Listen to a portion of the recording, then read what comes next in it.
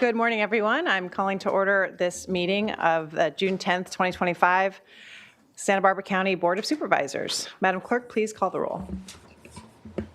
Supervisor Hartman? Here. Supervisor Nelson? Here. Supervisor Lavanino? Here. Supervisor Lee? Here. And Chair Capps. And I'm here. Please join us in pledging allegiance to the flag. Ready? Begin. I pledge allegiance to the flag of the United States of America and to the republic for which it stands, one nation, under God, indivisible, with liberty and justice for all.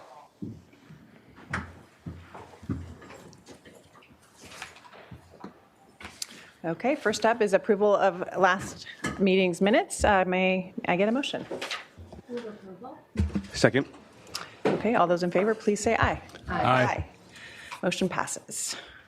Madam CEO. There's no report this morning. Okay.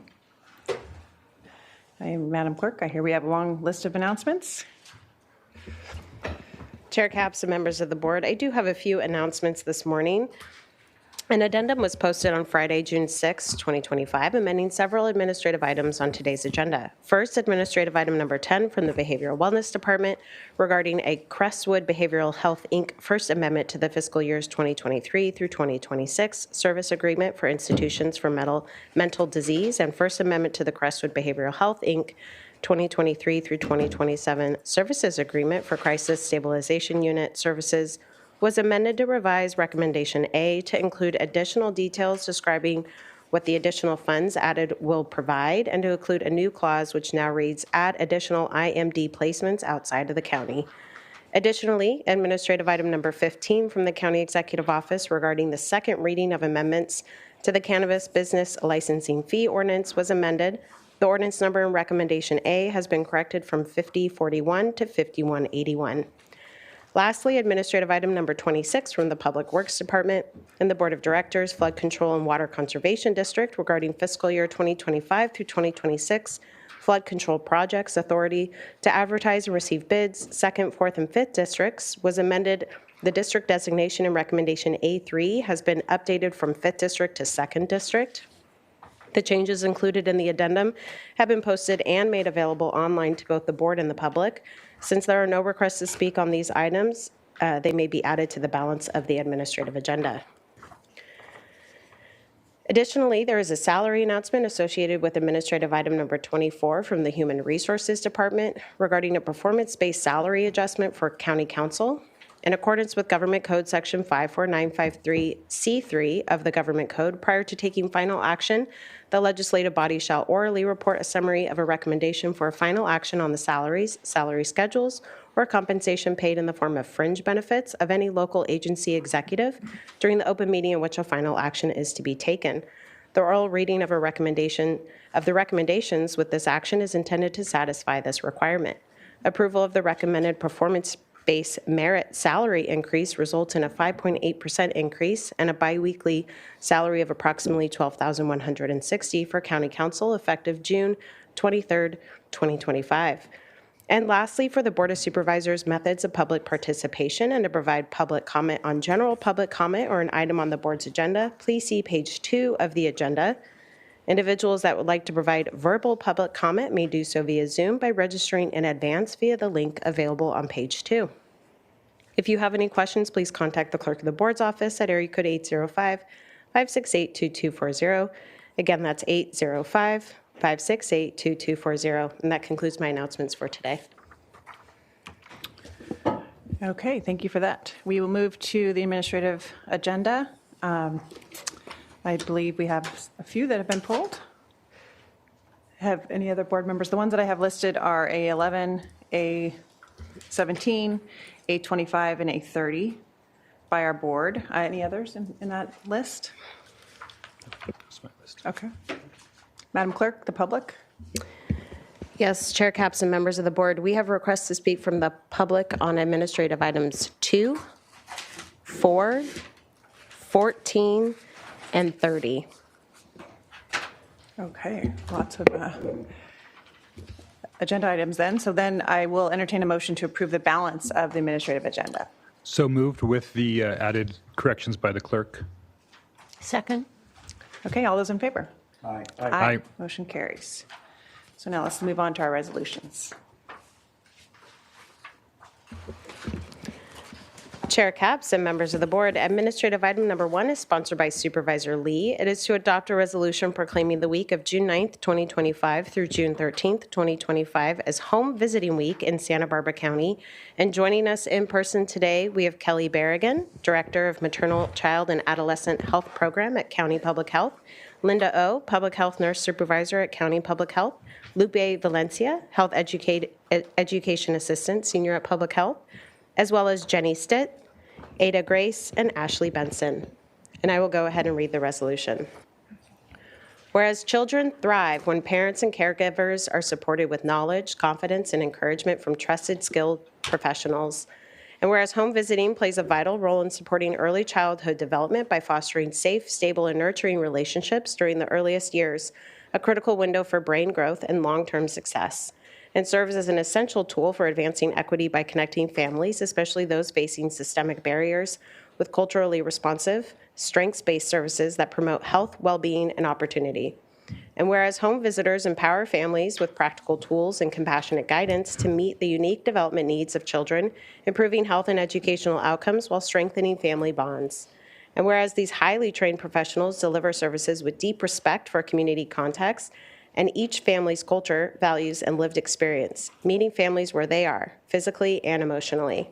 And whereas we celebrate and commemorate the dedication, compassion, and lasting impact of home visiting professionals across Santa Barbara County in partnership with First 5 Santa Barbara County Health, and the community partners who implement home visiting services. Now, therefore, be it hereby ordered and resolved that this Board of Supervisors of the County of Santa Barbara does hereby acknowledge the week of June 9th through 13th, 2025 as Home Visiting Week, and urges all residents to recognize the vital role of home visitors and their unwavering commitment to the health, safety, and success of families in our community. Passed and adopted today.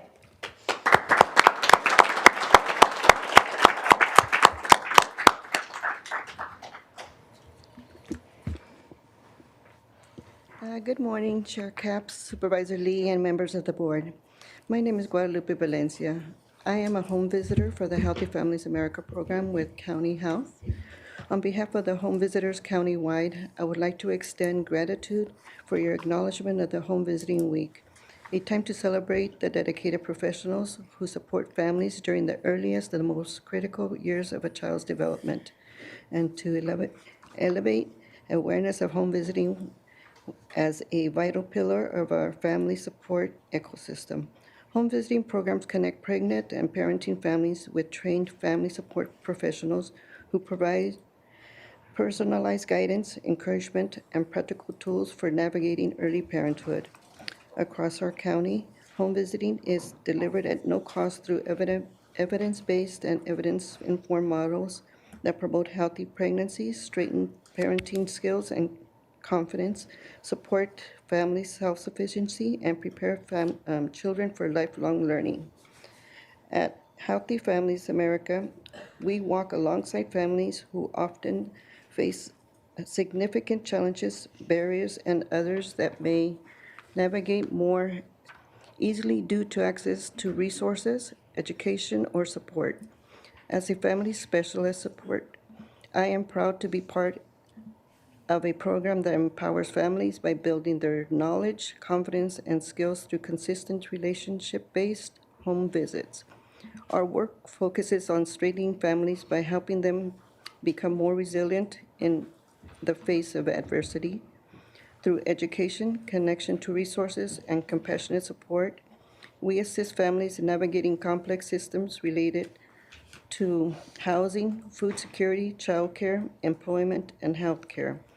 We don't just make referrals. We build bridges and walk beside families to ensure that they do not fall through the cracks. Healthy families support each family holistically, helping parents maintain vital medical and dental care for themselves and their children, also while promoting nurturing parents through practices in healthy child development. We provide education and emotional support so parents feel prepared, capable, and connected as they raise their children.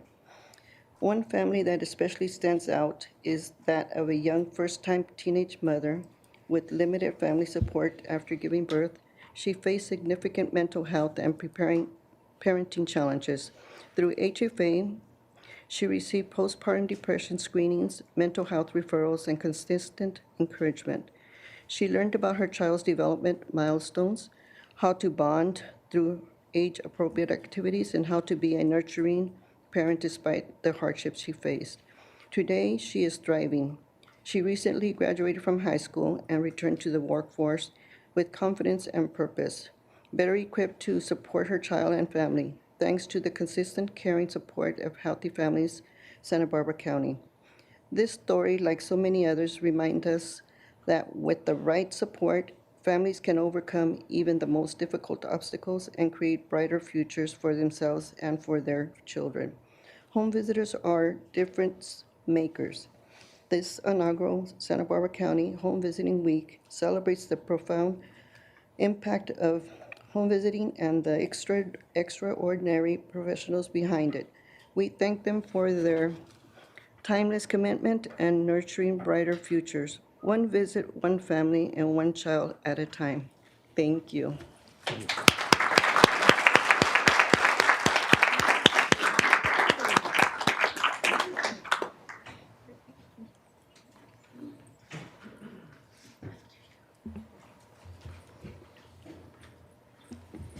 Thanks to our home caregivers for showing up this morning and for doing the work.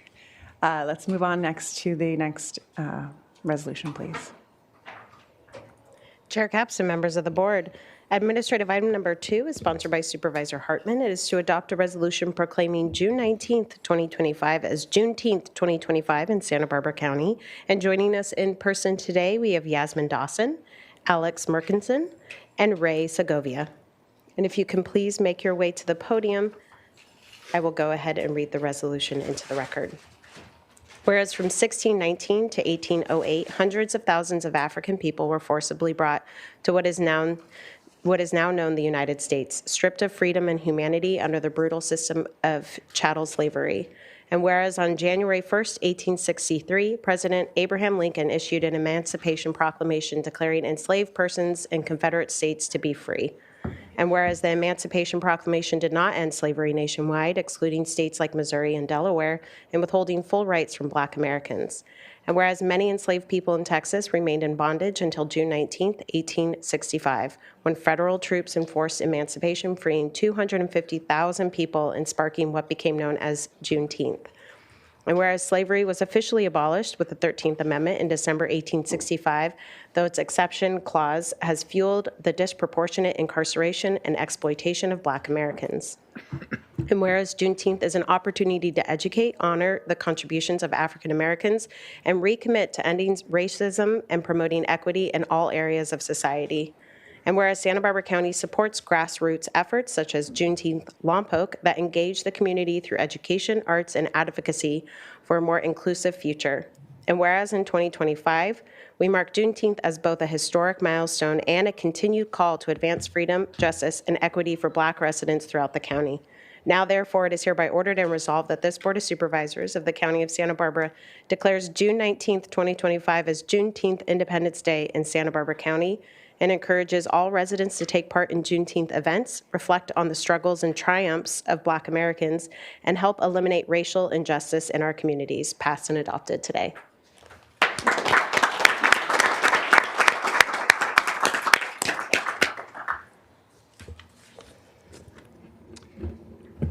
First, I'd like to announce the day, time, and the activities that's going to be present at our Juneteenth event. We will have the Juneteenth event on June 14th. We'll have entertainment, speakers, dignitaries, activities, children's programs, and so much excitement there. So we would like to see you. It would be June 14th from the hours 11 to 5. So we look forward to seeing you all there. And I'd like to start off by saying good morning, honorable members of the County Board of Supervisors.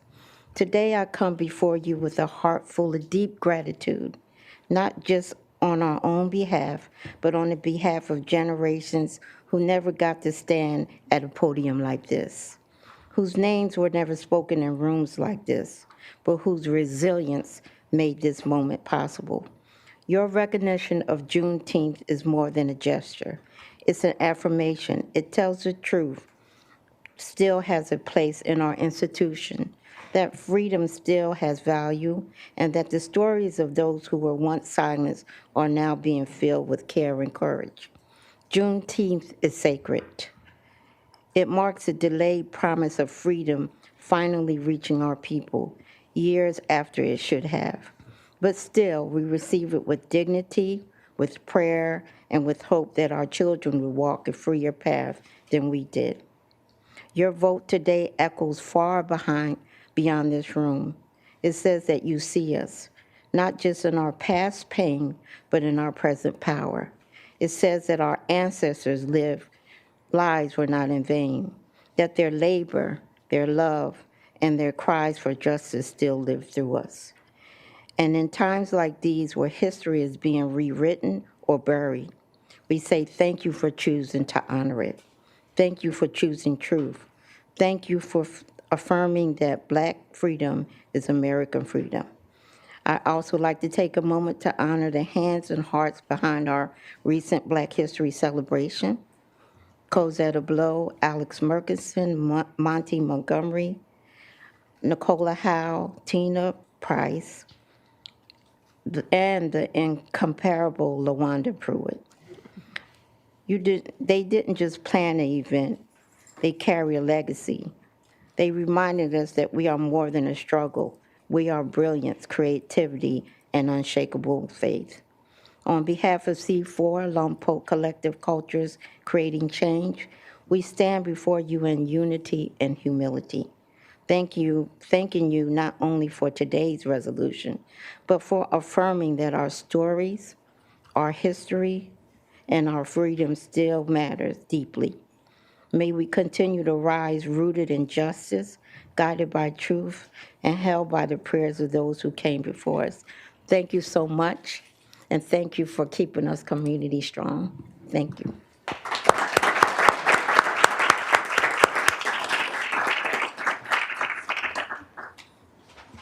Supervisor Hartman.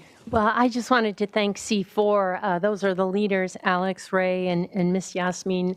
They are really making a difference, block by block, neighborhood by neighborhood, organizing in Lompoc against violence and dealing with adverse experiences and turning that to healing. So thank you so much for all your work. Yeah, and as Ms. Dawson said, Juneteenth is sacred, so thank you for sharing that sacredness with us. Okay, next. There's a public comment. Oh, there's public comment on this one. Thank you. Chair Capps and members of the board, we have one request to speak from the public on this item, and we are going to remain here in Santa Maria with Karen Howenstein. Karen? Karen Howenstein. I am born and raised in Lompoc, a resident of the Lompoc Valley. It's interesting how political alliances are formed in this county, and how nonprofits are formed in this county, and how the money flows through them. The reason why I'm standing up here today is because several months ago, there was a protest held in Lompoc at the corner of H Street and Ocean. And Alex Murkison, who received that award here today, was involved in causing racial tension and division in Lompoc. I was a victim of it.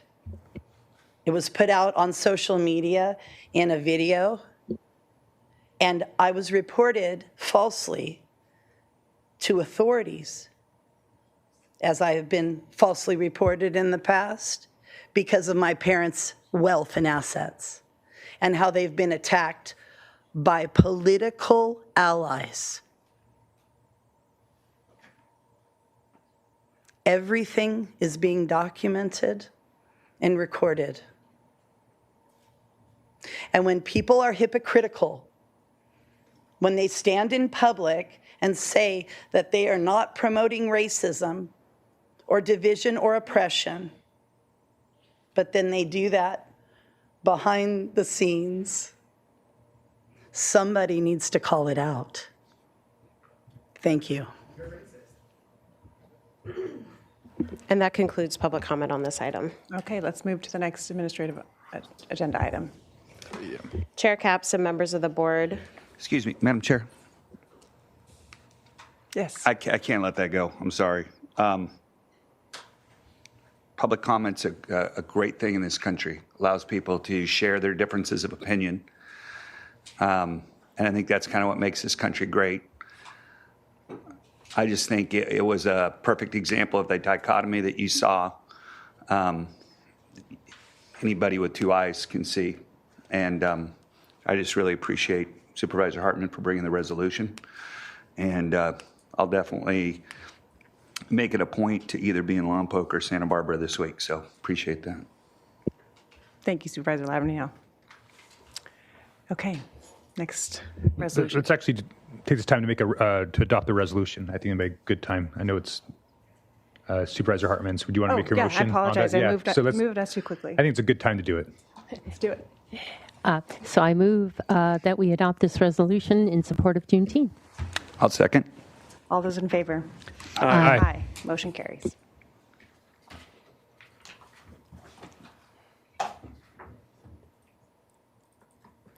Chair Capps and members of the board.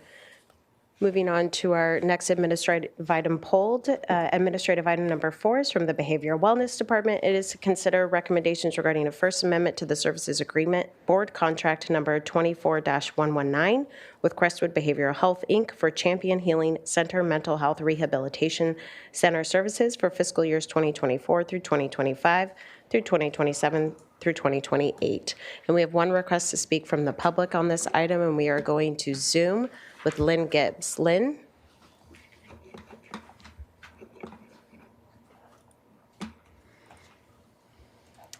And Lynn, we've unmuted you and you're unmuted, but we cannot hear you in the room. Perhaps your microphone. Can you hear me now? There you are. Yes, we can. Please proceed. Okay. Thank you. Thank you, Chair Capps and honorable supervisors. I serve as NAMI Santa Barbara County Public Policy Chair and as an advisor to Families Act.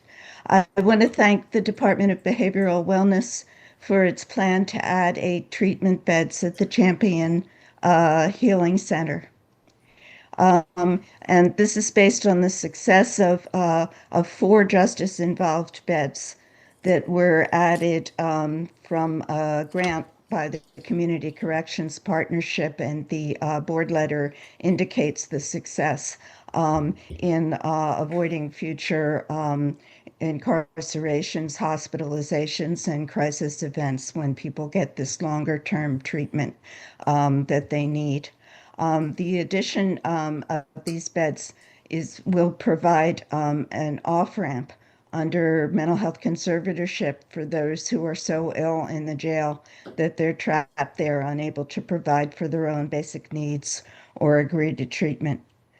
Under mental health conservatorship, which is just applies to a relatively small number of people with the most serious illness, the guardian has just 2 authorities: to see that the person takes medications that have worked for him or her in the past, and to see that the person is safely housed at whatever level of housing is indicated. My daughter's mental health conservatorship a number of years ago saved and restored her life, and when she was at the highest risk. And she now lives independently in mental health housing with wraparound services from a behavioral wellness full service partnership. This is the level of care that we want for everybody. And having these additional beds in the county for justice involved individuals supplements our continuum of care for these people who are at the highest risk and the most need. So thank you so much. I just wanted to add that, Lynn, thank you for also, in many ways that you serve our community, you also serve as a Be Well Commissioner. So thanks for pulling this and highlighting the progress. Okay, next item. Oh, we need a motion. I move A4. Second? All those in favor, please say aye. Aye. Aye. Motion carries.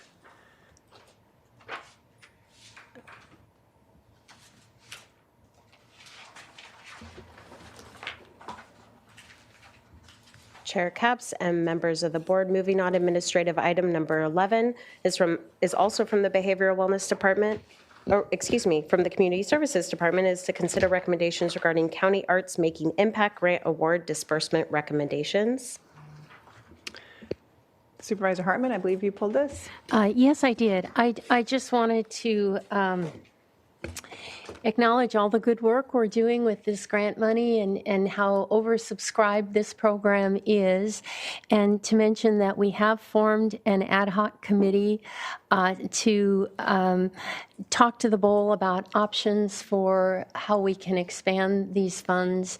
And so that's ongoing. It was initially formed with Supervisor Williams, and now, thank goodness, Supervisor Lee is continuing, and I think we've got some scheduled discussions coming up. So just wanted to use this opportunity to report to the board. We did have a presentation by the bowl here, and we're continuing our discussions. Excellent. Any other comments, questions? I do.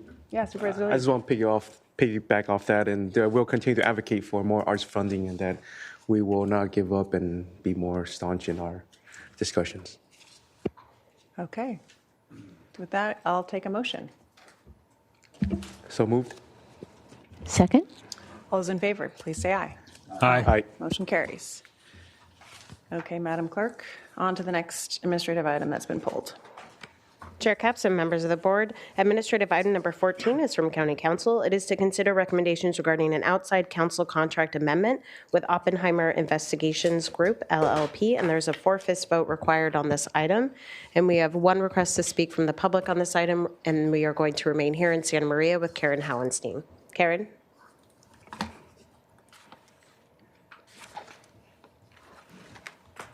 So Oppenheimer Investigations and all of the subcontractors and contractors who work for County Counsel and the District Attorney's Office. I'm making a public request to my representatives.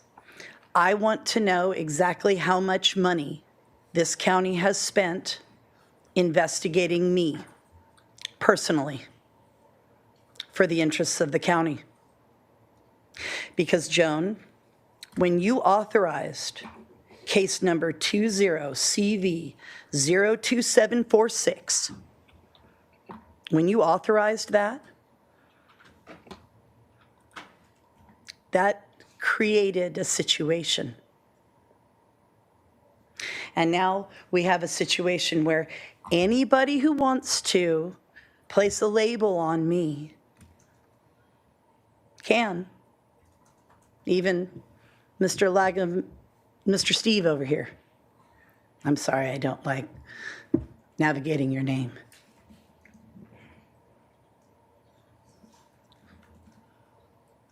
I want to know how much money this county has spent investigating me personally.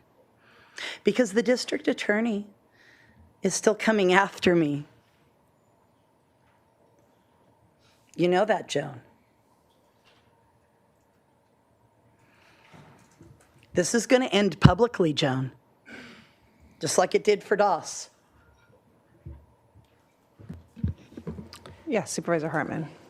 I would just like to clarify for the record that I have no control over the district attorney and what cases he pursues. I have no control over enforcement cases that our administrative agencies pursue. As Board of Supervisors, we directly supervise two people, the County Counsel and our CEO. Absolutely. Okay, with that, I'll take a motion. I move A14. Second. All those in favor, please say aye. Aye. Aye. Motion carries. I believe it's A11? Where are we with the polled? Chair Capps and members of the board, we 17? are moving on to A14, or 17, excuse me. Okay. And This is from the County Executive Office. It is to consider adoption, second reading of an ordinance amending Chapter 50 of the County Code, licensing of cannabis operations acreage cap reduction discussion. Supervisor Lee. Good. The reason why I pulled this is because there were some questions about the confusion about the actual acreage that's being capped.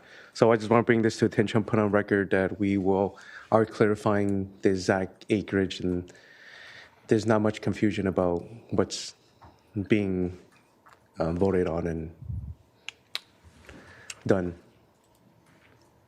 So with staff, is it possible to clarify exactly the acreage that's been capped?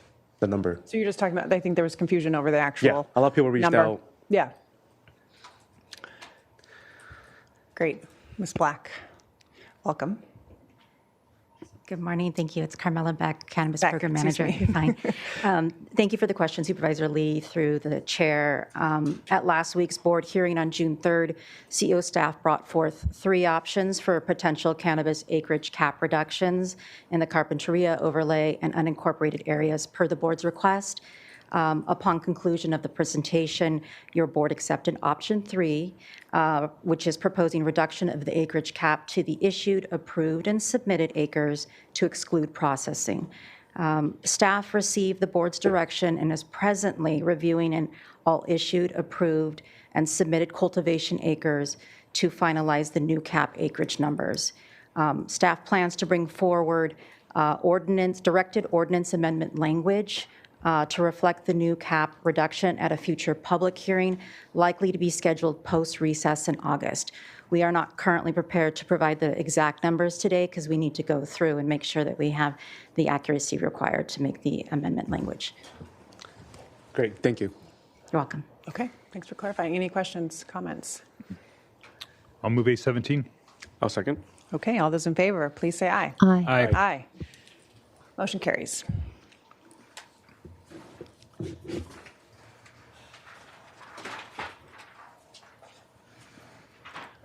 believe that, Madam Clerk, A25. Chair Capps and members of the board, administrative item number 25 is from the Information Technology Department. It is to consider recommendations regarding a third amendment to the agreement with Pictometry International Corps, and there is a 4/5 vote required on this item. Okay, Supervisor Nelson. Yes, thank you, Chair Capps. I just had some questions for staff. I understand somebody might be here from ICT. Andrea's online Okay. as well. Sorry, go ahead. Hello, Amy Miller from Information Technology. Hi, Amy. Thank you for being here. My first question is, I was just looking at the numbers of the costs. So just for the public's benefit, this is an item where we have a contract where I understand we're hiring a third party who would then do imagery for the entire county. And, I think that where the entire contract is over $1 million. So I was just kind of wanted to understand, I know there's a lot of good technologies out there that are available publicly, like Google and Bing has a map and all these other ones. Why is this different? What are we not getting from some of these other sources that we necessarily need to pay a third party to do some additional flyovers of our county? Okay, Supervisor Nelson through the chair. The imagery we're contracting with Pictometry to provide is to our specific specifications. Imagery from sources like Google or Bing are a combination of different sources of inconsistent quality. And we also don't know how old the images are. With this contract with Pictometry, we know what time frame the imagery was collected. We also know that the urban areas are 3-inch resolution. The rural areas are 6-inch resolutions, which is what we requested. They've also gone through an extensive quality control process to make sure that the images are clear and accurate, and they meet all of the resolution requirements. We also get oblique imagery, which is an angle. Instead of just direct overhead, it's about a 30-degree angle. This allows people to see elevations, and do measurements on structures. This has become very helpful in a lot of different scenarios where we need to understand how large something actually is. I see a lot of the different departments that are paying for this are potentially regulatory departments, right? So there might be enforcement that might be playing to this. Can you just expand on how these images will be used? Supervisor Nelson through the chair, Yes, they can be used by assessor to determine additions to property or additional structures on property. They can be used by I always forget the name, the Public Works Water Department to look at creeks and do some measurements on angles of the banks, do some watershed analysis as well. Those are just two. It can also look at streets, look at sidewalks, how those look. Apologize. So you're doing fine. Yeah. Our planning and development can also use this imagery to, again, look at structures, see how, if things look correct, and do some preliminary analysis before they go into the field. Well, thank you for that. You know, and I guess my last question that I had for you was, so the county's paying for this imagery. Is that going to be made available to the public now that we have this imagery, or is this something that would be proprietary to the county? Which I'm just trying to understand that a little bit better, because that would be a concern of mine if it's, you know, we bought it. You know, it seems like it would be a public asset if we're paying $1 million to have, you know, some plane trips of photography over a county that now belongs not only just to the county government, but belongs to county residents and taxpayers. Can you go into that a little further? Supervisor Nelson, through the chair. Yes, the imagery will not be available for download by the public or export. We will be able to embed it into any map products that we provide to the public. So evacuation maps, or even just maps of parcels. We can provide imagery with that. Our agreement with Pictometry does not allow us to necessarily publish this out to the public. I am not clear on whether it could be subject to a PRA request. And that was going to be my next question. Yeah. So if we can download it and we have it in our possession, Yes. could the public potentially get the same information from us? Yeah. Are we contractually eliminating the public's access to this? Is it, It's questions actually for counsel. Supervisor Nelson, members of the board, I'm not sure of the terms of this contract. Typically, we're able to provide documents or in a form that's just accessible to the public. So I'm not sure if we would be allowed to or required to provide it with this software. Okay, well, I'm just kind of highlighting that as a concern. You know, my overall thoughts on this imagery is, you know, it's a little big brotherish for me, you know, but we're already way past. We could have jumped the shark on that. If you go onto any of these other websites, a lot of this is already available. This seems to be a little bit more precise, which might help us in some of our regulatory roles. I do think, though, if we have it, I think the public should be able to access it as well. I know they're going to be able to access it on our mapping software, but I would just like to be as transparent as possible when we're potentially violating people's privacy. You know, we're going to be looking down into people's properties and taking a deep look into in a way that we've never done before. And so that makes me pause as somebody who doesn't think that, you know, the government control is always the best thing. Sometimes you should be, or at least we should pause and think about it and not take it so lightly. So I'm okay with moving forward. I understand there's a lot of value for us as an organization. I would like to make it as available to the public as much as possible so the public knows what we know, because I think that that's also important as a level playing field. As much as it is contractually or legally available for us to do that, I would like for us to be able to do that for anybody in the public that might want to have the same information that we do. Yes, Supervisor Nelson, we will definitely look into that. Thank you. You're welcome. With that, I'll go ahead and move this item. Okay. And I'll second. All those in favor, please say aye. Aye. Motion carries. Okay, now to our final administrative item, that has been pulled, which is 8:30.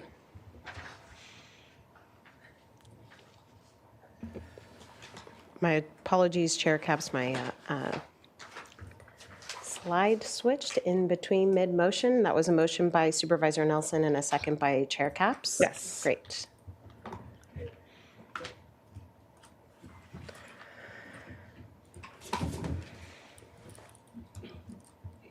Alrighty, Chair Capps and members of the board. Administrative item number 30 is from Supervisor Hartman and Supervisor Capps. It is to consider recommendations regarding the reaffirmation of county opposition to new offshore oil leasing in response to the U.S. Bureau of Ocean Energy Management, BOEM's 11th National Outer Continental Shelf OCS leasing program. And we have 4 requests from the public on this item.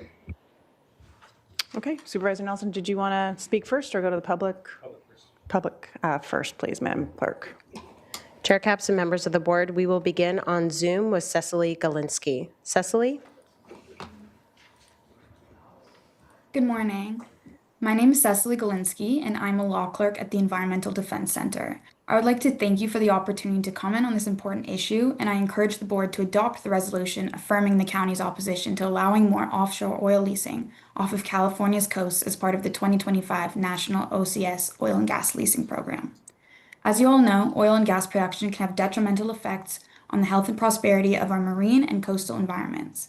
It was not too long ago that we witnessed the devastation firsthand of the 2015 oil spill at Refugio Beach, which shut down fisheries, closed beaches, and impacted our valuable marine life. The 2025 5-year leasing program proposes unnecessarily opening our coasts to more oil and gas development. Not only is the program unnecessary and premature, but it is already fraught with legal issues. For example, the program does not exclude nationally protected marine sanctuaries, such as the nearby Chumash Heritage Site, nor does it consider the issue of former President Biden's previous withdrawal of the entire Pacific region from the OCS program. Therefore, to defend the sanctity of our marine environments and the laws protecting them, I encourage you to adopt the resolution at issue today. Thank you for your time.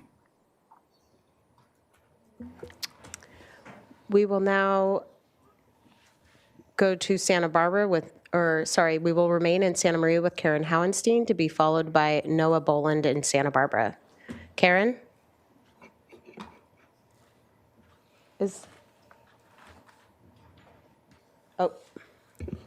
It appears Karen has stepped away. Oh, here she comes.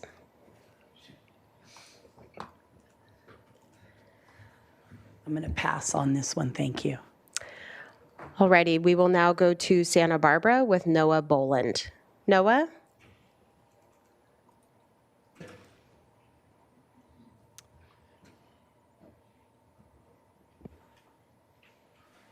We cannot hear Santa Barbara unless, Noah, you haven't begun speaking.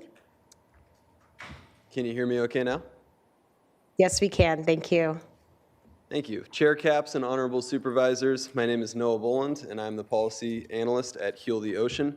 While I'm here today to support this proposed resolution, I am also here to let you know that Heal the Ocean has an incredible new executive director, Karina Johnston. Karina is a highly achieved defender of our ocean, and she is the perfect fit to carry on Hillary Hauser's great legacy at Heal the Ocean.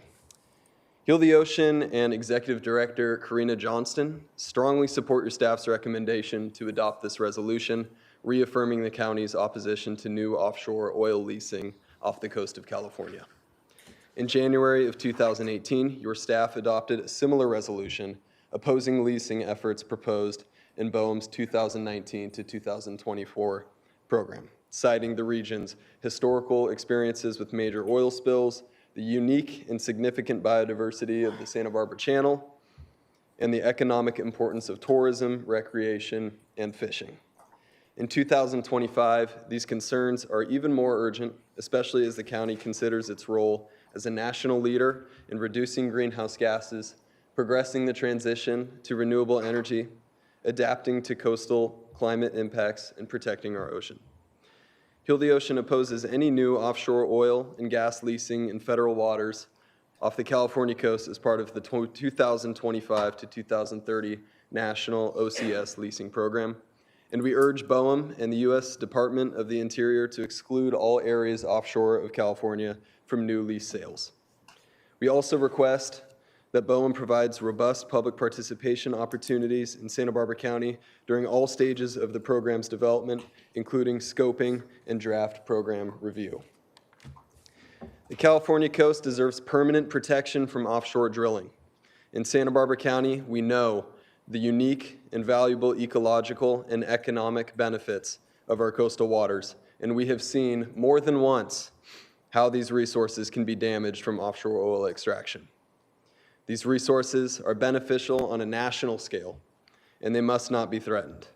Please move forward with the recommended action and adopt this vitally important resolution. Thank you for the opportunity to speak today.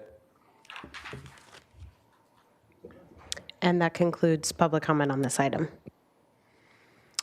Okay. Well, Supervisor Nelson pulled it, but he's stepped away. So Supervisor Hartman, do you want to speak to why we put this forward? Sure. Well, first point I'd like to make is that states from California to New Jersey have, in fact, taken bipartisan stands, Oregon, Washington, Florida, North Carolina, against federal efforts to expand offshore oil drilling. They recognize what we already know. The risks are too great and the benefits are too small, especially as we transition to a clean energy future. We already heard in comment, but I think it's important to underscore that we're stewards of one of the most biodiverse marine ecosystems in the world. Our kelp forests are underwater rainforests, carbon sinks that protect our fisheries, shelter marine life, and stabilize the seabed. But these ecosystems are already under siege. Ocean acidification and warming waters are stressing marine habitats. Adding oil drilling to that equation is reckless.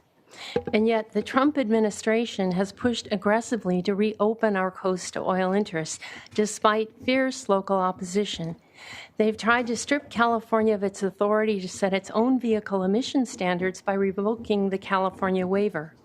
They've proposed slashing funds for clean energy research and development. They've censored words like climate change and sustainability from government programs and documents.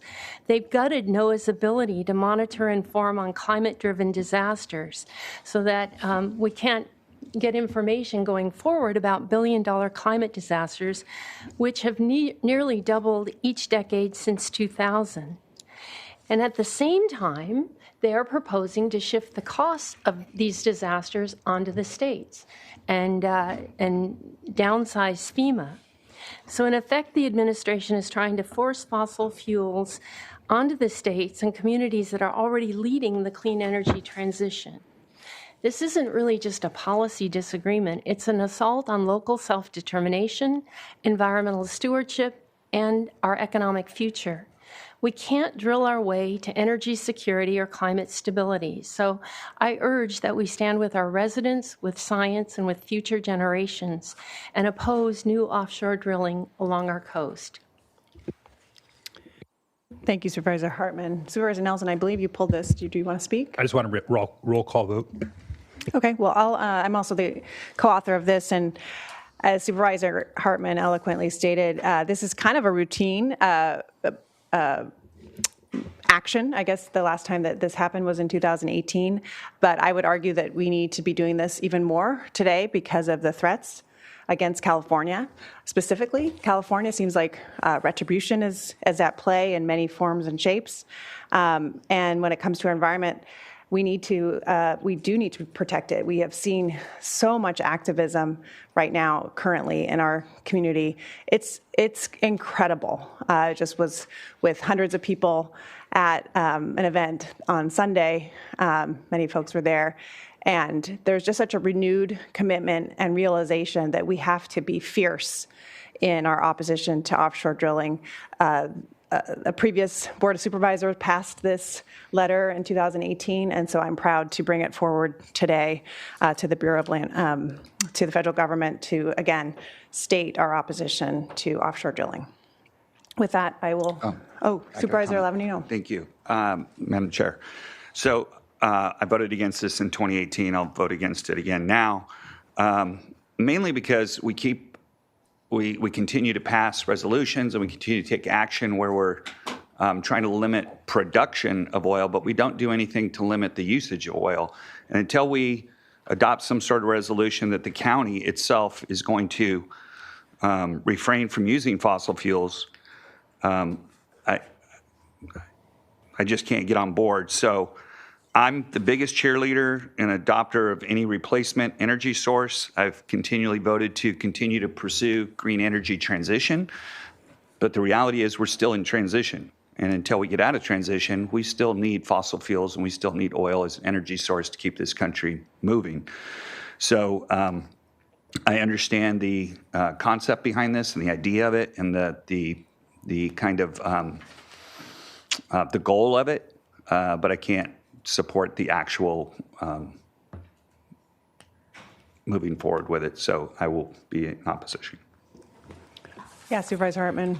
Well, I just wanted to say that this board actually unanimously has been supporting electrification of our vehicles and weatherizing our buildings and solarization. And the county is a member of 3CE, which is electrifying our grid. So we are doing something. In fact, we're moving aggressively. I agree. And I think, like I said, I think we're leading the way in transition. And I've been on board with all of those things. I just don't think you can cut off one of the legs of a three-legged stool and expect to continue to be, a leader in the world. So, I think we're kind of saying the same thing, but I'm just a little bit stronger in one area. So I'm going to oppose the resolution. And if I might just add, because the thing that really strikes me is that if the oil companies really were thinking about an energy transition, it would be more than business as usual and expanding and expanding. And if that were the case, maybe we could partner, but it isn't. It's really a contest between renewables and oil. Yeah, I thank you, Supervisor Lavigno, for your what I'm hearing is more of a more of aggressive transition for this county and our facilities to move to renewables. And again, to restate, it was a unanimous vote just recently to transition 8 of our major facilities in this county to be solar and microgrids, which would actually get us, when that happens, to about 70% reliant on renewables as opposed to fossil fuels. So that's a huge step forward. I want to get to 100%. I think that especially when we're spending taxpayer money on facilities to operate a county, that we should be leading by example. And so, but we are making huge strides, and I respect the fact that this board has done so unanimously. So, and I'm actually kind of surprised that we get to weigh in with the federal government, and so I just want to do so with strong emphasis of my opposition to offshore drilling. Okay, with that, I will make the motion. I will second. And we'll do a roll call vote.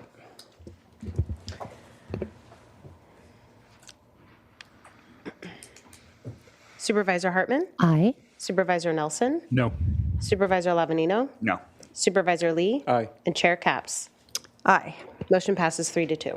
Motion passes. Okay. We will move to our departmental agenda. I'm sorry, we'll go to public comment first. This is for those in the public who wish to speak on non-agendized items. Yes, Chair Capps and members of the board, we have 5 requests to speak from the public on general public comment today. We are going to remain here in Santa Maria for all 5, to begin with Karen Howenstein, to be followed by Mary Rojas. Karen?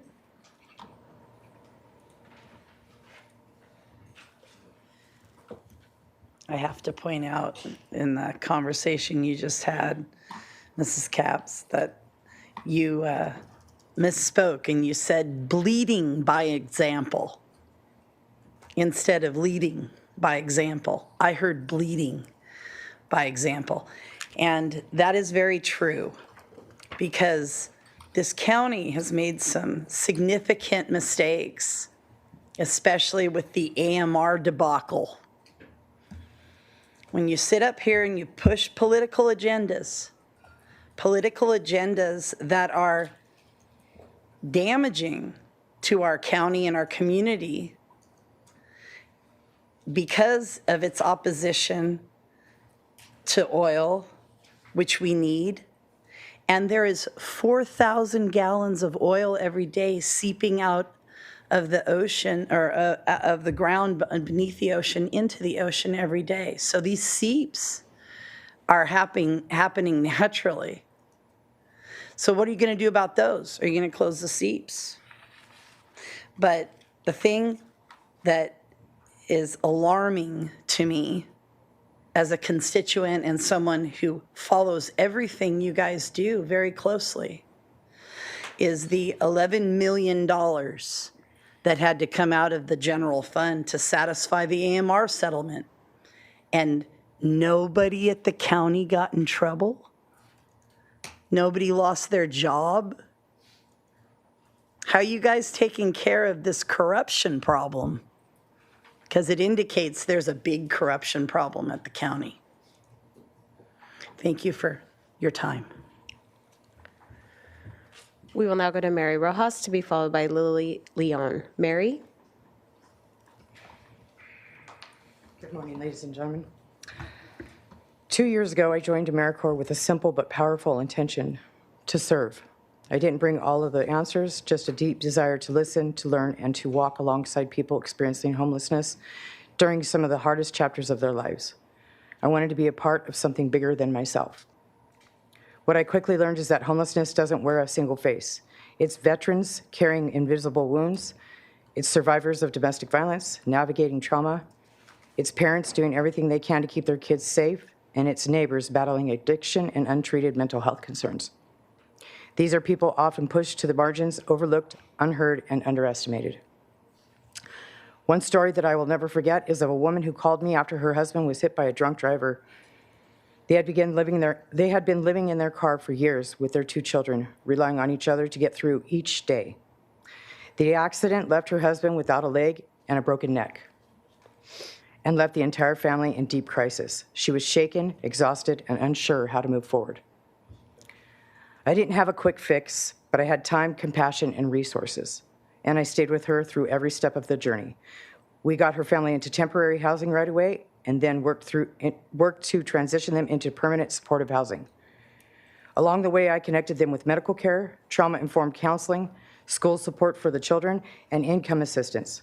What I gave wasn't just information, it was presence, consistency, and a promise that someone was in their corner.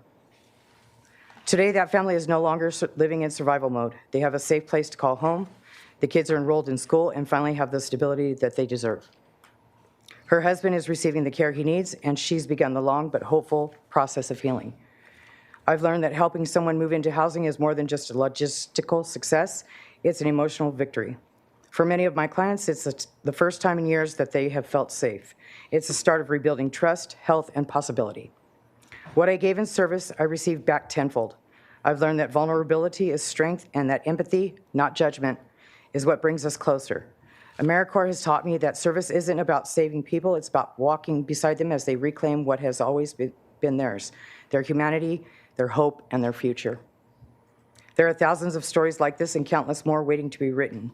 If you believe in building a world where everyone is seen, heard, and valued, there's a place for you in service. Just join us, listen, stand beside someone, witness the change. You might just find your own transformation along the way. Stories like this one don't happen in isolation. They are the result of a community coming together. I want to extend my deepest thanks to all of the partners who made this family's journey possible: the Housing Authority, our local healthcare providers, school liaisons, social workers, case managers, and fellow AmeriCorps members. This is what it looks like when systems align to meet human need. Together, we helped a family find safety, stability, and hope, and that's a victory we will all share. Each person that I've worked with has a story that deserves to be heard.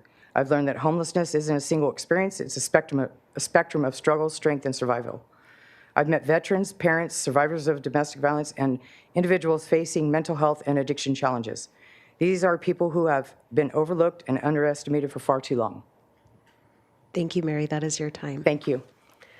We will now go to Lily Leon to be followed by Matthew Clint Orr. Lily?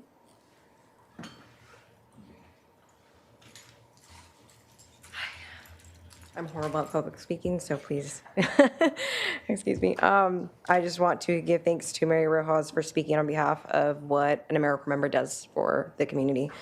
I'm just giving an update on the AmeriCorps program itself. My name is Lily Leon. I'm a program manager for AmeriCorps for United Way of Northern Santa Barbara County. I wanted to give a follow-up on the AmeriCorps program. On June 6th, a federal judge ordered the Trump administration on Thursday to restore AmeriCorps programs in 24 states, including California. This injunction may receive an appeal from the federal government. This would mean we would have to continue the members as United Way volunteers without any federal support. This is unlikely but possible. While we welcome the news, we are still vulnerable to more federal cuts. Also, this injunction does not cover the states not included in the lawsuit or reinstating AmeriCorps national staff that have been cut by more than 50%. To continue our program on the front lines of homelessness, we need sustainable funds for this service year and next. This has not changed. Despite the ambiguity of the positions, every AmeriCorps member but 2 has chosen to continue helping veterans and people experiencing homelessness. More than 50% have expressed interest in returning for the 25-26 service term. We continue to see high morale from the AmeriCorps members despite their limited stipends. And I also just want to give thanks to Ivana Carlos for becoming a United Way staff member after serving for AmeriCorps. So thank you guys. Have a good day.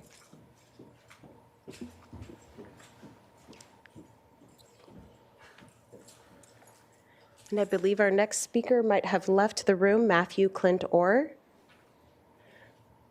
So we will now go to our final speaker on general public comment, Andy Caldwell. Andy?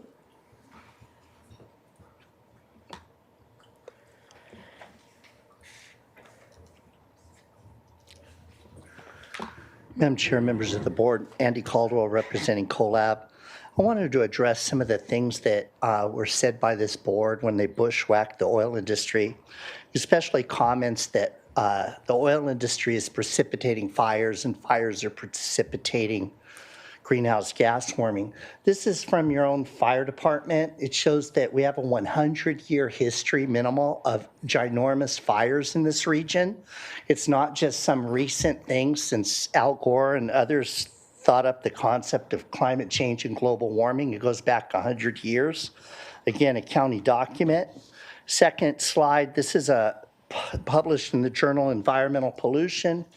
Finds that California wildfires in 2020 caused twice the amount of greenhouse gas emissions that the state reduced between 2003 and 2019.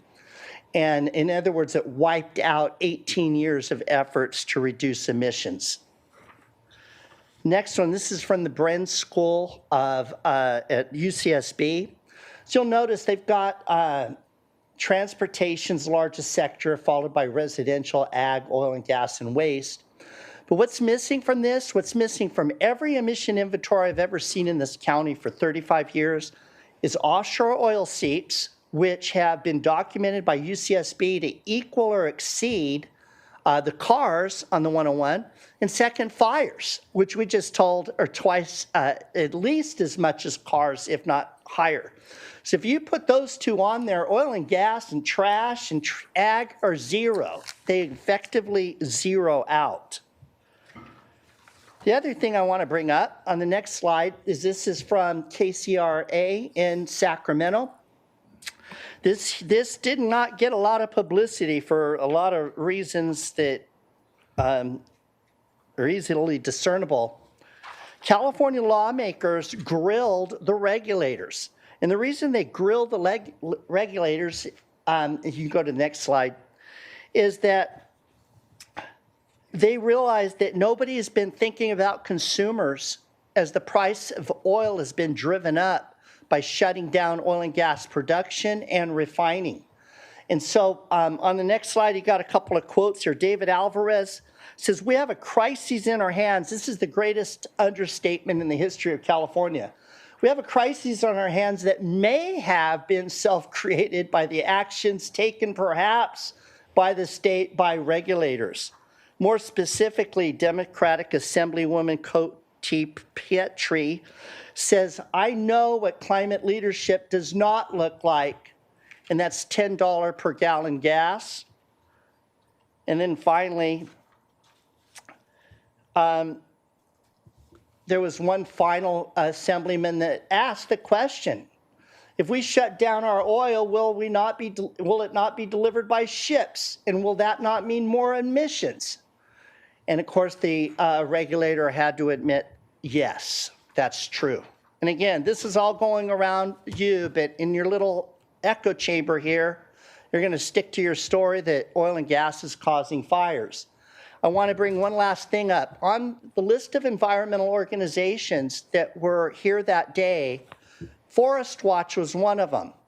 In today's Santa Barbara Independent, the Forest Service was actually going to clear out 200,000 plus acres of dead tree and dead brush. And again, the environmental community stopped them. That's your largest source of greenhouse gases next to offshore oil and gas seeps. You're looking through the wrong end of the telescope. Thank you. And that concludes general public comment for today. Okay, thanks to members of the public for speaking. Now we'll move on to our departmental agenda.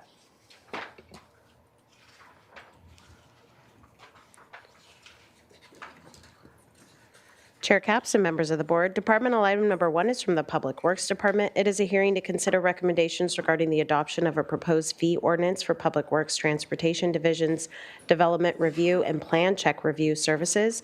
And we have a request from the department to continue this item to our June 24th, 2025 hearing. Okay, we need a motion to stay it till the 24th. Chair Capps and members of the board, we have no request to speak from the public on this continuance request. Okay. I'll make a motion to continue. Second. All right, all those in favor, please say aye. Aye. Aye. Motion carries on the continuance. Now, Madam Clerk, will you please read departmental item number 2 to the record? Chair Capps and members of the board, departmental item number 2 is from the Agricultural Commissioner and Weights and Measures Department, as well as the Planning and Development Department and the Clerk Recorder Assessor Elections Department. It is a hearing to consider recommendations regarding a Williamson Act overview.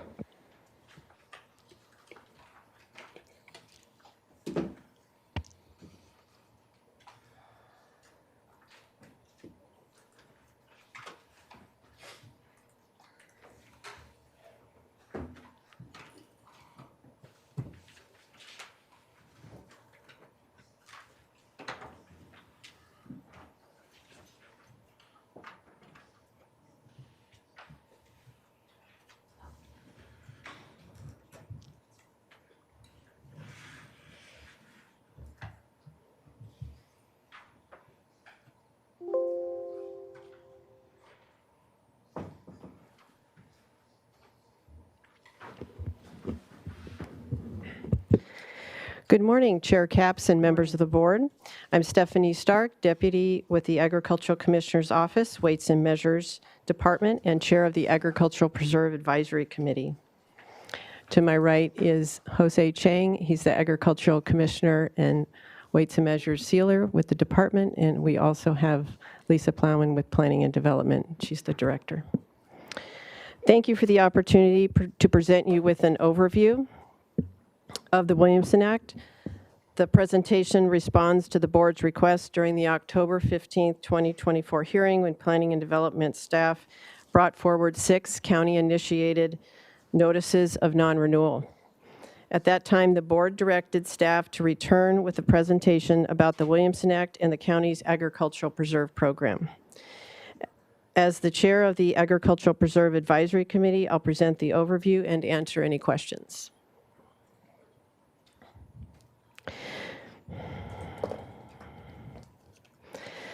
Today I'll be covering basic background of the Williamson Act, an overview of the uniform rules requirements.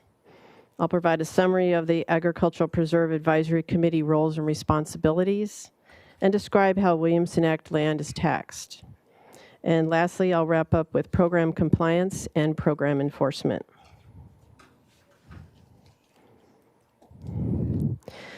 The Williamson Act, also known as the California Land Conservation Act, encourages long-term agriculture and open space by preventing premature urban development.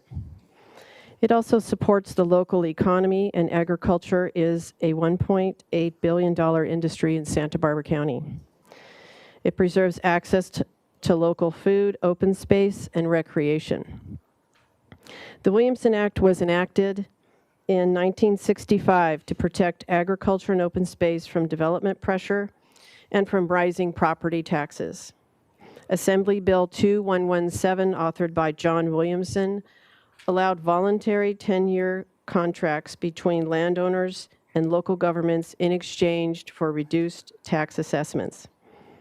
The Williamson Act was later reinforced by constitutional amendment reaffirming the state's commitment to land preservation. In 1967, Santa Barbara County adopted the program when only 6 counties and 200,000 acres in the state were enrolled under contract.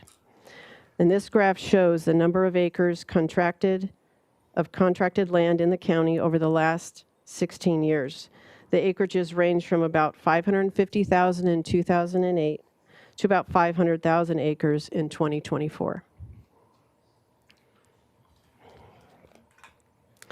And this map shows where the Williamson Act contracts are located within the county. The green represents all the land under Williamson Act contract, and the purple pinkish areas were a little bit light on the screen right now. Those are the incorporated lands.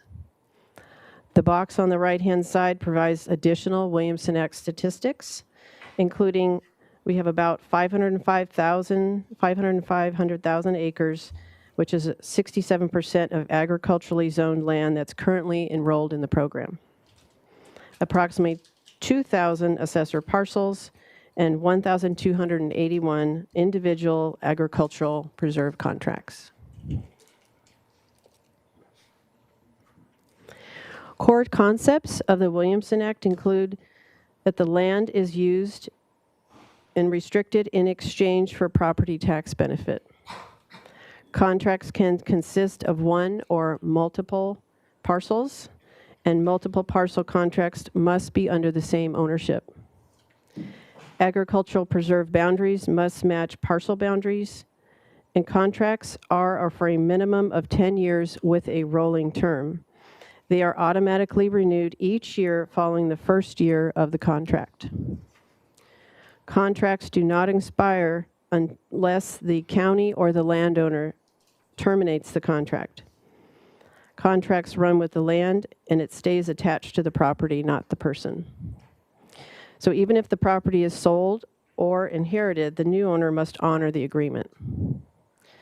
The state used to allocate funds to counties to offset the cost of property tax losses, and Santa Barbara County received our last payment of $676,000 in 2010 when the state ended the subvention program.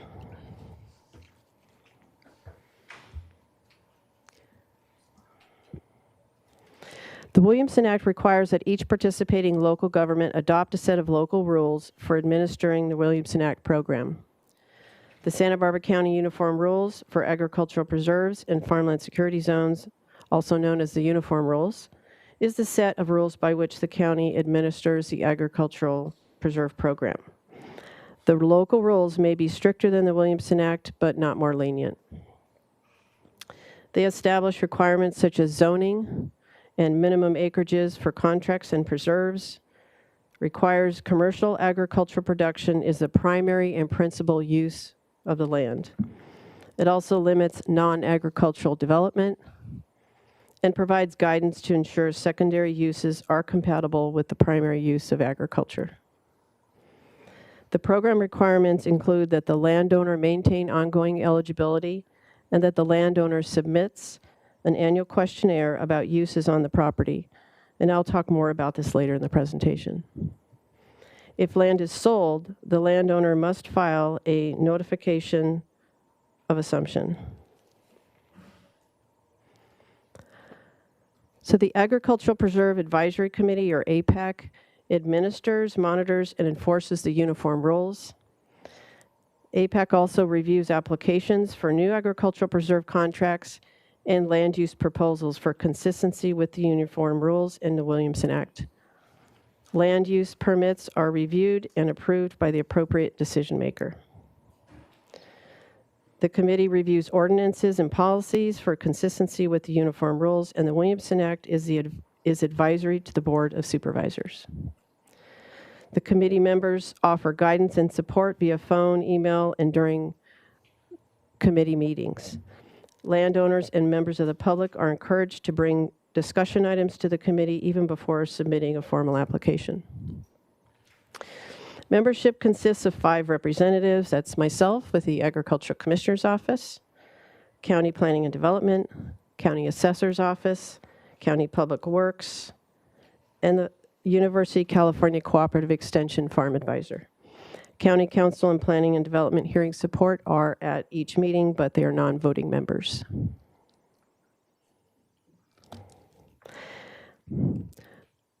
So Williamson Act properties are taxed, and the taxation is calculated annually by the county assessor. Williamson Act tax assessments are based on how the land is being used and for each individual contract. So land that's being used for commercial agricultural production are assigned an agricultural value, whereas land with structures and personal land uses are assigned a Prop 13 value. The assessor determines values based on the annual questionnaire and research. One of the three values is selected to determine the lowest taxable value. It would be either the Williamson Act value, which is a summation of the agricultural value and the Prop 13 value, or just the Prop 13 value, or the fair market value. Ms. Stark, just 1 second. We have a question from Supervisor Nelson. Yes. So, and I think I might be jumping the gun a little bit because I think you're coming to the slide where there's not everybody fills out the questionnaire, right? So what is it? Do you default to the Prop 13 value when the questionnaire doesn't get filled out? Supervisor Nelson, through the chair, that's a question that I would defer to the assessor's office, but I will say that later in the presentation, we do talk a little bit more about those questionnaires. Okay, so just so the assessor knows, I'll be asking some questions about that. Okay, thank you. Usually, the Williamson Act is the lowest value, but sometimes the Prop 13 or the fair market value are the lowest. And then finally, the lowest value is taxed.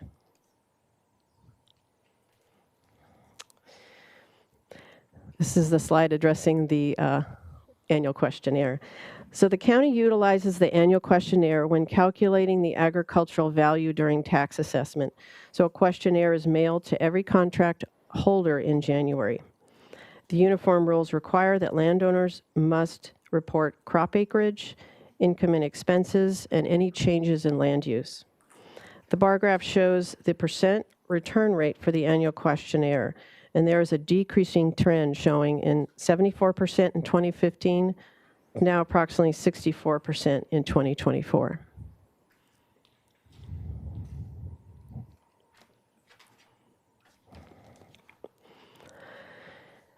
Usually non-compliances are found in one of two ways, either through the Agricultural Preserve Advisory Committee project review process.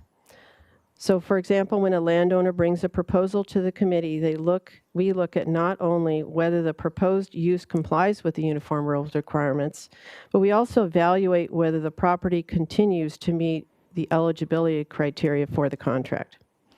The second way is through ownership changes. When the county records a change in property ownership, this may create a noncompliance for a multi-parcel contract. For example, if a multi-parcel contract is partially sold, resulting in a split ownership, the contract becomes inconsistent with the uniform rules. So to correct this, each resulting parcel must independently qualify and enter into their own separate contract.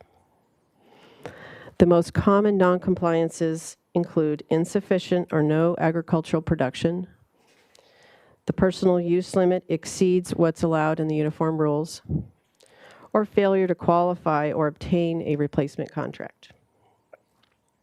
Enforcement is conducted on a reactive basis and addressed when brought to the committee's attention. However, the committee does not actively seek out noncompliances. If the Ag Preserve Advisory Committee and the landowner cannot resolve a noncompliance, the committee will recommend to the Board of Supervisors to non-renew the contract.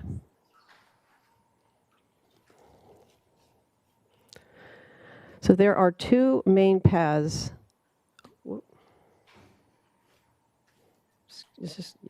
Two main paths for terminating a contract: non-renewal and cancellation. Non-renewal is the most common way to withdraw from the program, and it is the preferred method as per the Williamson Act. The county or the landowner can initiate non-renewal, and it's a 9-year process with a gradual tax effect. There is no fee for the landowner to initiate non-renewal. Cancellation, on the other hand, are for limited circumstances described in the uniform rules, and the county must give consent and the board must make findings. It's much less common than a non-renewal. Immediate termination of the contract, and it also has an immediate tax effect. The landowner can initiate this, but the county cannot initiate a cancellation. It's also expensive, with fees that are 12.5% of the market value of the property.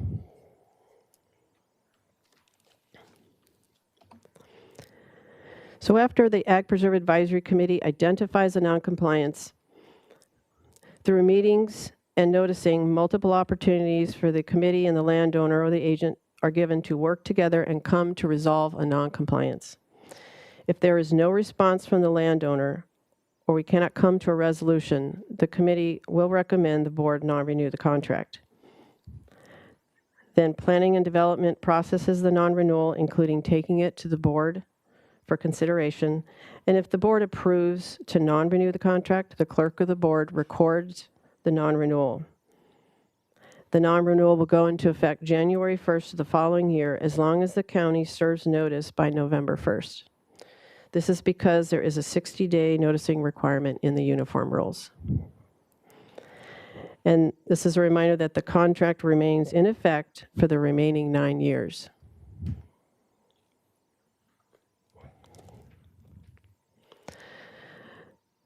This bar graph illustrates the number of county-initiated versus owner-initiated non-renewals from 2017 to 2025. This is a 9-year period you're seeing. Green is owner-initiated, and blue is the county-initiated. Non-renewals go into effect the following year. For example, non-renewals that came to the Board of Supervisors in October 2024, those went into effect in 2025.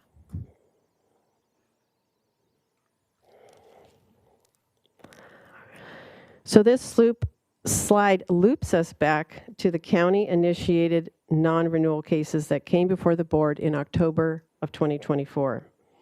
The table summarizes the non-compliances, and you can see that some of the contracts had more than one non-compliance.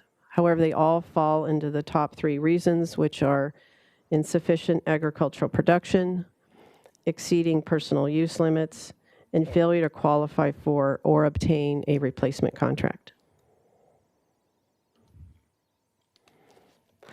This table provides a cost estimate for bringing the non-compliant contracts listed in the previous slide into compliance. In each case, the county resolved the issue by initiating non-renewal of the contract. The estimated Ag Preserve Advisory Committee costs, this includes time spent on research, meetings, and communications with the landowner and or their representative. The estimated county planning and development staff costs are to process the county-initiated non-renewals. There are no non-renewal application fees, so there is no cost recovery. And the annual tax benefit is, because it takes approximately a year to identify non-compliance to recording a non-renewal, the landowner continues to receive the tax benefit during that time, so this was included as a cost. So the total estimated cost is approximately $85,000 to address the 7 county-initiated non-renewal cases considered by your board in October 2024.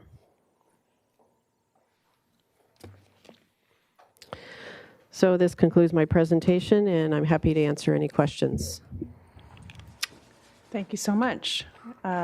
Questions from the board? Supervisor Nelson. Yes, thank you, Chair Cap. So go back to slide 15 for a moment. And I just, 15, 1-5. Oh, sorry. You were just there. So just wanted to point out, though, that there is a cost to the county of going to the non-renewal, but there's also a benefit. So in future years, that tax benefit of $35,000 will go back on the rolls, right? And the county will be receiving those funds moving forward. So, what our actual out-of-pocket dollars is $50,000, which looks like we probably recoup that in about a year and a half, is what I'm seeing from this number. So I just kind of wanted to point that out for my colleagues, that even though when we spend some money on enforcement, we're going to eventually get back recapture some of that tax revenue, if I understand that right. And since the assessor's here, could you maybe expand on that? Am I understanding that correctly? Yes. So, hi, I'm Kim Tebow from the assessor's office. Yes. So, for instance, on these 6, the difference between if they were paying their full Prop 13 value for the property as opposed to what they're getting in the restricted Williamson Act, the difference is approximately $35,000. Again, this is a 9-year process to get them out of the Williamson Act, so we slowly recoup that until they are actually back at their Prop 13 value in the 10th year. So is it about 10% or 11% a year in that 9-year period? It's actually kind of front-loaded because it depends on what they are, what the difference is between their Prop 13 and they're restricted. So they're being taxed on that amount, so it's higher in the beginning. Okay, good.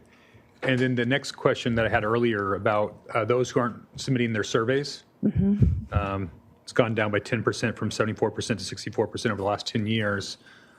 So you guys don't have anything to go off of. So what does the tax bill look like when somebody doesn't fill out a survey? So we collect the information from the people that do, the 60% that do return their surveys, and we use that to make benchmark rates that we're going to put into our calculation, and then across the board, we use those rates for everyone.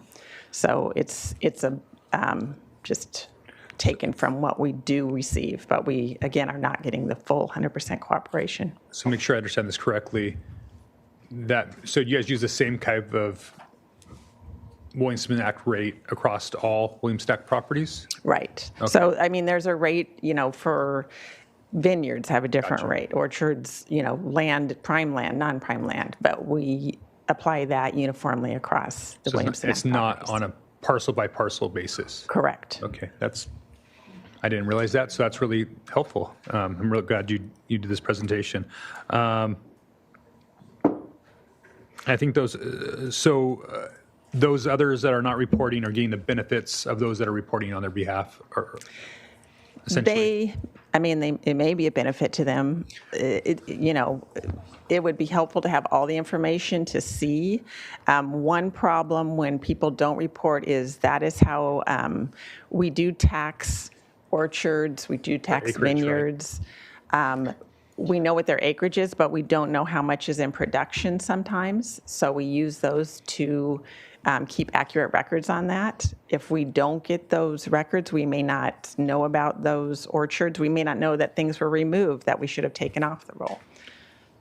Or expanded? Or expanded, exactly. Right. So that's problematic when they don't report, because they might need to be paying a higher rate based on expansion without the reporting.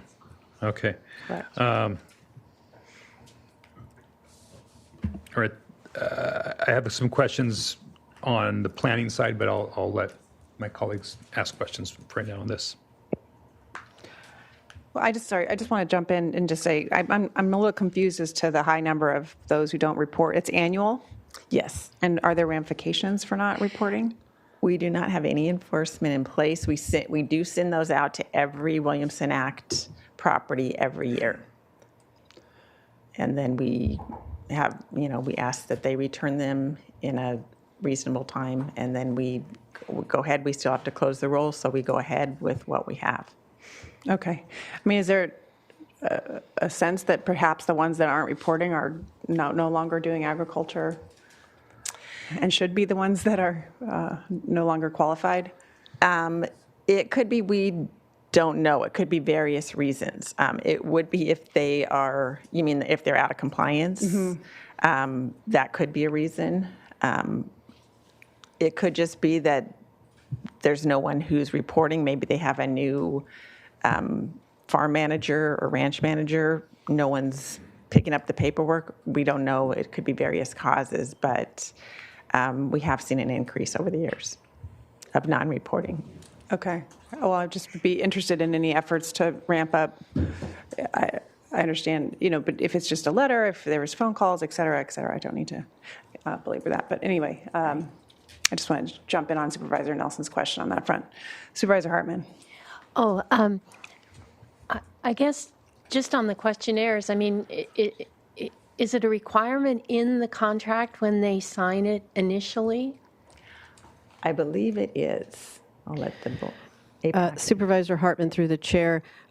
Yes, it's actually in the uniform rules. It's Uniform Rule 1-2.3 that they need to submit the annual questionnaire, yes.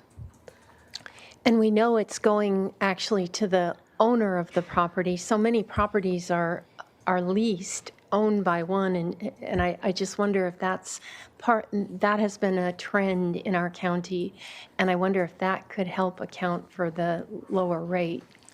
It goes to the addresses we have on file. However, in the Williamson Act questionnaire, we do ask about, is the property being leased? Who is the leasee? What's their information? So we do try to collect that information. Yeah, but I'm just wondering if somebody may get it and say, gee, I don't know, I'll set this aside. So. Right. So I had a question, not necessarily for the auditor. I'm often asked, what does the county do to support agriculture? And I often refer to the Williamson Act because the state used to pay for this, right? And the county board previous to us then decided we're gonna absorb those costs because we want to protect agriculture in our county. Is that correct? Supervisor Hartman, through the chair. Yes, regarding the subvention funds, it used to be something that counties would obtain every year, and yes, we're no longer get those subvention funds. So, I think that's something important for us all to know and to highlight. The other issue that I just want to flag is you advised the Board of Supervisors. This came up in the Agricultural Enterprise Ordinance where we ended up getting conflicts between what the Planning Commission said and what the APAC said. And so from my perspective, given that we get advice from the Planning Commission, if APAC could also just let the Planning Commission know what you're thinking on certain major policy initiatives, that would be very helpful because we like to see things resolved below us if at all possible. So I just wanted your reaction to that.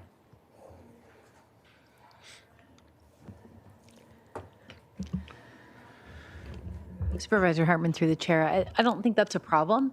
I think the way the program is set up is that they are advisory to the board directly, but I don't see an issue with sharing information with the Planning Commission about, and I believe we did in the Ag Enterprise Ordinance process.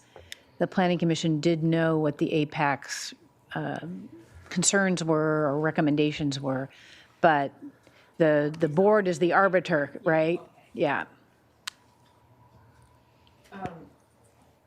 Yeah, well, if there were any opportunity for trying to resolve those, I don't know how that would happen, but ideally that, from my perspective, would be a good thing. The last question I have, and I think we had a letter about this and we may get public comment, but how it is that we define the minimum productive acreage. And I think it says 50% of the premises or 50 acres, whichever is less. Supervisor Hartman, through the chair, yes, for this particular contract, that's a prime contract. So it is 50% of the parcel or, whichever's less. In that particular instance, there is some constrained uses on the property. So yeah, it's 50% of the premises or 50 acres, whichever's less. And then if there is areas that cannot be planted, such as terrain or sensitive area or sensitive resources, then the committee has the discretion to determine how much should be planted. Yes, that is true. It's in the uniform rules. So is that the rule that just applies to small properties? So if you were a large ranch of thousands of acres, that wouldn't apply? So yes, Supervisor Hartman, through the chair, yes, for non-prime contracts, which are greater than 100 acres, there's no specific planting acreage requirements, just that you have production agriculture. So I'm not sure. I think today we're just agendized to receive and file a report, but I am interested in a greater discussion at some point for these smaller properties about how we define the denominator. You know, are we looking, is the 50 acres or 50% a part of the arable land or all the land? And it seems to me that there's a good argument to be made that it should be the arable land after you take out the various setbacks for streams and habitat, et cetera. So I think the letter explained it that we got. Again, I'm not sure whether today is a time we can give any direction on this, but I am eager for more discussion and to understand the implications to make a decision at some point in the future. Thank you. Supervisor Nelson, do you have further questions? Yeah, getting just to the compliance side on those that are returning their surveys, do we have a good understanding of those that like haven't done it for 10 years and then some of them that are just, you know, they skip a year, they do it next year? I mean, do we have a good idea? Or is it the same actors that typically just don't return their, and it's been many, many years? We do keep track of those over the years, and we do have like 5-year, 10-year. I don't have those figures right now, but we do keep. I think that'd be nice to have for the board. And I think as we start to have a conversation about enforcement, you know, I would always want to go to those that probably haven't reported in 5 or 10 years and say, hey, what's going on there? You know, to try to increase that number so we have a more accurate number one. But also to, you know, likely that's going to be the low-hanging fruit on those that are not abiding by these rules, are those that have been the longest. You know, I think the nature of agriculture, you know, there's different seasons and different markets, and so it's not unusual that somebody might skip a year because there might be something going on, or a couple of years, and there's a transition. But it seems like those that are, you know, have been not doing it for many, many years, we should take a little deeper look, especially when we see that there might be, you know, some, you know, potential revenue, which is really, you know, we're benefiting those that are kind of the bad actors. You know, those ones that are doing the things right, you know, they're the ones that should be receiving this benefit, and actually kind of a bad name on those that are actually do it the right way. So I think that's something that we should at least look at as we move forward. So maybe getting the board that information at a later date would be great. Yes, we can get you that information. Thank you. Supervisor Lee, did you have a question? I do. Just a comment. I agree with Supervisor Hartman that we do need a deeper discussion about this Williamson Act. So question for staff is, do you see any abuse of people using this act for their own benefit? For example, someone from Los Angeles who's wealthy, buy a big parcel, put a pig or two, a grape farm, and reaps the benefits. Do you see any instances of that in our county? I'll let the APAC board answer that one. Supervisor Lee, through the chair, the Ag Preserve Advisory Committee, we take each instance on a case-by-case basis. So we always, review contracts when they come to before us. So I can't speak to how many or any specific instances, but we just look at whether or not that contract is consistent with the uniform rules and maintains ongoing eligibility. But definitely, we are advisory to the board, and so if the board would like us to come back with more information and more details, we are happy to do that. Thank you. Thank you. Supervisor Lavanino. Thank you. I don't know who this question's for, but, I guess on compliance, just what does, like the 6 or 7, whatever it was, and I understand the actual definition of what, didn't meet the right percentage. What does that actually look like in real terms? Is it, I don't see, I'm trying to figure out kind of like, what does it look like when somebody goes into non-compliance? Is it a vineyard where they're ripping the vineyard out, or is it, what does that look like in real terms? Supervisor Lavanino through the board. So is your question what happens to the property after it goes in non-renewal? No, I mean like how did we, so we made a determination that they didn't qualify, and I'm sure we were in discussion with the landowner, right? And then, so what, I guess, what are the details of like a specific case? Where would somebody fall out? The personal use one might be one. Yeah, so explain like a personal use that Oh, would I take see. over that would. I see. So in a scenario where the Ag Preserve Advisory Committee finds a noncompliance, Yeah. they come to the committee for, request X, and the committee reviews ongoing eligibility. Perhaps we see, an example might be of a very small contract, and they have quite a bit of personal use, so that would include a house, a pool, tennis court. There's limits in the uniform rules. I'll give you concepts. There's limits in the uniform rules about how much personal use or residential use they can have, and they can either plant more, remove some of those personal uses so that they meet the planting requirement, that they're not going over that personal use cap, and then they could be in compliance and stay under contract. If that isn't able to be achieved, the landowner does not want to do that. Perhaps the landowner says, I want to keep this area that I have. They go into, that's where the county would go through the county-initiated non-renewal process. Okay, so these are generally smaller parcels, probably? Some are. It's just the smaller the parcel, the more constraints. Okay. Yeah. And then if somebody's found to be in non-compliance, and let's say we determine that there was non-compliance, well, I guess I got to ask my first question first. Do we use any technology like Land IQ or anything to determine, expansion or contraction of agriculture or anything?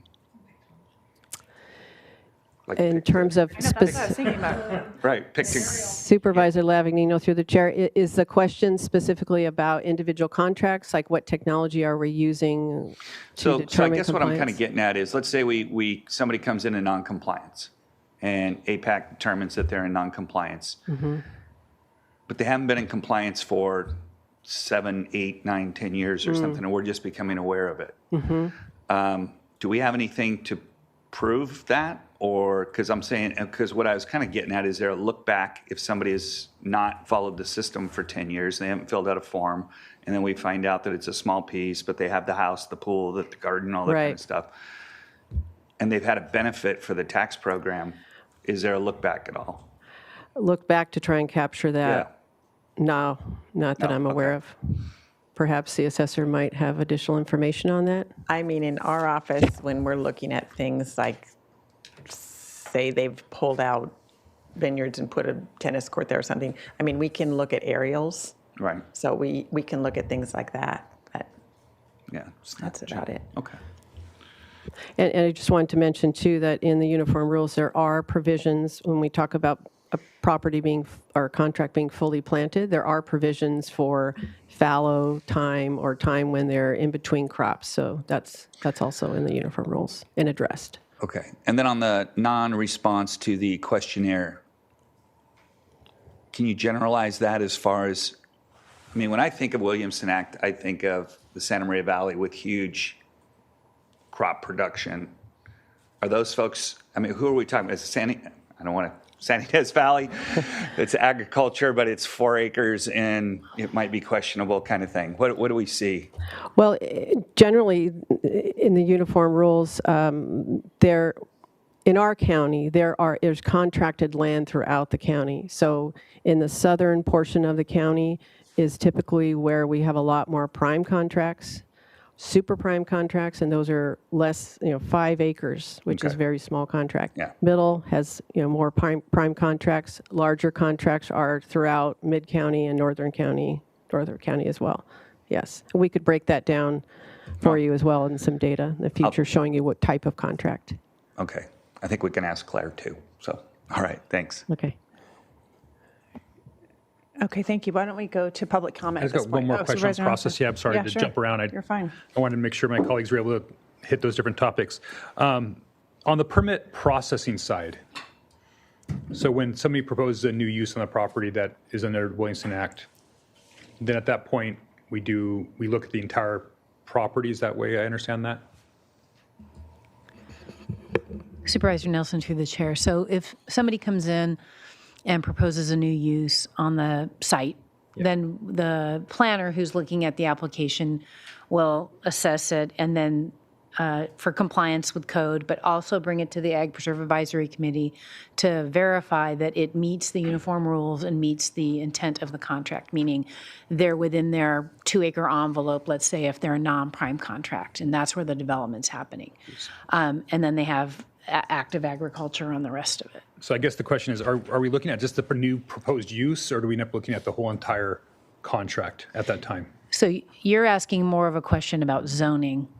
No, it's definitely about process, right? Because so if somebody comes in and says, I wanted to do a campground, an AEO that is allowed with the zoning clearance, do you just look at that campground, or you just go and or do you evaluate the entire contract at that point to make sure that all this, everything that they're doing on that parcel is now compliant with that to move forward?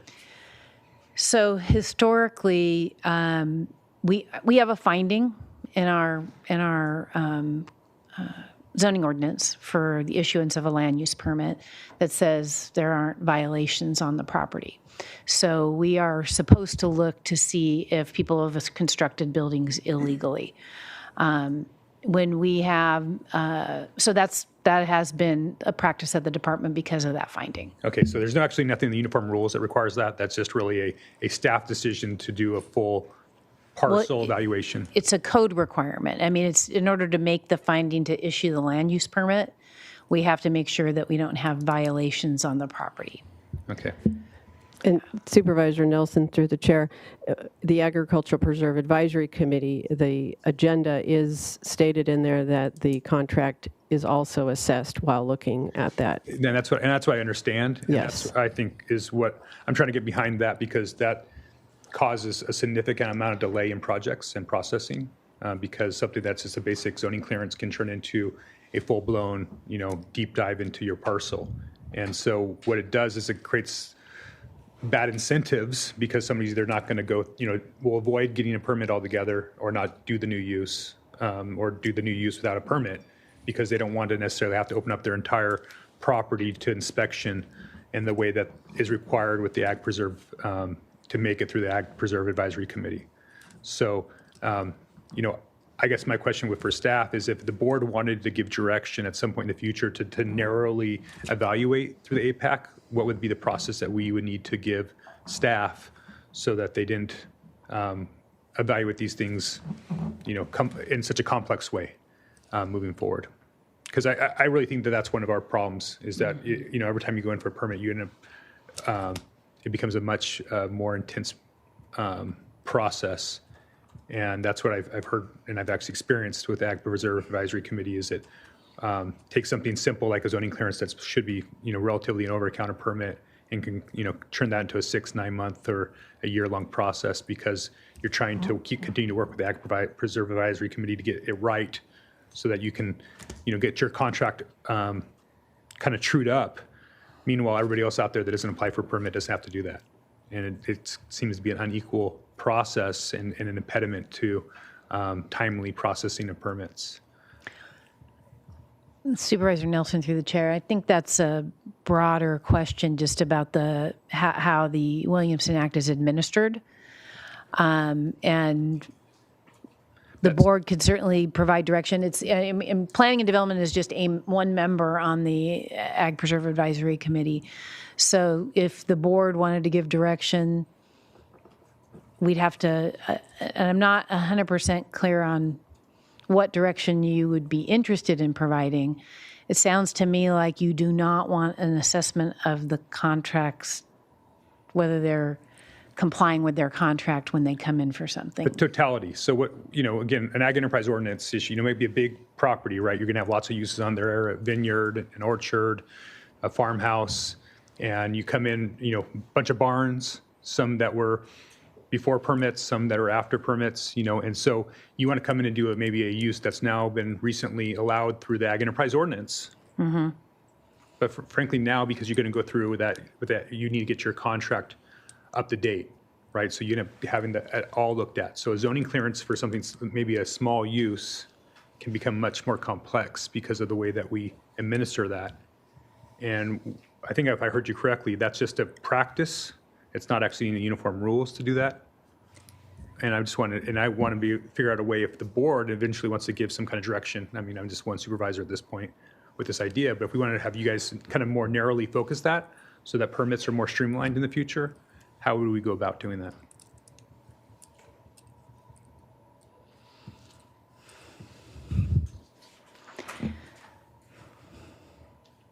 Supervisor Nelson, through the chair, I'm just sort of thinking through what it is you're hoping to achieve. I mean, I think, I guess the question is, when somebody comes in with a use, should there be a process to determine that that use doesn't cause them to be in conflict with their contract? Right. That's the question I think you're asking. Absolutely. And if the board does not want an assessment of whether contracts are still valid, that's, I guess, the discretion of the board. I don't think it's that we don't want to know that, but what triggers that is really what the question is here. And just because someone wants to do an, expand a use on the property that is compliant with the uniform rules, do we want to now open this up? Well, if the use came in and it was clear that it conformed with the uniform rules, it wouldn't be a long process for them. It would be a short process. But if there were questions about whether or not, I mean, we have the letter from Sunstone, right? There's a question about that and how much acreage is planted. So that's a little bit more complex, right? But they're a perfect example, actually, because their ag preserve use isn't, or sorry, their AEO use isn't what's triggering this. So what my understanding is they brought the contract for, they came forward with a use, and Stephanie can explain it in more detail, but I have the rough picture of what happened, and there was a question about an area that had been taken out of vineyard. And while they have not brought forward an application for the campground that they're interested in yet, they have indicated that they want that campground in the area that is currently fallow. And so when the committee looked at it, they said, wow, well, you're already so small and your site is already so constrained. We're thinking that area ought to be planted as part of your prime contract. They have not requested a formal determination on that. So at this point, the committee has said that area is fallow. That's fine that it's fallow. You're in compliance with your contract. And the issue will come back when they come in for their campground application. So you're saying the campground would then drop them below a necessary threshold to be in their uniform rules, and then you guys would issue a non-compliance at that point? Then there would be a recommendation for a non-renewal. And that's in a circumstance like that. And so, I mean, there might be direction from the board to say, hey, maybe we want to amend the uniform rules on how we calculate that 50%, because that is a case that's made in the letter. Mm-hmm.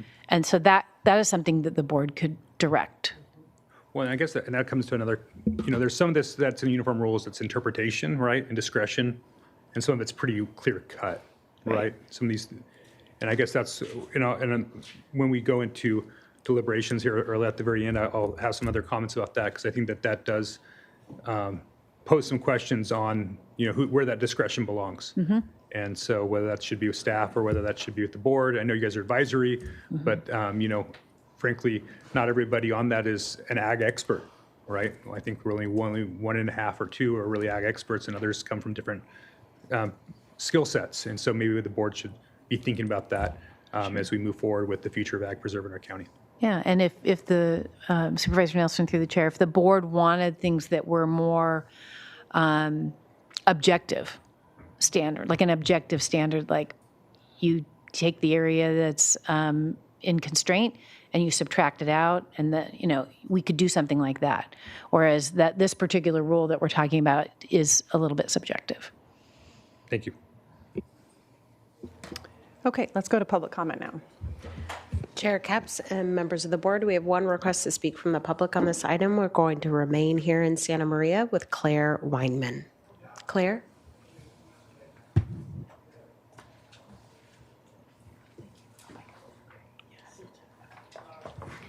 Hi, good morning. My name is Claire Wyman. I'm the president of the Grower Shipper Association of Santa Barbara and San Luis Obispo counties.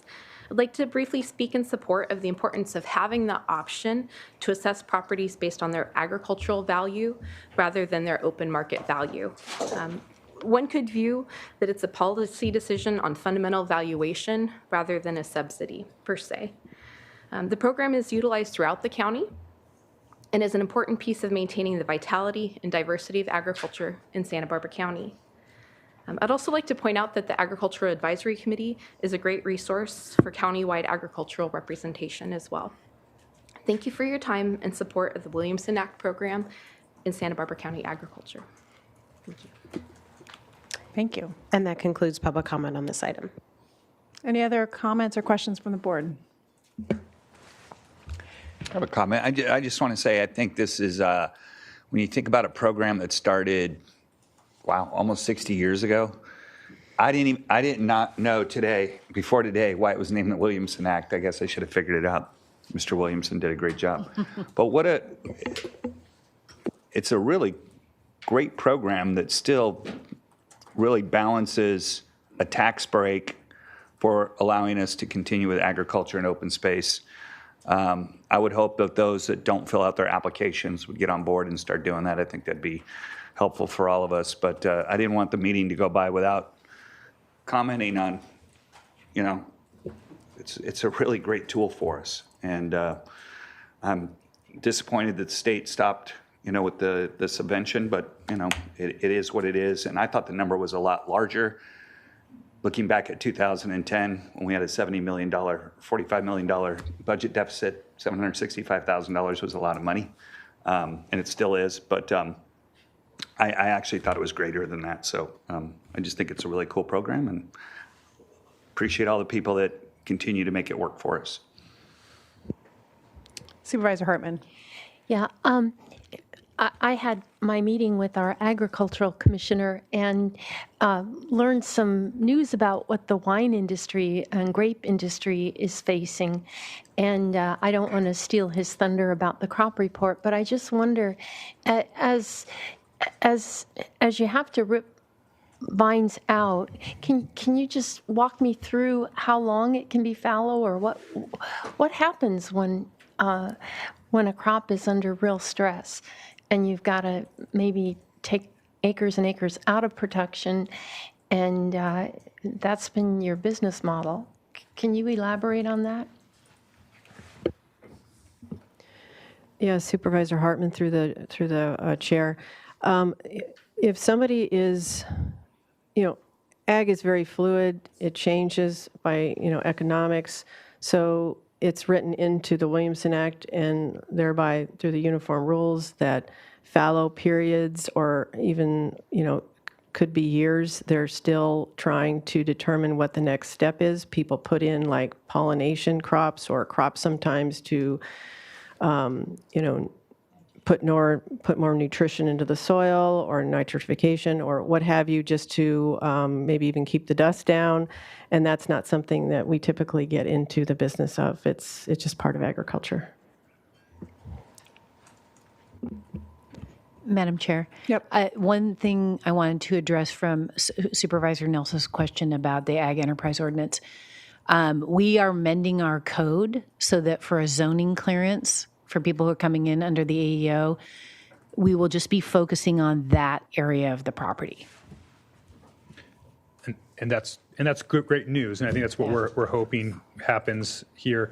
But outside the AEO, I've been, as a former staff member and as a supervisor, I have a lot of agricultural areas in my district. I've wrestled with APAC with some of my constituents over the years, and some frustrations over how it interacts with the process and the discretion that sometimes that the APAC has. And APAC is really just staff members that just really need to interpret our legislation, and then we actually give them another role of doing some discretionary interpretation. And I know some counties, and I actually the Ag Commissioner helped me out a little bit with this, but I have a chart that is now on the record here of the different APAC programs in some of our neighboring counties, Ventura, San Luis, and Monterey, and how they do it.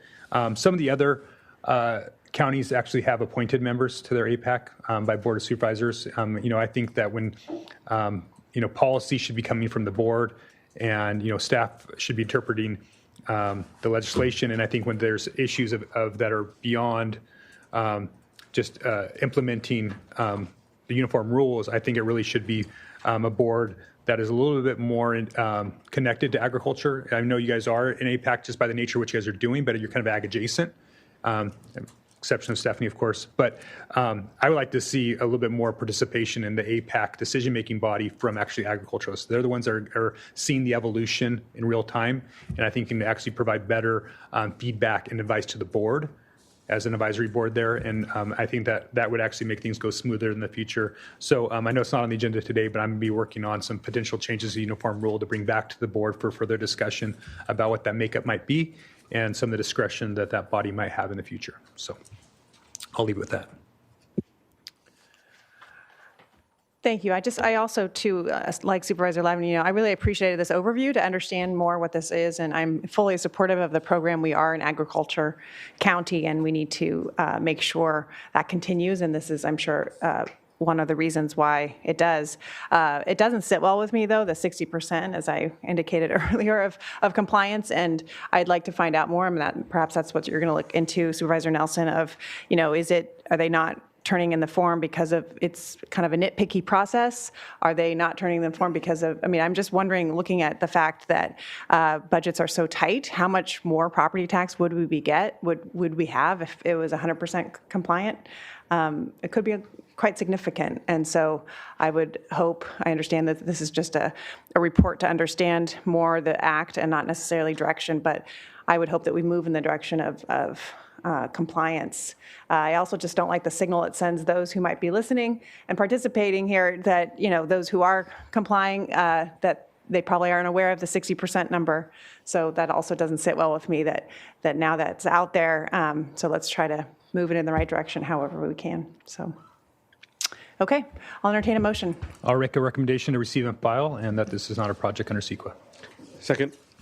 Okay, all those in favor, please say aye. Aye. All right, it's a little after 11. Let's just take a quick 7-minute break till 11:15. Thanks.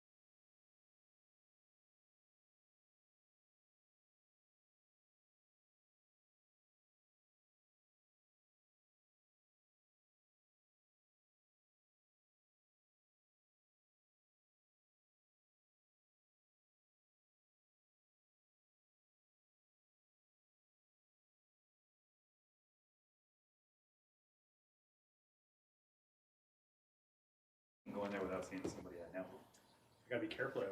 Can't speak too loud. Okay. We're just talking about lunch, but let's move on to item number 3.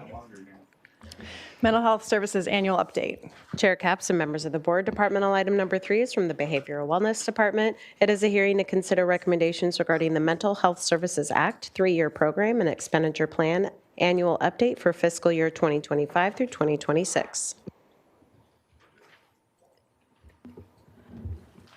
Okay, Good morning. Director Navarro. Welcome. Hi, thank you very much. Good morning, Chair Capps, supervisors, county staff.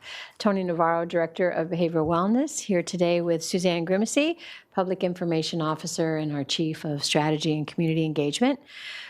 Chris Ribeiro, unfortunately, is not feeling well today, so he's joining us by phone should we need him to jump in or there be any questions. We're here today to present to you on the Mental Health Services Act, the final program plan expenditure report and annual update for what has been termed the Mental Health Services Act. In 2000, wait a minute, let me make sure I'm, there we go. In November of 2004 in California, we voted in what was fondly been called the millionaire's tax and voted in that 1% over every dollar made over $1 million would go directly to behavioral health services in the state of California. And for the past 20 years, we have created comprehensive systems of care from prevention through to housing, transition support, and long-term recovery for the residents of California. We are in our 7th 3-year plan.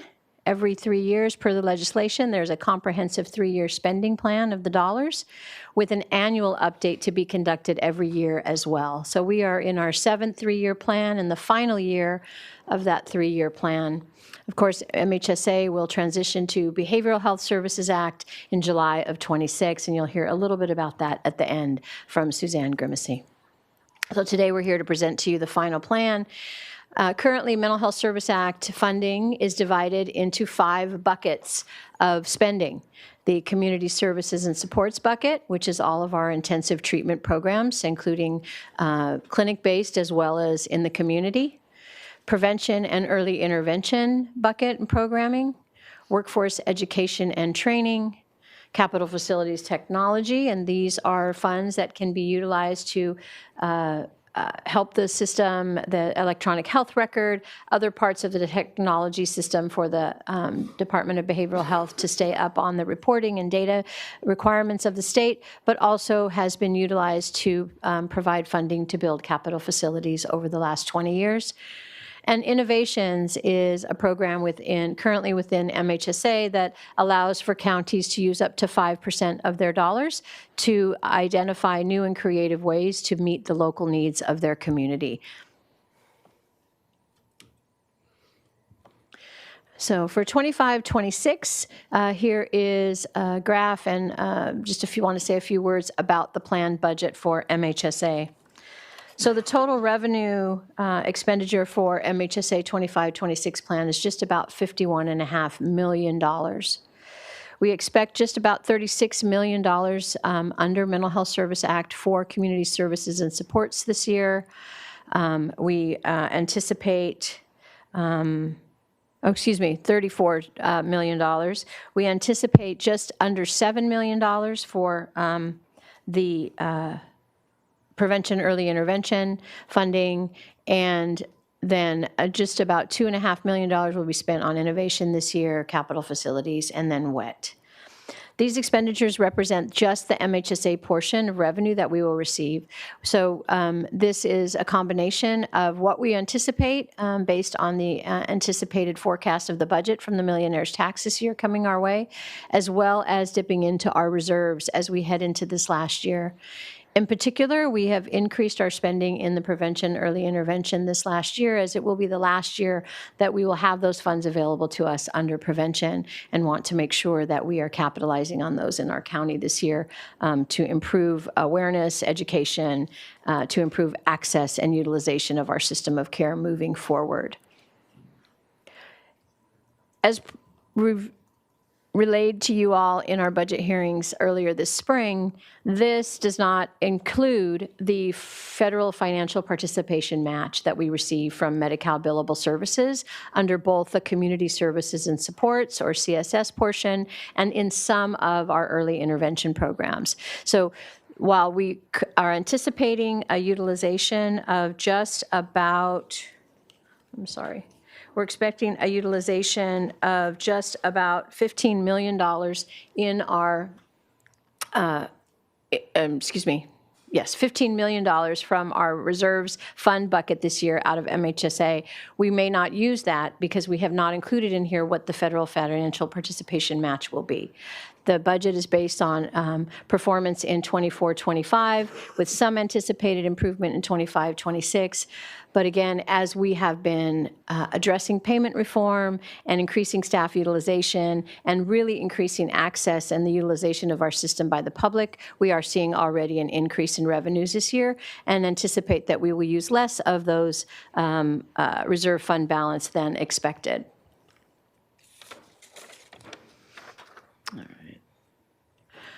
So every year in the annual plan update, as well as in the 3-year plan, the law requires that we have a community engagement process known as the community planning process under MHSA. And what that is a very extensive outreach and engagement process through a variety of community events.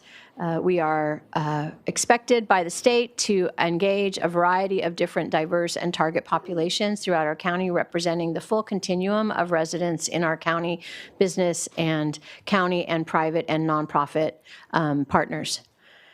We go over the plan, the 3-year plan with the identified priorities, and we review the previous year's accomplishments of each of the programs and the funding. And with community partners, then we identify new areas of focus and/or additional funds, should we have them, to expand and fortify the services to meet the needs of our stakeholders.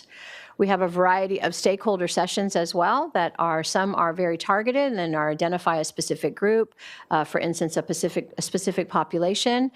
Other engagement and outreach events include a range of public coming together to bring diverse ideas in one meeting. We also gather feedback through in-person, through surveys and online, as well as in-person events. And for the past 30 days, the MHSA plan has been posted on our website for people to read and to give us feedback. And we have been doing, since the plan was finalized, we've been doing kind of a roadshow, if you will, and we get feedback from the community on that, incorporate those into the final plan.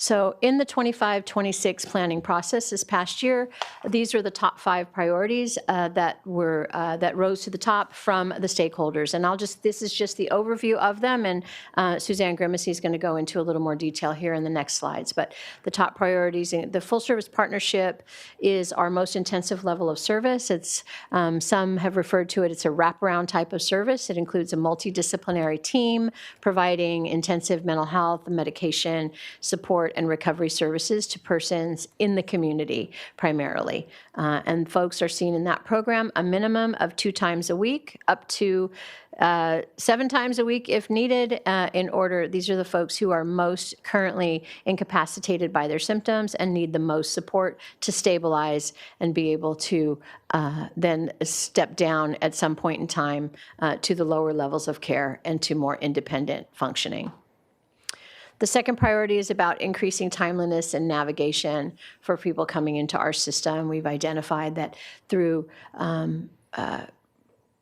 our local emergency departments across the county, looking at folks who've been at 5150s that are not yet engaged with our system, and really focusing on creating positions and roles and service delivery workflow to address those gaps, to make sure that folks get connected with us as possible, to reduce revolving door and some of those higher cost services throughout the county.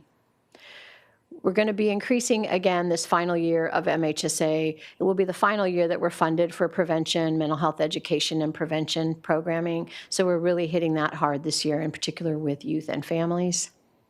And then you'll see that we are implementing some programs specifically for older adults, of course, as we see that as the fastest growing population in need in our, not just our state, but particularly in our county, for services both on the substance use delivery and mental health side. And then, of course, the retention and recruitment and retention of our behavioral health workforce, including specified training and helping folks to feel as adept as possible with the populations we're serving under the workforce education and training dollars. That will no longer be under our local control. We will have some opportunities at the state to participate in some workforce education and training monies that they will have, but this will be the last year that we can really focus it particularly to the needs of our current workforce and community. So now I'm going to turn it over to Suzanne. Thank you, Tony.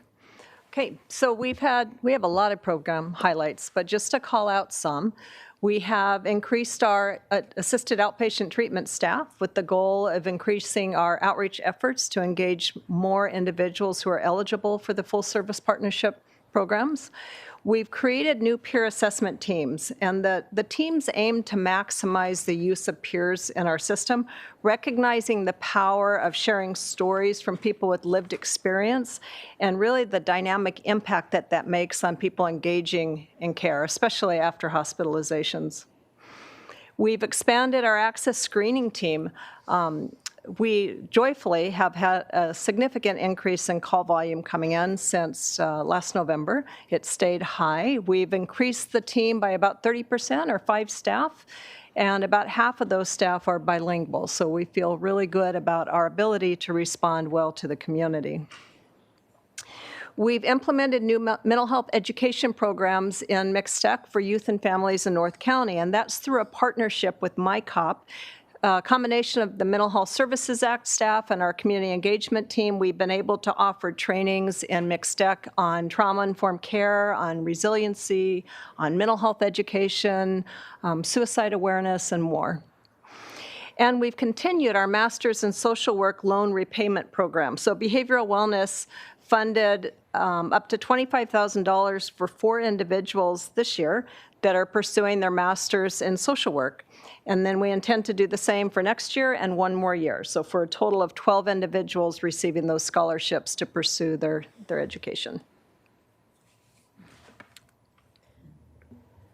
All right, I wanted to highlight, I previously missed this in my comments, but I want to highlight that under the treatment, community services and supports, we currently fund approximately 18 programs in that bucket.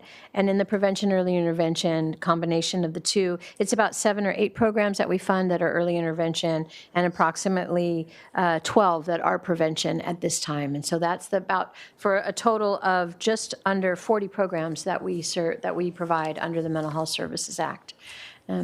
Wanted to also highlight that in our stakeholder sessions this year, we looked at in our discussions with staff as well as the public, really identified, and per our state review, really identified that underutilization of our system by the Hispanic and Latinx community, and really also identified that the mixed-sex population was particularly underserved in our system. So really wanting to ensure that we fortified those outreach and engagement programs this year, as well as our own contracts and services to make sure that we meet the needs of the community and that folks feel and see that we are a welcoming place. So I think that, again, those 5 new bilingual staff on the access line has been a tremendous asset, and we're already seeing the returns on that.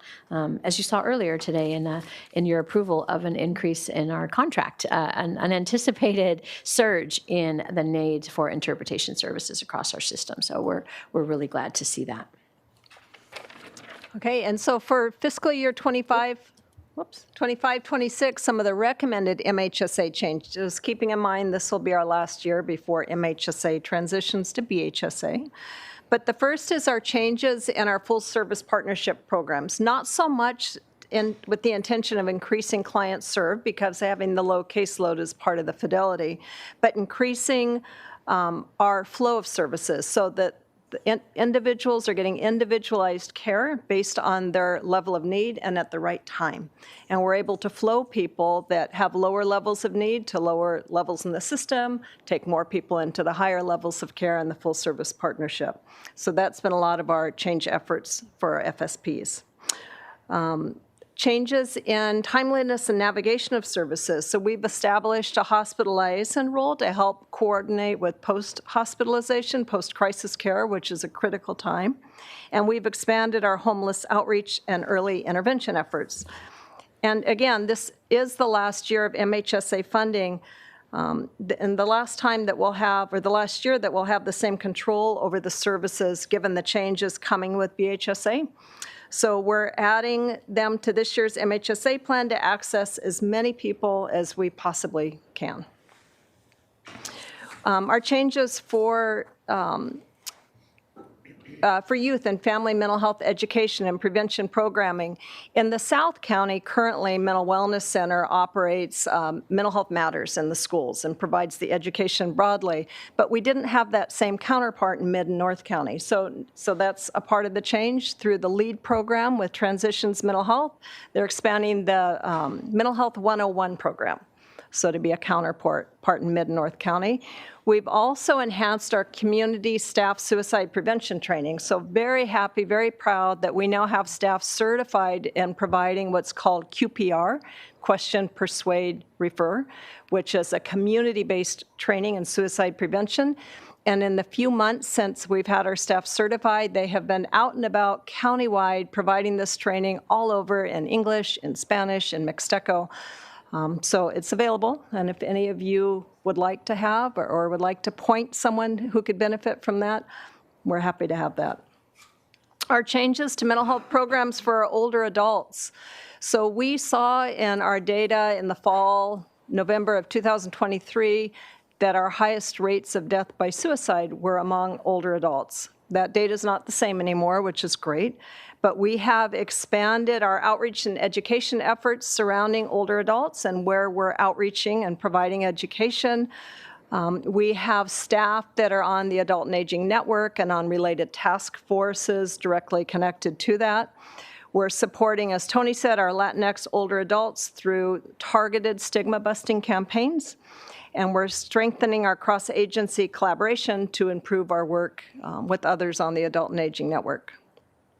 And lastly, our changes to recruitment and retention. So across the nation, behavioral health recruitment is a challenge. So we're developing more lived experience roles, mentorship programs, and expanding the workforce pipeline all the way through, down through high school students.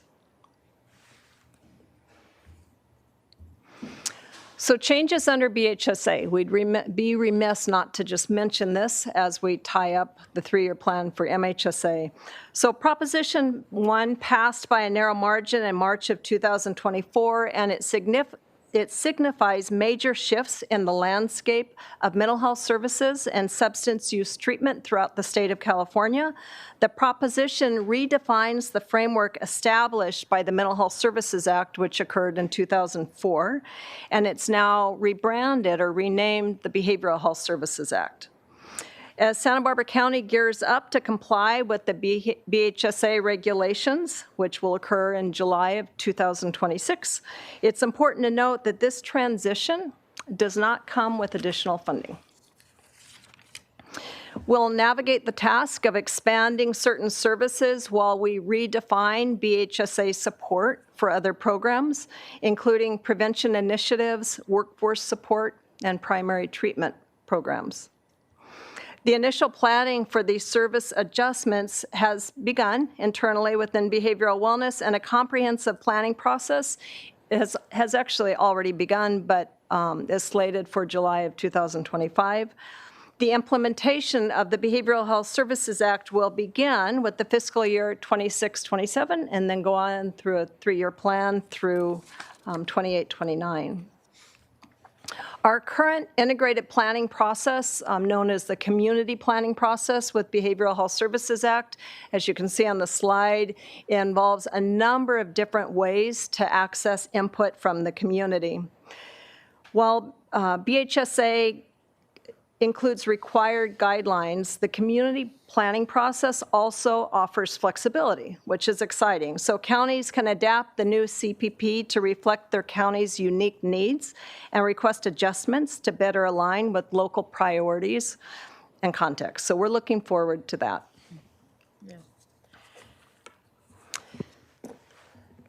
And then just to give you a look at what our timeline looks like. So right now, we're currently in the process of determining the programs which are ineligible for BHSA funding, given the shift in the regulations. We're engaging in countless community listening sessions with various groups in the community. When we move into the fall, we will be operating larger workshops that will include a variety of participants. When we go into the winter, we will be distilling a large amount, we hope, of feedback that's been gained through these listening sessions, and will help to determine the BHSA categories, which program elements we can retain. In January and February, our fiscal budget will be developed for BHSA, and our final program decisions will be entered into the integrated plan. As we move into the early spring, late winter, the integrated plan will go to the CEO for approval. It will go to the State Department of Healthcare Services, and then April, June, it will be posted for public comment, and the final plan will be sent to DHS on June 30th. Yeah. Our intention is that in September, late September, we will be back to the board to give you a more comprehensive overview of the shift from MHSA to BHSA. At that time, we will also have a better idea of changes to budget expectations and anticipation, because the governors may revise will be approved by then, and we'll have a better idea of, we initially on the previous slide, we talked about looking currently, we anticipate a $10 million change in funding from our treatment service programs, and so we will have a better idea of what that number looks like, and also how we will be able to mitigate that. As I said, we are working internally in a lot of utilization and increasing our billable services and leveraging the deserved federal financial participation dollars for our county. And so we hope that that will be a lesser number by the time we come to you all. Want to point out that the draft integrated plan, it's a draft integrated plan that is required to go to the CEO's office for approval by March of 2026. That second bullet point of sending the integrated plan also then to the Department of Healthcare Services is not part of the legislative plan, but it is something that the state is thinking they want to add to ensure that the plans look the way they are hoping and anticipate them to look. That may change because that's really cutting it close to be able to make sure that we can bring it to the board for final approval and review and have it in place by July 1. So that some of this is still in flux, which is another reason why we're waiting until September, end of September, to come to you all, because there's still guidance from the state that is changing weekly as to how we are to execute some of the regulatory compliance issues in behavioral health transformation. All right, and that concludes our report today on the annual plan. We have here for any questions, and just asking you all to approve and adopt the 3-year program expenditure plan annual update for the final time. Thank you. Okay, thank you so much to you both. A lot of ground you covered. Questions or comments from the board? Supervisor Lee. More of a comment. Great report, really comprehensive, and just want to say thank you.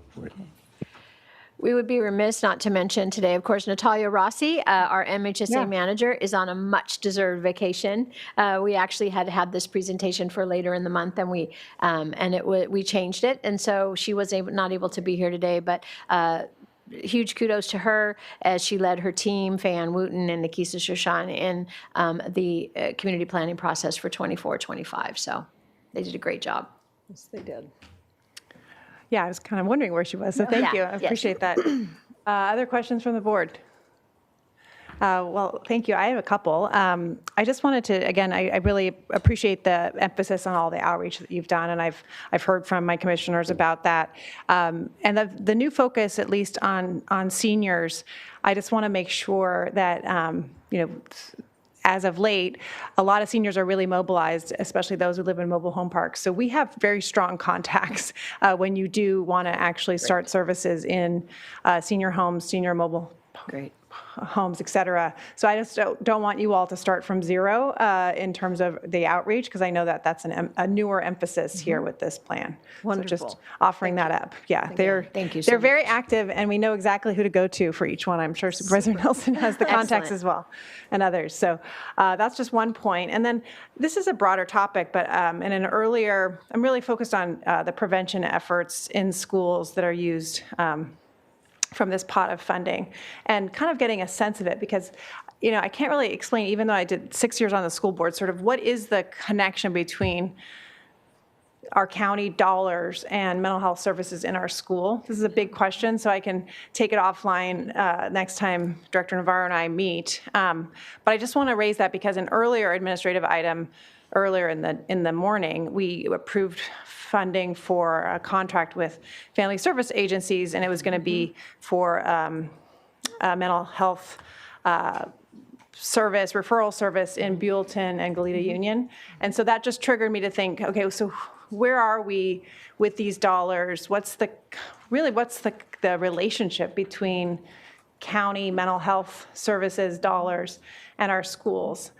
Because I know it's really a challenge and something we hear about all the time, that there aren't enough services. A flag for me was that referrals often don't, a referral service often doesn't pan out, especially when you're dealing with younger kids who, they might get a referral, but that doesn't mean that they actually get the services. So trying to bring those services in-house. So maybe you could just touch on my broad question of this program and the interaction with our schools. So I'm going to give you a really wide angle answer, and then I'm going to toss it to Katie Cohen, Assistant Director Katie Cohen, because she oversees those programs and has been instrumental in getting us into the school system since her beginning with us just over 2.5 years ago. So the Mental Health Service Act, prevention, early intervention dollars, of course, have always been available to utilize for this purpose. And throughout our system of care, we've had pockets of utilizing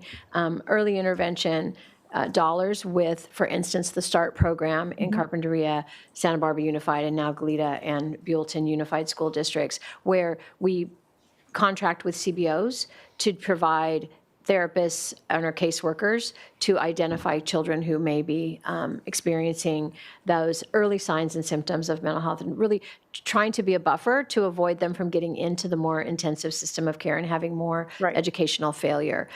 We also have, in the past 3 years, we've really invested a lot more money into education programs around suicide prevention, around mental health awareness, and really trying to bring awareness to the families and to the children of how to utilize and access care. It's not something that we had previously been focused on. So we really have spent a lot of dollars on that. And then Katie Cohen can talk about another program that we've been able to capitalize on and where we're going. Great. Yeah, thanks, Director Navarro. So it's a little complicated with all the different funding streams, but a lot changing in the landscape right now and coming up with how the state is gearing up to cover the range of needs. So with this MHSA funding specifically, like Director Navarro said, really focusing on those that aren't necessarily our level of care, maybe aren't necessarily Medi-Cal, but are needing that early intervention and prevention to be able to connect to the right services. So the additional program that we've been able to add with grant funding is our MWELL, which is Mental Wellness Education and Linkages program that has been able, through a partnership with SBCEO, partner with certain school districts to be able to take referrals for a range of needs. It didn't matter what level of mental health symptoms they were presenting with. It didn't matter type of insurance, and being able to then triage and connect them with the right level of care, maybe a provider in their private insurance network. So that program has been really successful. Unfortunately, the grant funding will be ending next year for that program, but we're looking for strategies utilizing what's coming with BHSA and all of these different initiatives. CYBHI is another one of those, of how we can continue to partner with schools and our CBOs to meet the range of needs to the best that we can. So lots of different avenues that we're exploring and trying to capitalize on to make sure those needs are met. CYBHI's Child Youth Behavioral Health Integrated Plan Initiative, which is about providing school districts as well as universities the opportunity to become Medi-Cal certified themselves and provide services as part of their school services to the public. I also did want to say that one of the things that we're really excited about, and we've been pushing and talking about this for the last couple of years as we know BHSA was coming and things were headed down the pike, really encouraging our partners to become mild to moderate providers under CenCal so that they can provide that prevention and early intervention level of care, even if dollars go away from county behavioral health. And we're happy to report that FSA, Family Service Agency, as well as Casa Pacifica are now mild to moderate providers and intend to do their services in the schools. I think that CenCal has been a really good partner. Executive Director Marina Owen and I have been really thinking about and planning for what's going to happen next year, and especially in our child and youth system of care as we see BHSA shifting to a more adult focus. And it's been so far so good. We're on the right track. That's great. So just to fill it out for me, would you say that this funding, Mental Health Services Act, is somehow either through a provider or partner, nonprofit partner in every school that in our county, or most? No. No, okay. I think the challenge and the difficulty with services like this, I mean, we do serve a lot of other schools, I mean, and some other schools as well with our substance use disorder education, and we do a lot in the ODS, so that's very exciting as well. But I think part of the challenge of doing any school-based service, which we saw early on in the 90s when we started Healthy Families Program, was the first venture into the schools, is the schools balancing children being taken out of class for services versus needing them in class to learn. Right. And so it's always a challenge, and having the right space for them. So there are increasingly schools that are welcoming the opportunity to have behavioral health in them. I think there are other schools now that are also looking, and SBCEO is hoping to encourage schools to apply to become Medi-Cal providers and hire within their own staffing or contract out with our CBOs or ourselves to provide services in the schools for their children ongoing. So they will be able to bill Medi-Cal billable services themselves. It won't have to go through a county behavioral health department. Okay. That's helpful. Again, I just, the emphasis on prevention, there's no better way to do it than through our schools, but I also understand the challenges with that. So I'll ask more questions later next time we meet, but I really appreciate it. Other questions or comments? We can go to public comment then. Chair Capps and members of the board, we have no requests to speak from the public on this item. Okay, well, this is an annual report. I think we heard a lot, and I'm happy to make the motion to, let's see, make sure I have the numbers. Is it A through B? A through A and B. I'll second. Okay, all those in favor, please say aye. Aye. Thank you. Thank you.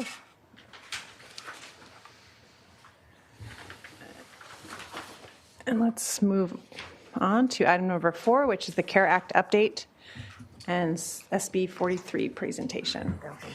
Again, Chair Capps and members of the board, departmental item number 4 is from the Behavior Wellness Department, as well as the Treasurer, Tax Collector, Public Administrator. It is a hearing to consider recommendations regarding a Community Assistance Recovery and Empowerment CARE Act update and Senate Bill 43, SB 43, presentation and notice to implement on July 1st, 2025. Hello, good morning, Chair Capps, supervisors, and county staff. Here we are again. Tony Navarro, Director of Behavioral Wellness, joined by Assistant Director of Behavioral Wellness, Katie Cohen, and Public Guardian, Arlene Diaz. So we are here to give you an update on the CARE Act as well as Senate Bill 43. So we're going to start with the CARE Act, and Katie Cohen's going to give you that presentation.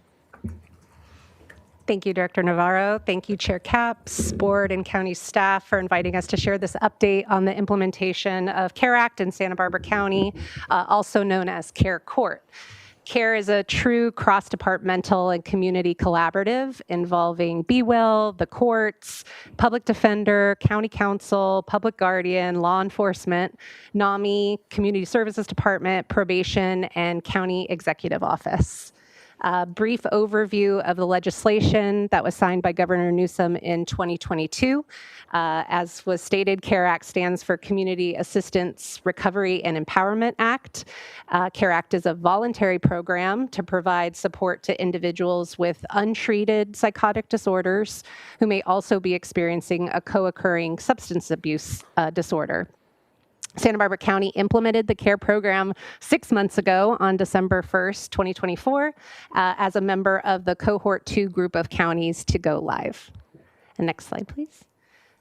As of May 2025, our CARE Act program has received 17 petitions from 3 categories of referral sources. Public Guardian has submitted 9 petitions. 7 petitions were received from family members, and we received our first referral from the Department of State Hospitals, known as DISH, I think last month.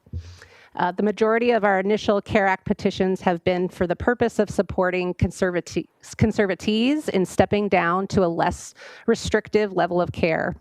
While this is an authorized utilization of CARE in the legislation, Santa Barbara County was unique in utilizing CARE proactively in this way compared to the counties who had implemented CARE before us in Cohort 1.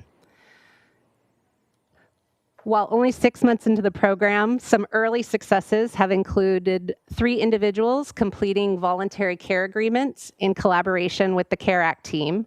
And in the next couple of weeks, we'll be transitioning 2 individuals who are currently in care to our La Posada housing that has beds earmarked with BHBH funding for prioritized placement for those in care.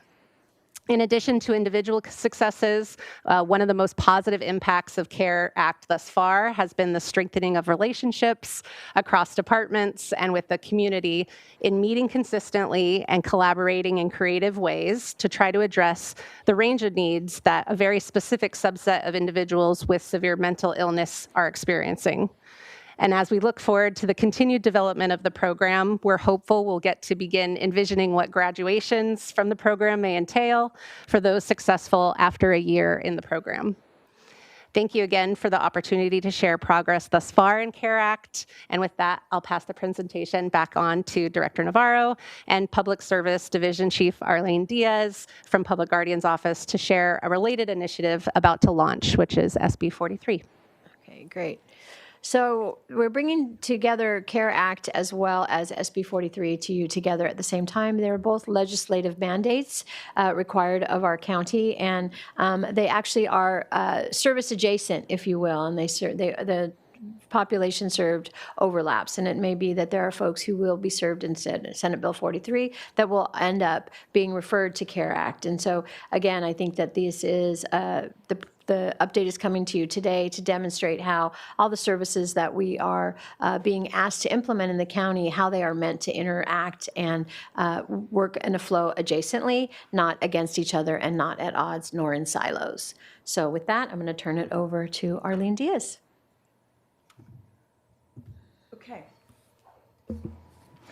Okay, so, hello. Okay, none of this is new. Y'all have seen all this before, so I'll be quick, but if you have questions, please feel free.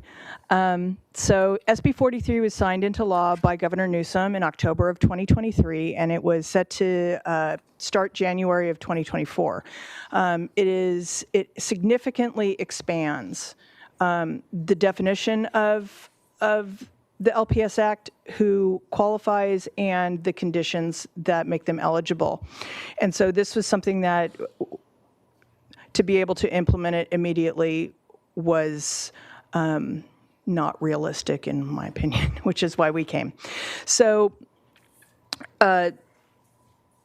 this now allows not only a person to qualify under the LPS Act for involuntary hold for having a mental health disorder, but also for having a severe substance use disorder, or SUD. It also expands the criteria from not just inability to provide for food, clothing, and shelter, but also for personal safety and the ability to receive necessary medical care. It also allows health records to be used as evidence in LPS conservatorship proceedings, which changes the laws of evidence a bit. It expands grave disability definition. and functionally allows people to be placed on 5150s and other involuntary holds based on severe substance use disorder. Next slide. So this is the checklist of the old and the new. You can see the green checks are highlighted of what changed. So in addition to mental health diagnosis as the basis for grave disability, standalone substance use disorder or co-occurring. In addition to food, clothing, and shelter, it also a person's inability due to mental health diagnosis or substance use disorder or both, from their ability to access their necessary medical care, which is defined as something that's likely to result in serious bodily injury or death as the basis for grave disability, and also the inability to provide for their personal safety or to survive safely without involuntary detention or treatment as the basis for grave disability. Next slide. So the LPS Act starts at 5150 and goes through conservatorship. And so this is kind of the basics. So there's a 5150 hold, and at that time, the person either resolves or they go on a different hold. A psychiatrist or an ER doctor decides that they may be appropriate for conservatorship, and a referral for a public guardian to investigate is generated from that. We do an initial LPS petition for a temporary conservatorship, and the sole purpose of that is to investigate whether or not they meet the legal criteria for LPS conservatorship. At the initial hearing, the TCON is granted, temporary conservatorship, and then that's where the public guardian gets their authority to investigate, because normally you don't get to just go in and look at people's medical and psychiatric records. 30 days after that initial TCON, there's another hearing that's held. Investigation is done in that time, and the public guardian makes that recommendation to the court whether conservatorship is warranted or not. The individual is represented by counsel. Generally, it's the public defender, and the judge makes the decision based on evidence. The person does have the opportunity to have a jury or court trial, and if that's the case, then a jury or the judge makes a decision based on the evidence in those hearings. If the conservatorship is granted, the judge makes the decision on who the most appropriate conservator should be, and that conservatorship lasts 1 year. At 6 months, the individual has the opportunity to ask for a rehearing about whether they still meet criteria for grave disability, or if they are in the least restrictive placement, which is legally required by the conservator. During that year term, the behavioral wellness long-term care team follows all those who are out of county. We have quite a few, and ensures their appropriate care, provides advice and support to the public guardian's office. We are not clinicians, they are, and so we work very closely with them. We have several meetings a week with them. And anyone who is based in county, they are also followed by their in-county full service partnership team. There's also budgets that we work on together and liaisons between the contracted providers. Okay, next slide.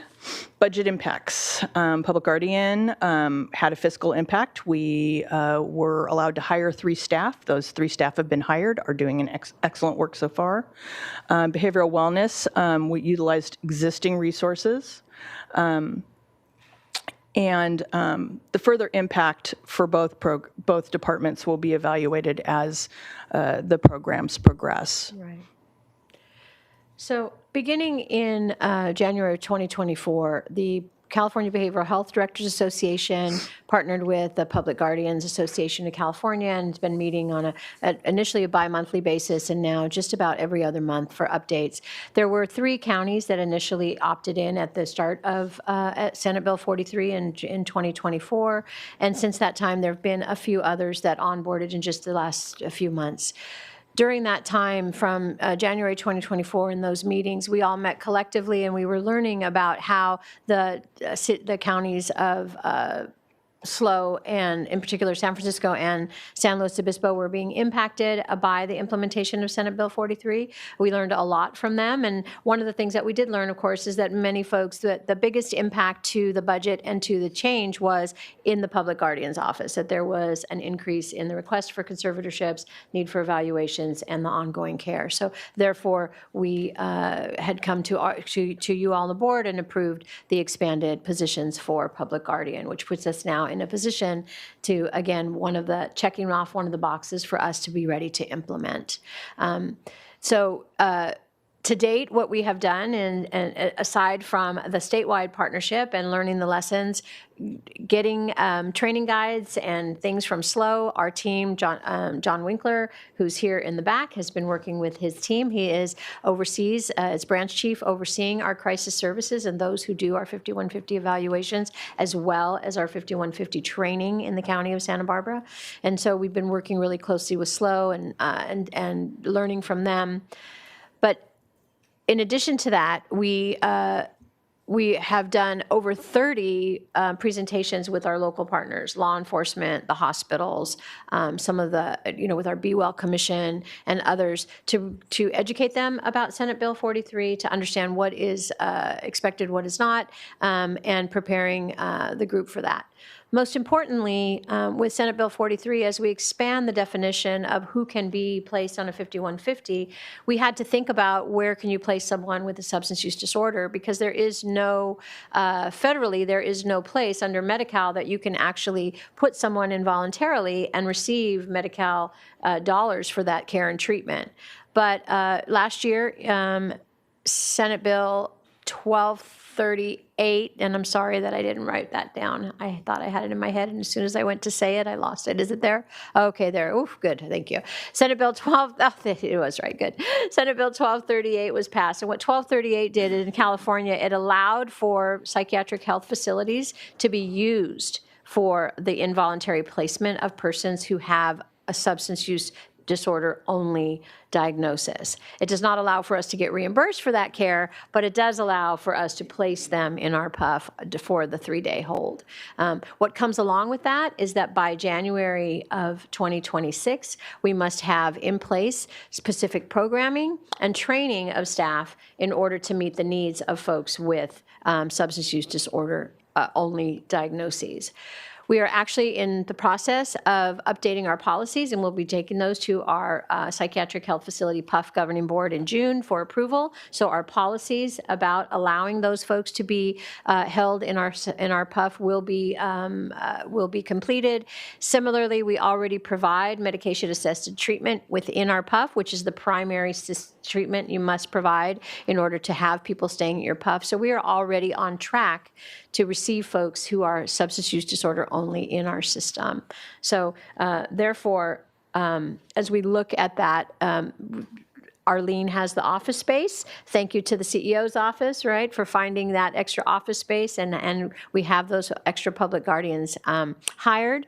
We've completed training with our emergency department doctors at both Cottage and Marion. We're also working with the Lompoc Regional Medical Center. We've done the specific 5150 training with those who are authorized to write holds under our system. But what we've also expanded, and what John Winkler is doing now, between now and July 1, is training the emergency room nurses across our systems as well, and the social workers, for them to understand this new law and how they might then be partners with us in addressing the needs of this population in a different way. This has been very successful for SLO County, and we are bringing that to us. Marion has participated in those trainings with SLO, and so we are making sure that we have those both for Lompoc and Cottage as well. And then, of course, we have within our own system of care, making sure that we have the specialized SUD training at the PUF for all of staff. But more importantly, what this has done in adjacent to and in conjunction with preparing for Behavioral Health Service Act, for the CARE Act, and others, we've done some extensive training on substance use disorder identification, care, treatment, and referral to programs such as CARE Act and SB 43 within our own systems of care. And we will continue to have ongoing presentations and trainings with our CBOs and others as requested. So our implementation timeline, we originally came to you and said, the law allowed us to postpone until January 2026, but we committed to going sooner if we could. At this point, we are really on track. And as you can see, we've secured the additional office space. The staff is here. We are really starting to, and I have to tell you, there have been a couple of clients that both our medical director, Dr. Oli, and John Winkler and his team have said, we can't wait for SB 43 to begin, because we've identified a couple of folks on that SUD only spectrum that we think we can serve better in this new landscape. So therefore, we come to you today and ask for you to please allow for us to begin implementation of Senate Bill 43, July 1, 2025. Thank you. Thank you for that update. Any questions from the board? Supervisor Nelson. Yes, thank you. And thank you for the presentation and all your hard work and getting here earlier. I know I was one of those that was pushing for us to implement sooner.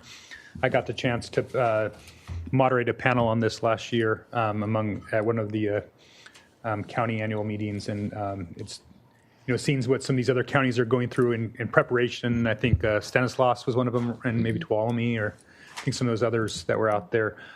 Sacramento, mm-hmm. Yeah. So that hopefully we're going to learn from their mistakes, but also what are the successes you're hearing from them? I mean, where are they? Any stories that can be encouraging for us? Well, I think that in working and another reason why this presentation together works really well is that really identifying that, though we have folks who may end up on conservatorship, we now are also creating a system of care where we can step them down more easily. So again, there's been a history of when folks are on conservatorship that sometimes they just kind of languish in there, and that we don't have the services and the resources to be evaluating them as intensely or following them as much as possible to provide the service. But with CARE Act and SB 43 together, I think those things have been, we're excited about the possibility of flow for folks to really be able to recover.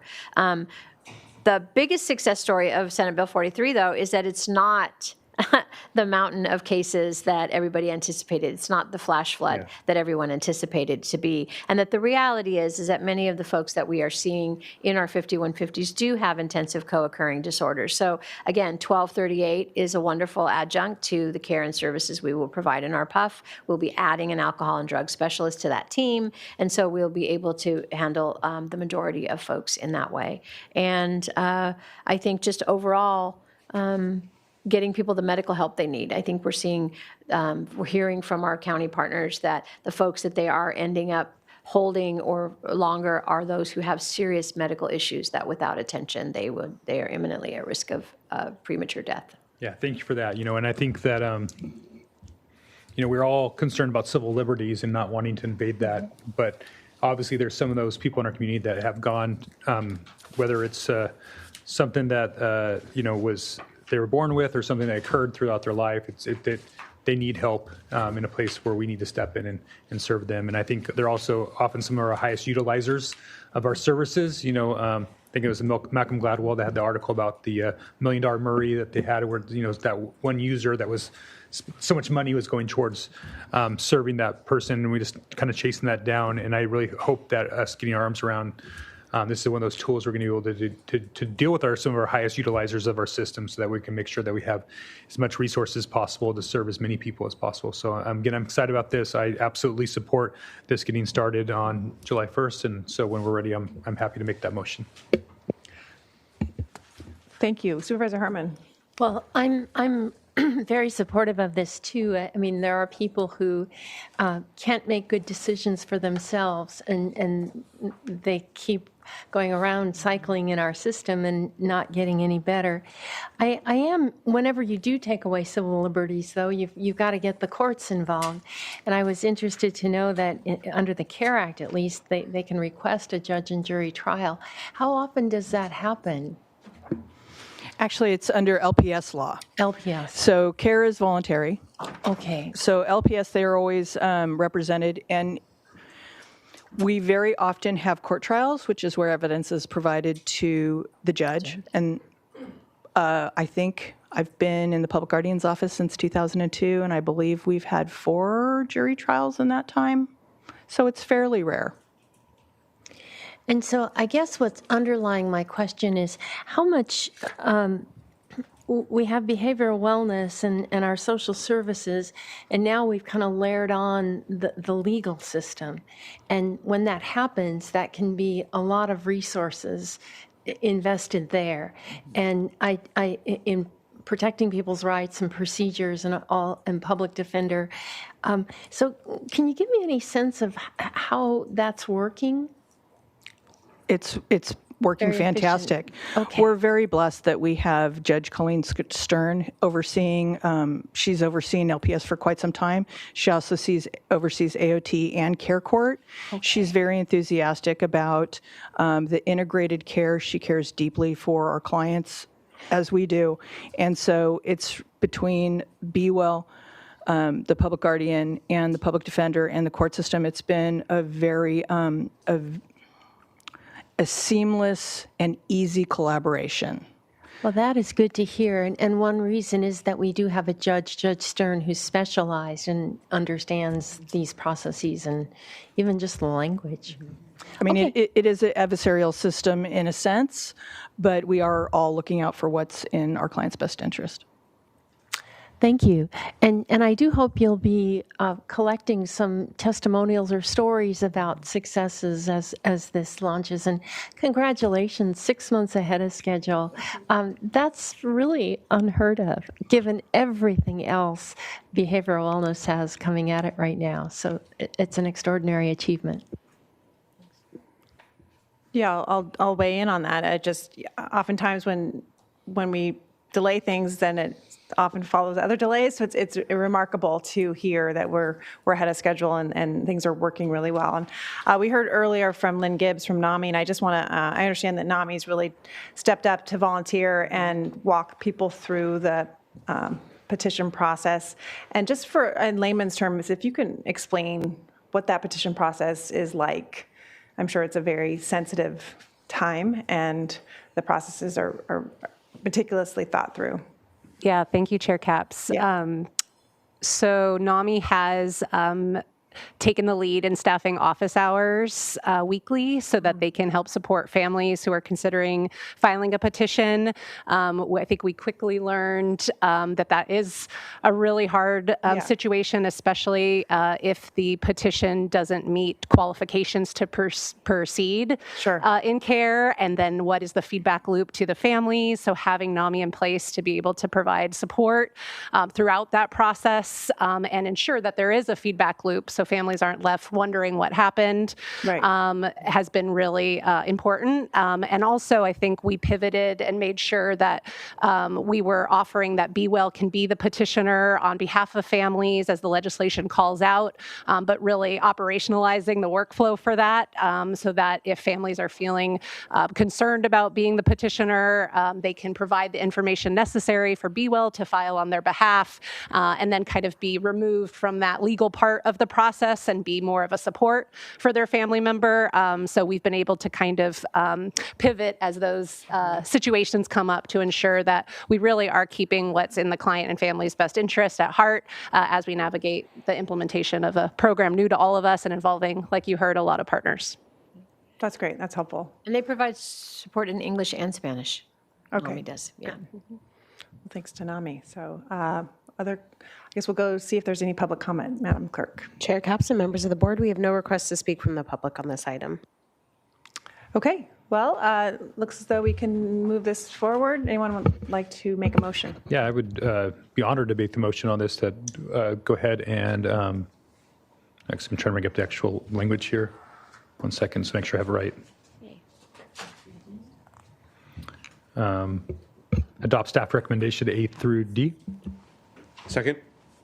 Okay, we have a motion and a second. All those in favor, please say aye. Aye. Motion passes. Now, given the time, I think we'll move to closed session. County Counsel, will you please read us the items that we'll be considering today? Thank you, Madam Chair, members of the board. The board's meeting in closed session. The first item is the board sitting as the board of Santa Barbara County Public Authority for In-Home Supportive Services. The employee organization is United Domestic Workers of America, Local 3930. And the agency designated representatives are CEO Mona Miyasato and Social Services Director Daniel Nielsen. There's also 2 items of conference with real property negotiators. The first is Assessor's Parcel Number 105-020-060-061 and 062. Agency negotiators are General Services Director Kirk Lagerquist and negotiating party Leonard Knight and Matthew Knight.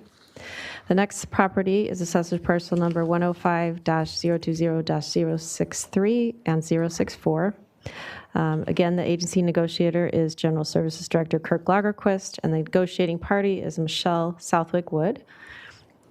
And for both, the under negotiation is price in terms of payment.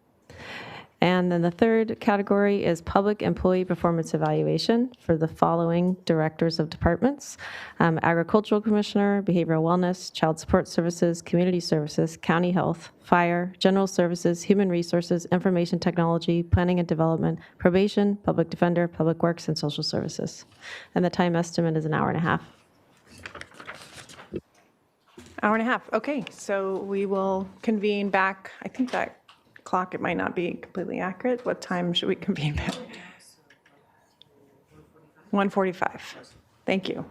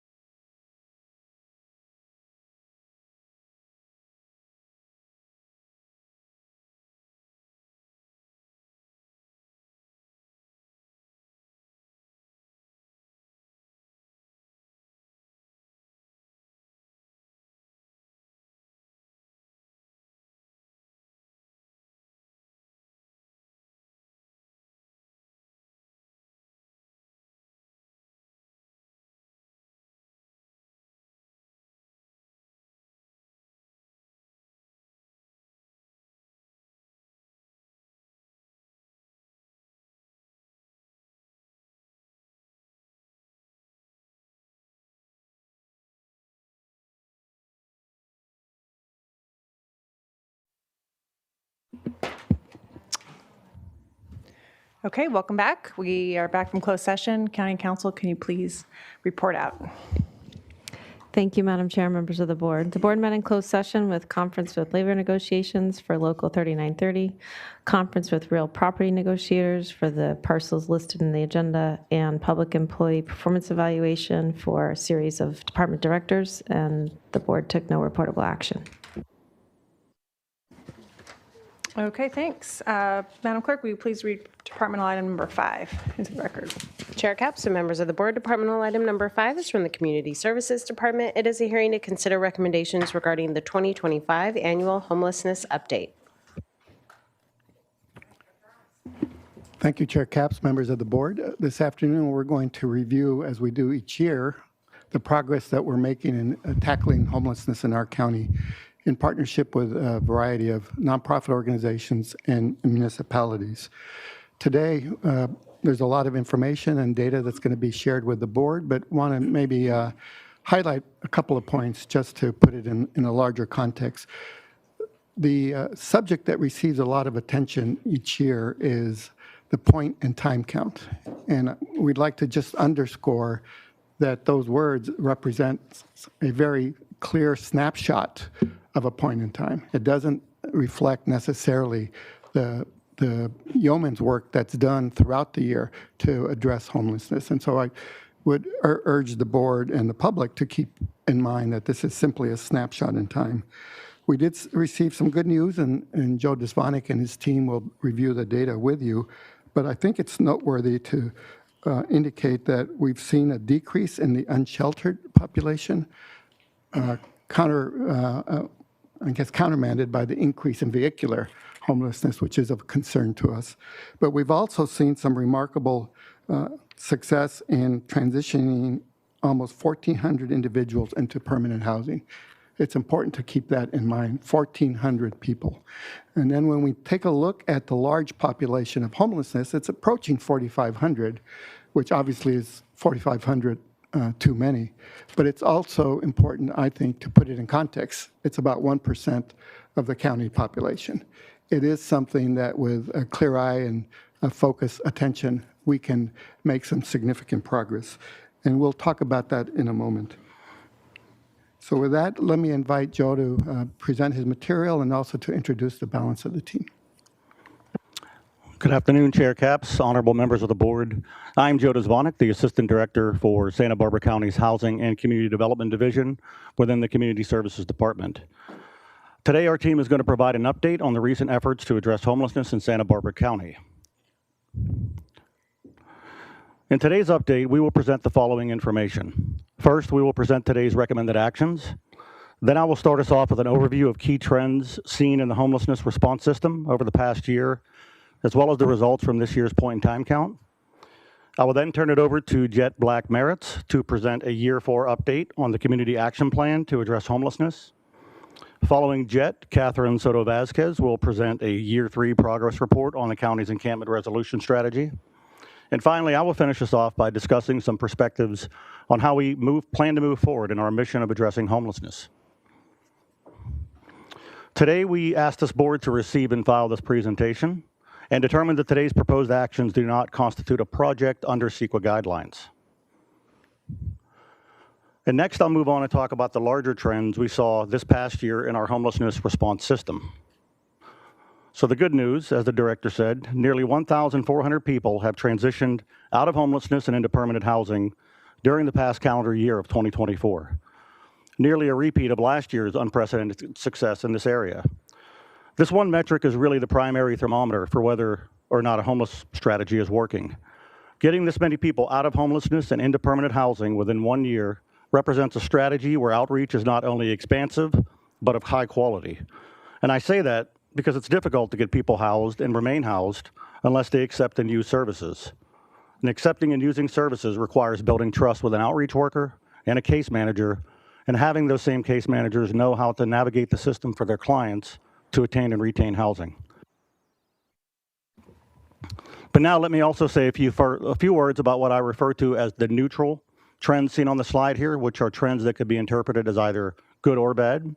And finally, I will move on and discuss some of the troubling trends that we have seen. The first neutral trend we see here is the trend of people experiencing homelessness. What we saw was an increase in the overall number of individuals requiring shelter and housing services, or what we track as the official number of people known to be experiencing homelessness in our county. Now, that data comes to us from the Homeless Management Information System, or HMIS, and not from the PIT count. While this number increased by 124 people to a total of 4,457, it does represent a growth rate of less than 3% from last year. In previous years, the growth rate in homelessness was always well over 10%. So to have a drop to something less than 3% in overall homelessness is a positive trend. However, we fully acknowledge that the total number still increased overall. The second neutral arrow here is to address the trend in first-time homelessness as determined by the data in HMIS showing people accessing services for the first time. And in this category, we saw a decrease in the overall inflow.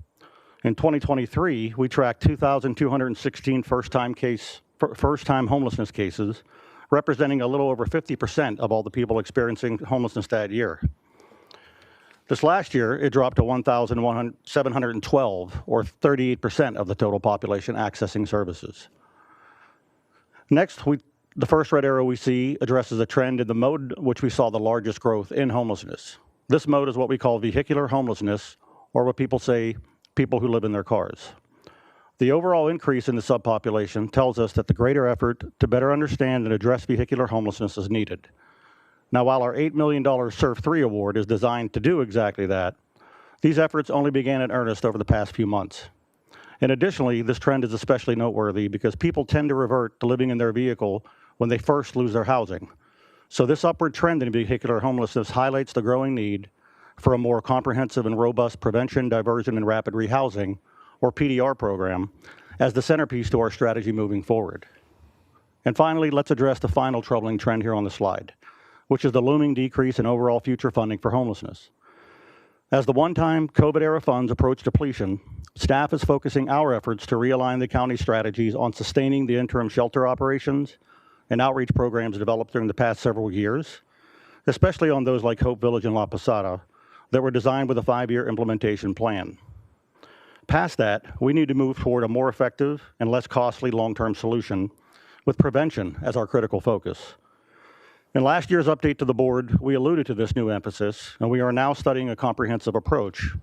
But along with that direction, staff believe additional consideration should be given to establishing goals focused specifically on eliminating chronic homelessness and achieving functional zero. And I will talk more on that later.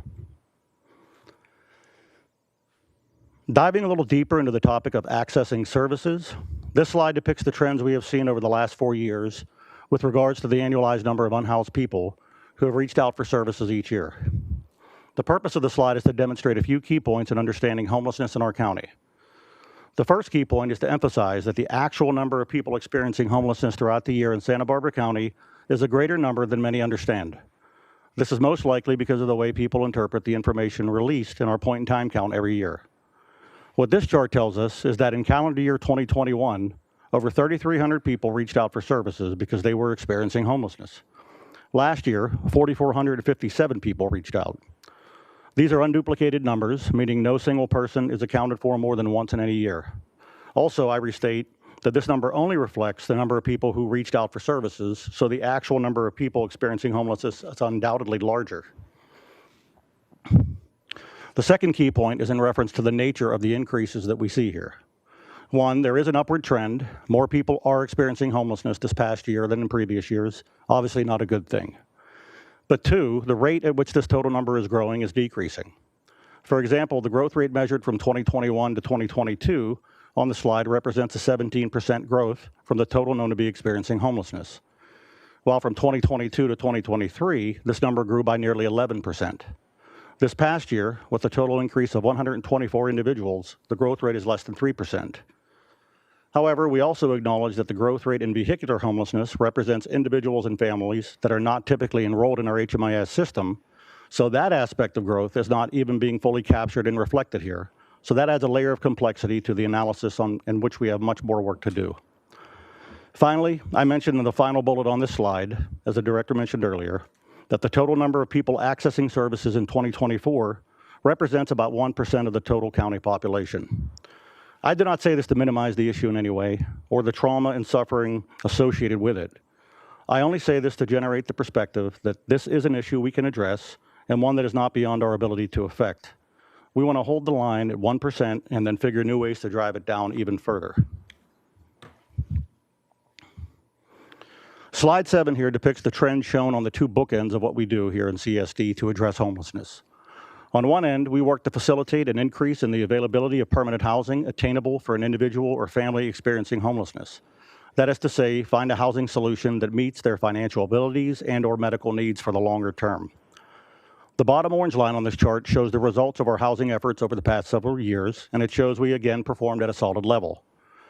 However, the blue line at the top addresses the other primary focus of our role, where we work to engage with and encourage individuals and families experiencing homelessness to accept shelter and the variety of medical and financial services available to them.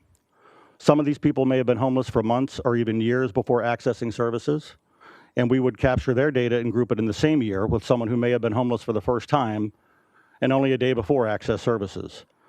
The number we track as those accessing services for the first time due to experiencing homelessness is the blue line at the top of the chart. And that number for this year is 1,712, which is a subset of the 4,457 total population experiencing homelessness that we described in the previous slide. So what is our overall goal with our community action plan? Our goal has been to make these two lines approach each other and eventually intersect. If that happens, people will still fall into homelessness, but our ability to house them has improved to the extent that overall homelessness declines and no one person experiences homelessness for very long. In other words, if they intersect, we could significantly reduce to maybe eliminate chronic or long-term homelessness for any one individual and be able to approach achieving functional zero for our entire community. But I think a deeper lesson here is that we as a county, as a community, we need to focus more intensely on those issues that are driving people into homelessness much earlier upstream in the process of becoming homeless, while we as a CSD improve our ability to get those people who are already experiencing homelessness back into a housing solution. The current strategy we are discussing here today, which is a CSD-based strategy, is by its very nature more focused on affecting the orange line at the bottom of the chart and getting those who are already experiencing homelessness into a better situation. And we want to start finding a way to focus on the blue line at the top and prevent folks from entering into homelessness. Over the next 3 slides, I want to briefly take a look at the trends resulting from this year's annual point-in-time count. And first, I want to mention that the level of volunteerism, combined with the level of staff coordination it takes to get this done in a matter of hours across the entire county, is tremendous. However, I will not spend much time on pit count numbers today because they truly do reflect only a snapshot in time. I want to emphasize this because, as I mentioned earlier, our information management system, coordinated entry system, our referral and housing systems, they're all much more in tune with the trends of homelessness in our county over time, and it's those systems that inform our decision-making and funding choices. The pit count will likely always occur because it is mandated by the federal government in order for us to receive funding, not to mention that the count itself is an important event that keeps our community's eyes wide open on this issue, which is why I'm so thankful for all the volunteerism we see every year. So having said all this, I will now move on and take a look at the snapshot of data for this year because there is some value in the information it does provide. And what we see is a 15% jump overall in the numbers of individuals that are visible to us as being homeless on one random morning. Specifically, we saw an increase of 317 individuals. While this trend undoubtedly reflects a true overall increase in homelessness, I will add this, that even in a comparison of the 2 previous pit counts,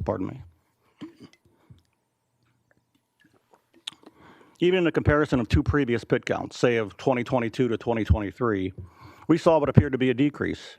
However, we are certain that in reality, overall homelessness was still increasing between those 2 years, and that's according to our HMIS data, as we saw on the slide before. In fact, it's growing every year on the slide being shown here.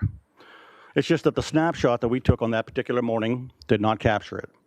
And furthermore, although the point-in-time count conducted this year tells us that we saw 2,436 individuals experiencing homelessness, we know from the data I showed earlier from HMIS that actually 2,000 more than that were actually experiencing homelessness last year. So outside of the overall pit numbers, 2 other trends are notable. One, the number of people seen in shelter beds that morning increased by 61% as compared to what we saw in 2022. while the number of people living unsheltered decreased by 25% when compared to 2022. And that's a significant shift.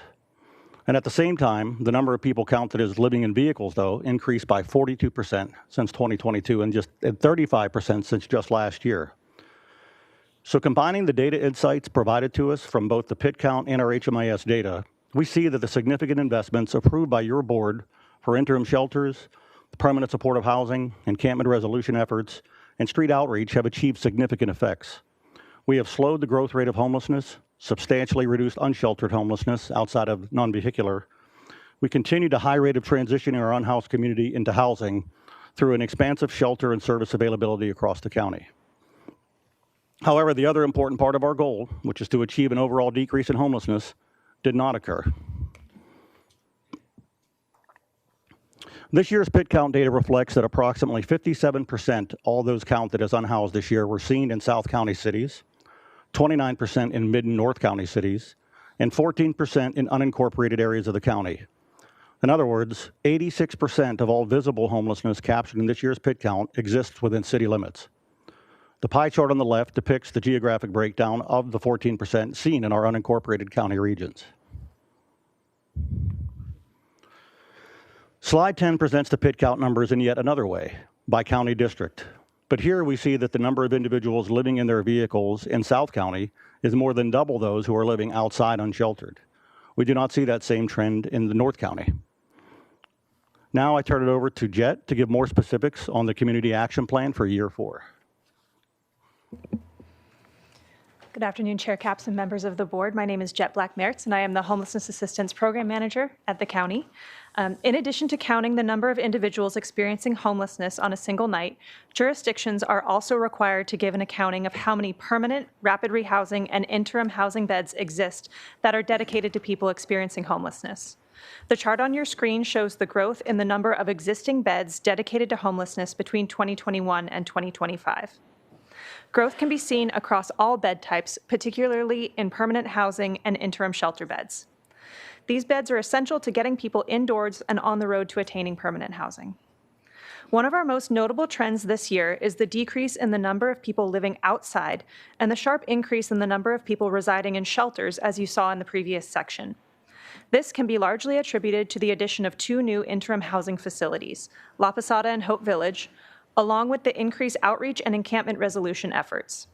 This cause and effect clearly demonstrates that when funding and collective efforts are concentrated and coordinated, real changes are possible in a relatively short period.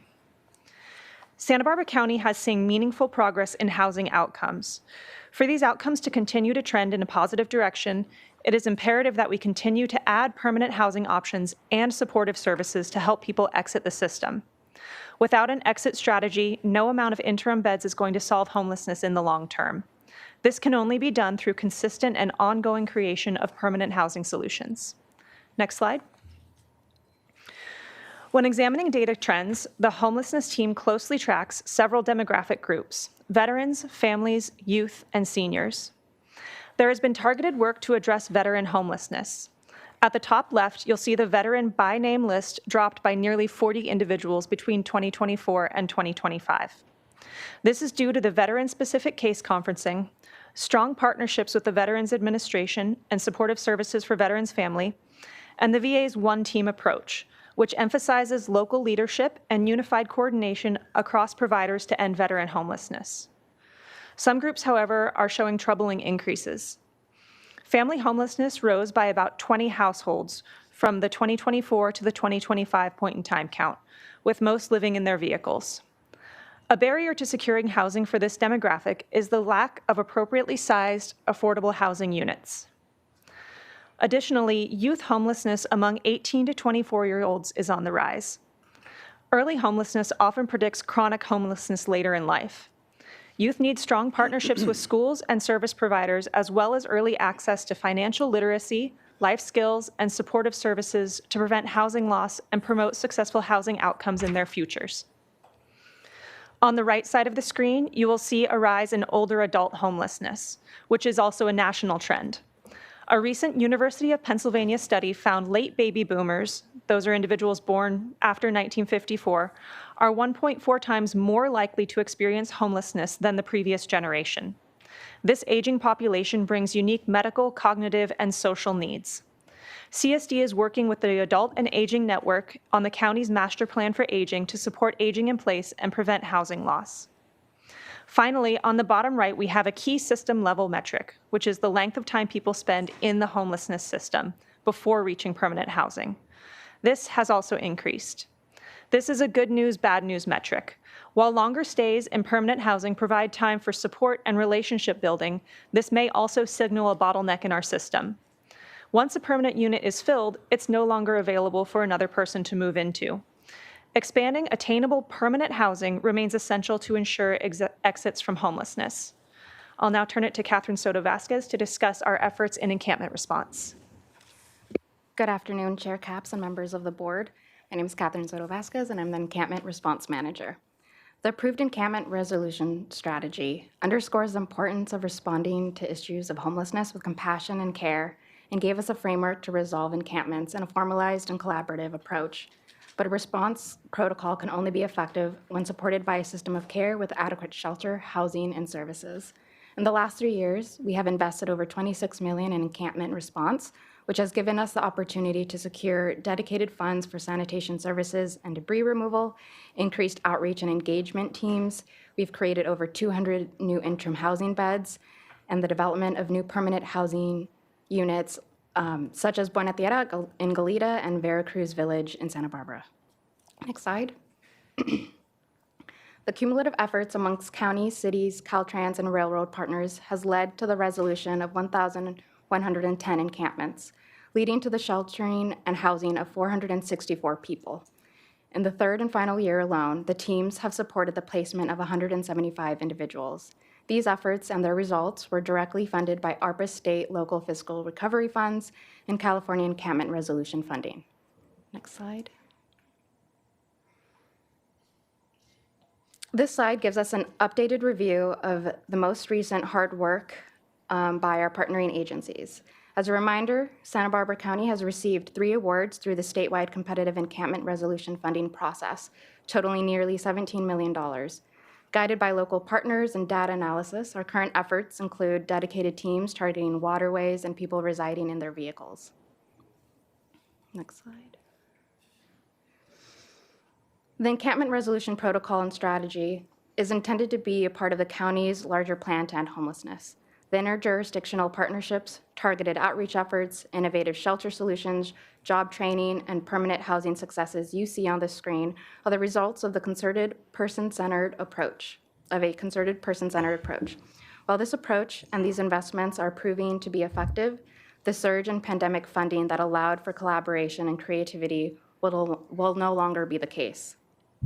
The reality of our situation is that homelessness numbers continue to rise, and though we are seeing clear improvements in housing transitions and slowing the flow into homelessness, we are also encountering emerging challenges, such as a rise in vehicular homelessness and a shifting funding landscape. The CSD Homelessness Assistance Team has historically operated under the narrow band of homelessness response, meaning our services are initiated when a person falls into homelessness and often taper off after someone enters housing. If the county's goal is not only to address homelessness, but to systemically end it in the long term, the scope and reach of the division must be expanded. To address this challenge, we must look beyond quick fixes and emergency responses and get to the root causes of the issue, which we know to be the lack of affordable housing, poverty and income inequality, the cost of medical care and prevalence of chronic health conditions, and the fragmentation of social and public services. Your continued leadership and support will be critical as we navigate the next phases of our response. Thank you. So before moving on to our final slide, I just want to take a moment to thank all of our partners, many but not all are seen here, for their efforts and support in addressing homelessness in so many communities and in so many ways across our county.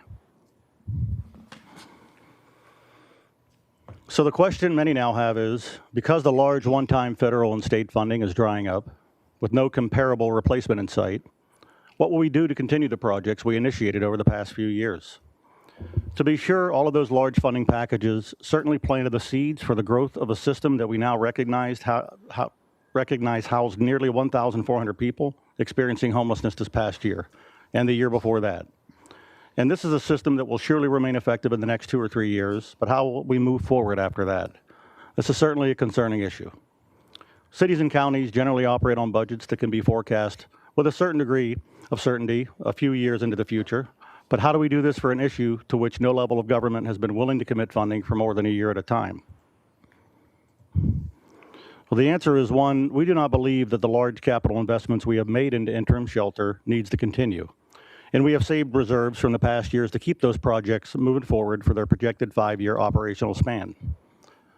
2, we still have our $8 million SURF 3 award and a stronger bond with the city staff of Santa Barbara and the New Beginnings Counseling Center to better understand and address the fastest growing segment of our homeless subpopulation, the vehicular homeless. 3, the massive cash flows that pass through CSD and multiple other county departments in the past several years have not only provided the building and strengthening of a new type of network that helps us understand and address the issue of homelessness, but afforded us the opportunity to acquire lessons learned that we carry forward. We have developed innovative solutions, we have a better idea of what works and what doesn't, and we have better connectivity with each other on this issue. Point 4 here is just do our jobs. That is, both homeless and affordable housing teams and HCD know that our job is to keep working to identify, understand, apply for, and acquire all the various funding sources made at all the various levels that could possibly be used to address homelessness and affordable housing issues. Finding and braiding new funding is simply our job. It's staff work, and it's what we always do. Points 5 and 6 emphasize that at the same time, we do recognize that we must now adjust our strategy moving forward in the onset of significant funding reductions. For point 5, we have known for some time that moving upstream in an individual's pathway to homelessness and working to prevent them from becoming homeless to begin with is a much less expensive and much less traumatic way to approach this issue than any other alternative. But we have yet to spend the time developing a wide-reaching and comprehensive program to do this. And that is where staff is now starting to spend much of our time and effort. And finally, on point 6, it is well known that many economic, social, and political factors converge to influence the ability of any particular community to foster an environment where housing can be attained and maintained by the majority of its residents. For example, cost of living and wage disparity, inflation, exorbitant property values, lack of affordable housing, drug proliferation and addiction, behavioral health and social services availability, all just to name a few. And most of these influencers on the growth of homelessness are simply beyond the scope of anything for which CSD could provide solutions. So rather than establishing a goal to, quote, end homelessness, perhaps it is more achievable and therefore more worthwhile from a CSD perspective to set a goal of making homelessness less frequent, brief, and an occurrence where the number of people exiting is at least equal to or greater than the number of people entering. A more succinct way of phrasing this concept is simply to say that our goal should be to eliminate chronic homelessness and achieve functional zero. In order to set the path for this aspirational goal, staff will be giving much thought to a new approach in the coming months. We need to understand how to apply the lessons learned over the past years and make our work more efficient and effective in our quest to address homelessness as humanely as possible. We know that is the wish of your board, our community, and it's what motivates CSD every day. And with that as a backdrop, we'd also like to suggest that if we think of our housing element and the cycle of the housing element, CSD is taking on the challenge of bringing forward to you a proposal that would achieve item 6 within the context of the current housing element timeframe. So sometime in the next 5 to 6 years that we achieve what is identified as item 6. It's a challenge for us. It's going to be a challenge for the county, but it's something that I think is achievable in light of the population counts that we've shared with you. And with that, Joe's going to highlight the final recommendations for you today. So Chair Capps and members of the board, thank you for your time today. As always, we look forward to your questions, comments, and direction.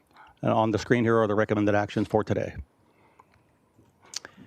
Well, thank you so much. I'm so proud of our housing homelessness team. Questions from the board? Yeah, Supervisor Nelson. Yeah, thank you, Chair Capps. We can go to slide 8 for a moment.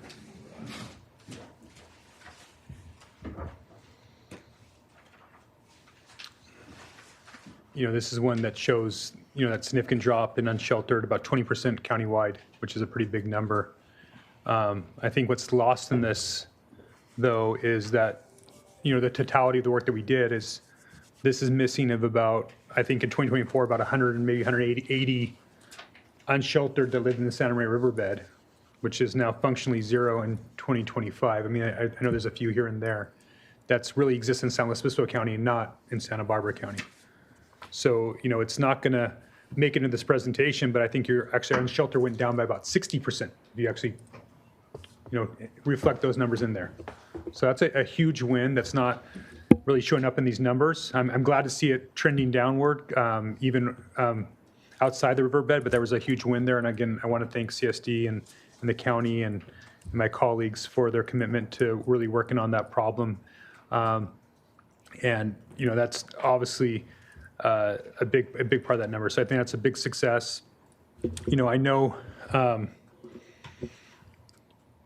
one of my hypotheses on why this is all happening is part because, now enforcement is a tool that we can use. And I didn't see a lot of that in your presentation. But I do think that's playing a role here. That, when we basically no longer say that, a certain level of behavior or lifestyle is acceptable, and we kind of set that bar, people will respond to it. Some of them will, go into vehicular, and I think that's what you're seeing here in some ways. Some of them will relocate. Some of them will take advantage of the resources that we provide.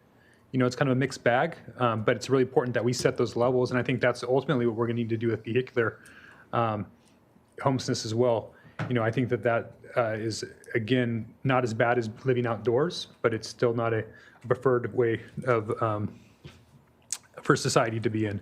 I do want to thank, again, some of the county partners on, not to gloat, but the 4th District numbers being so low. There's been a lot of work that's been done in the 4th District, with the Sheriff's Department, with City of Santa Maria, some of my CSDs and my community members to really tackle the issues as they pop up in the 4th District. And I think that's, reflected, as well as being a lot of the unincorporated area that I represent. A lot of my colleagues have cities, bigger portions of the cities, and that's, I think, reflected in their numbers as well.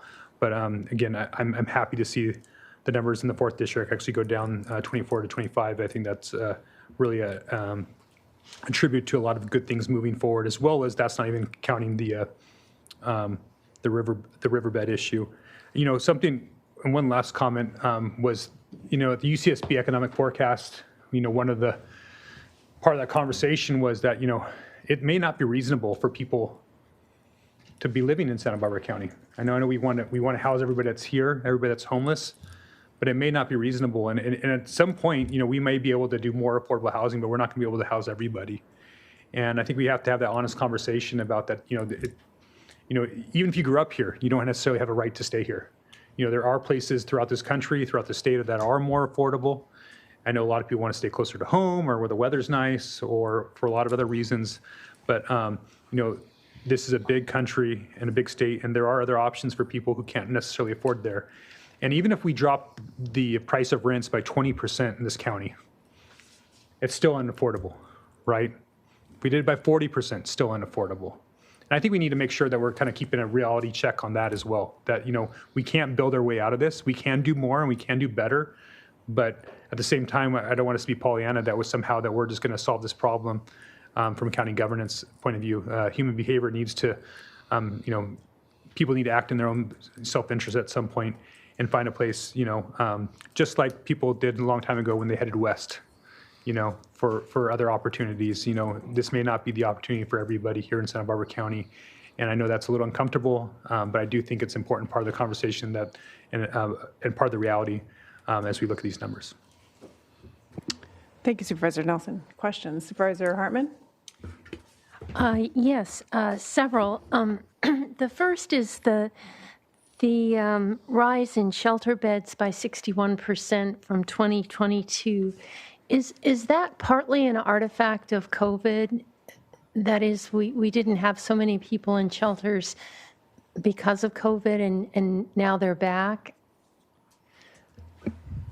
Supervisor Hartman, through the chair.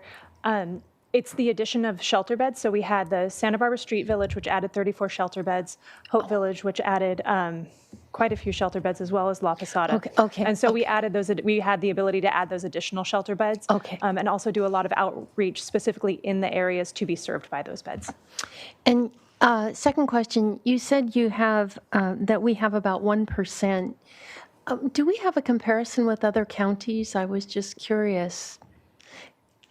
We've not come across any good data on that point, but when we think of some of the neighboring counties, they're experiencing some growths, and so it is something that we can take a look at and see if we can get some comparative data. Alone, it's hard to know what it means, but we have been working really hard. We have our A team here, really A game. So I hope that it's reflected, and I think you've helped us have a much deeper understanding of what these numbers mean. I really appreciate today's presentation. My next question is, I guess we had the earlier presentation about the CARE Act and AB 43, and I think that will have at least an effect on some. But my bigger question is Prop 1. A lot of that money is to go to building housing for people with mental illness. Many of them are homeless because of that. They're not really able to go somewhere else or do something else because they don't have that mentality right now. So how are we thinking about the future once, how does that affect the vision? Supervisor Hartman, through the chair, I think that's really the $64,000 question for the county as an organization. You heard a very good presentation from BWell this morning about some potential funding and focus around housing. And it strikes us that something that the CEO's office has stressed for quite some time is improved coordination and collaboration among the departments. It's something that we've been talking about internally and want to discuss further with our colleagues about how we institutionalize, if you will, that kind of collaboration, because that's offers an opportunity to access resources, to access services, to access knowledge, to make the kind of progress that we're hoping to make. Right, and that was really the governor's pitch on Prop 1, and it narrowly passed, but the voters went, and so I think as a county we have to be prepared to say this is our strategy in this new framework. Supervisor Lavagno. Thank you, Madam Chair. A couple questions. So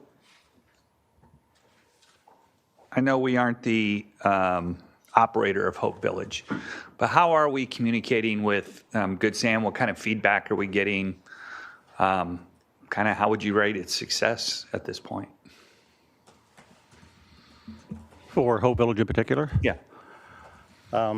Yeah, I meet with them. We meet with them every couple of weeks, and I would say it's also successful, not only because of the housing rate in which they're able to achieve, but really its relationship with the local community has improved a lot. Again, we have some issues here and there, but over the last year, it has really smoothed out to where when I even meet with city officials, there's everybody kind of acknowledges a pretty good progression in that area. So I think it's been very successful. Awesome. And then can you just touch a little bit on your relationship with AmeriCorps and what they've kind of brought to this field? Do you want to? I personally don't have much relationship with them, but you might interact with them. Yeah, Supervisor Lavagno through the chair. AmeriCorps fill a very important role for all local nonprofits, especially when we're looking at outreach and those sort of direct service boots on the ground level. And so the impacts of potentially losing more AmeriCorps volunteers, I think, would be detrimental to the nonprofits that they're serving, because the cost of hiring a full-time, full-pay individual far outweighs the cost and investment in an AmeriCorps for basically the same return on investment. And so that is something that we are looking at in the future that is going to be a barrier to nonprofits for doing the level of service that they have been used to doing. All right, thanks. Yeah, I'll just weigh in real quick just on, I think I'm glad you guys made and it wasn't you that started this idea of we'll end homelessness, but I think the conversations, we don't control all the factors that lead people into homelessness. So for us to say that we're going to end it, and you're not at the beginning of the pipe, makes it really difficult.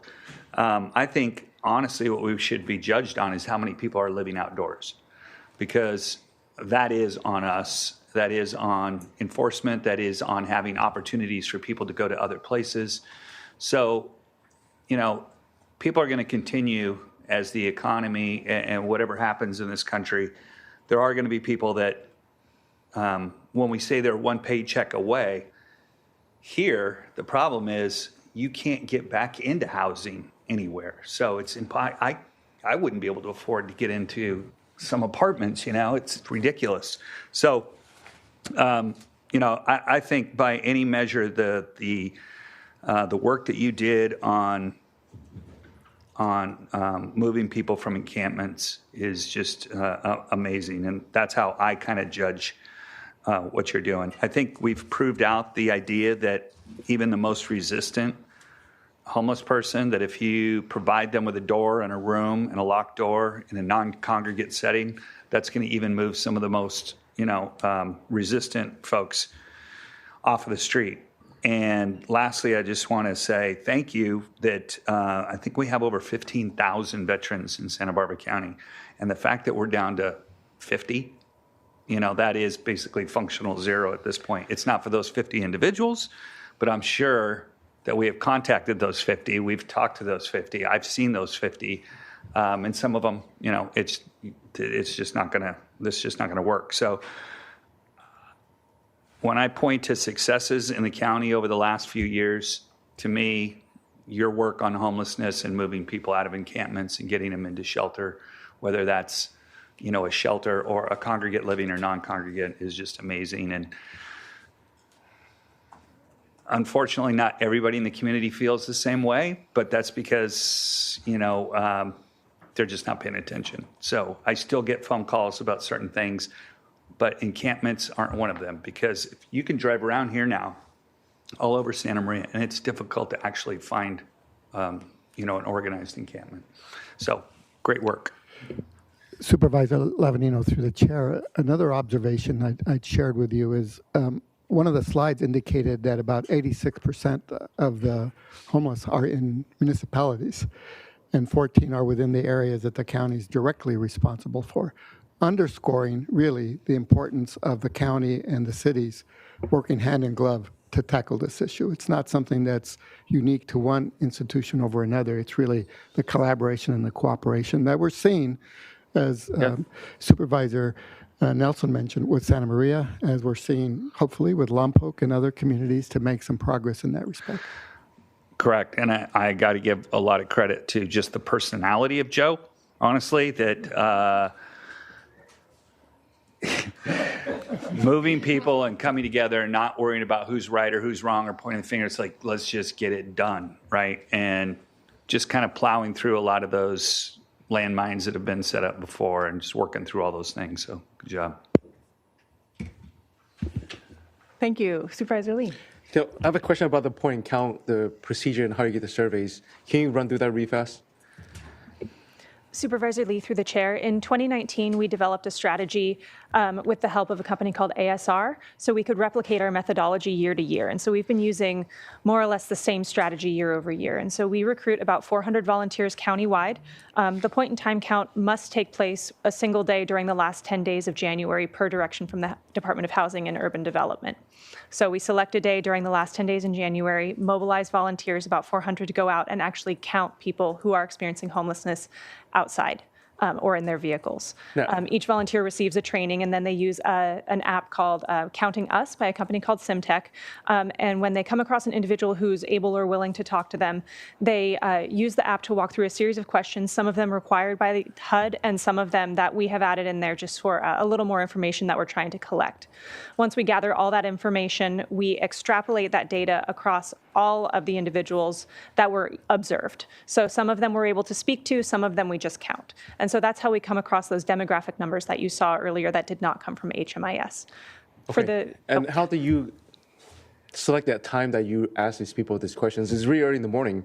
Do you think you'll have different answers if you can ask them later in the day where they're more awake, walk around, have the lunch?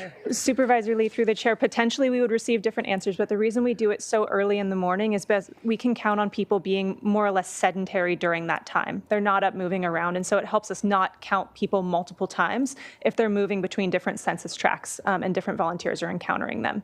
So we find that to be the most accurate time to count because you're able to see where someone is and guarantee that they won't be moving for the next hour or so because it is 5:30 in the morning. Has anybody been angry at any of the volunteers for saying, "Why you wake me up? I just fell asleep"? We instruct our volunteers not to, touch people, shake people, try to wake people up. We do a friendly call. One of the points in our training is you are entering these people's home. This is where they live. So if someone was pounding on your door at 6 in the morning, you would be fairly angry as well. And so we instruct them to be as gentle as possible when approaching these people, and we emphasize that just doing an observational count is fine as well. But there's anecdotes every year. Thank you. Yes. Supervisor Hartman, did you? Oh, yeah, I had a couple of things. First, while I think that encampments, that's the most visible, and it really is discouraging when you see them. So it's really great to see them cleaned up. But at least in Lompoc Vehicular, the street after street is lined with cars and RVs that are no longer in service, and that's pretty discouraging too. So I think that your emphasis on trying to go upstream and prevent homelessness, our partnership with New Beginnings, trying to get people when they're in, to come into safe parking and get them then is great. I would like, when we give a motion, to direct that in say 9 months you come back with working with Be Well and kind of helping us understand how Prop 1 and that framework will how you're cooperating to ensure that we use that to the best ability we can to deal with the mentally ill, homeless, and substance use disorder illness for homeless. Yeah, thank you. I had a couple questions. Just again, it's so clear. It's an all hands on deck approach, and I appreciate all of the data. So when you go through all of this, what are some light bulb moments, or okay, we really got to double down on this area, or what? I mean, it's a lot to take in. So I'm just hoping you can maybe discern it a little bit further for me as a team. And you really are a strong team.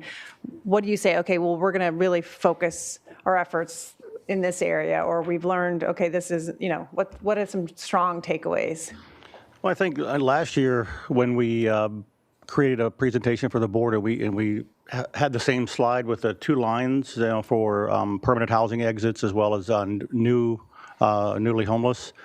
And we kind of realized what we were trying to do is very difficult. The expense of establishing a Hope Village in La Posada and operating those over the years is, it's something that a 5-year time frame was given for multiple reasons, and one of them is just financially probably not practical to keep those open for 5 years.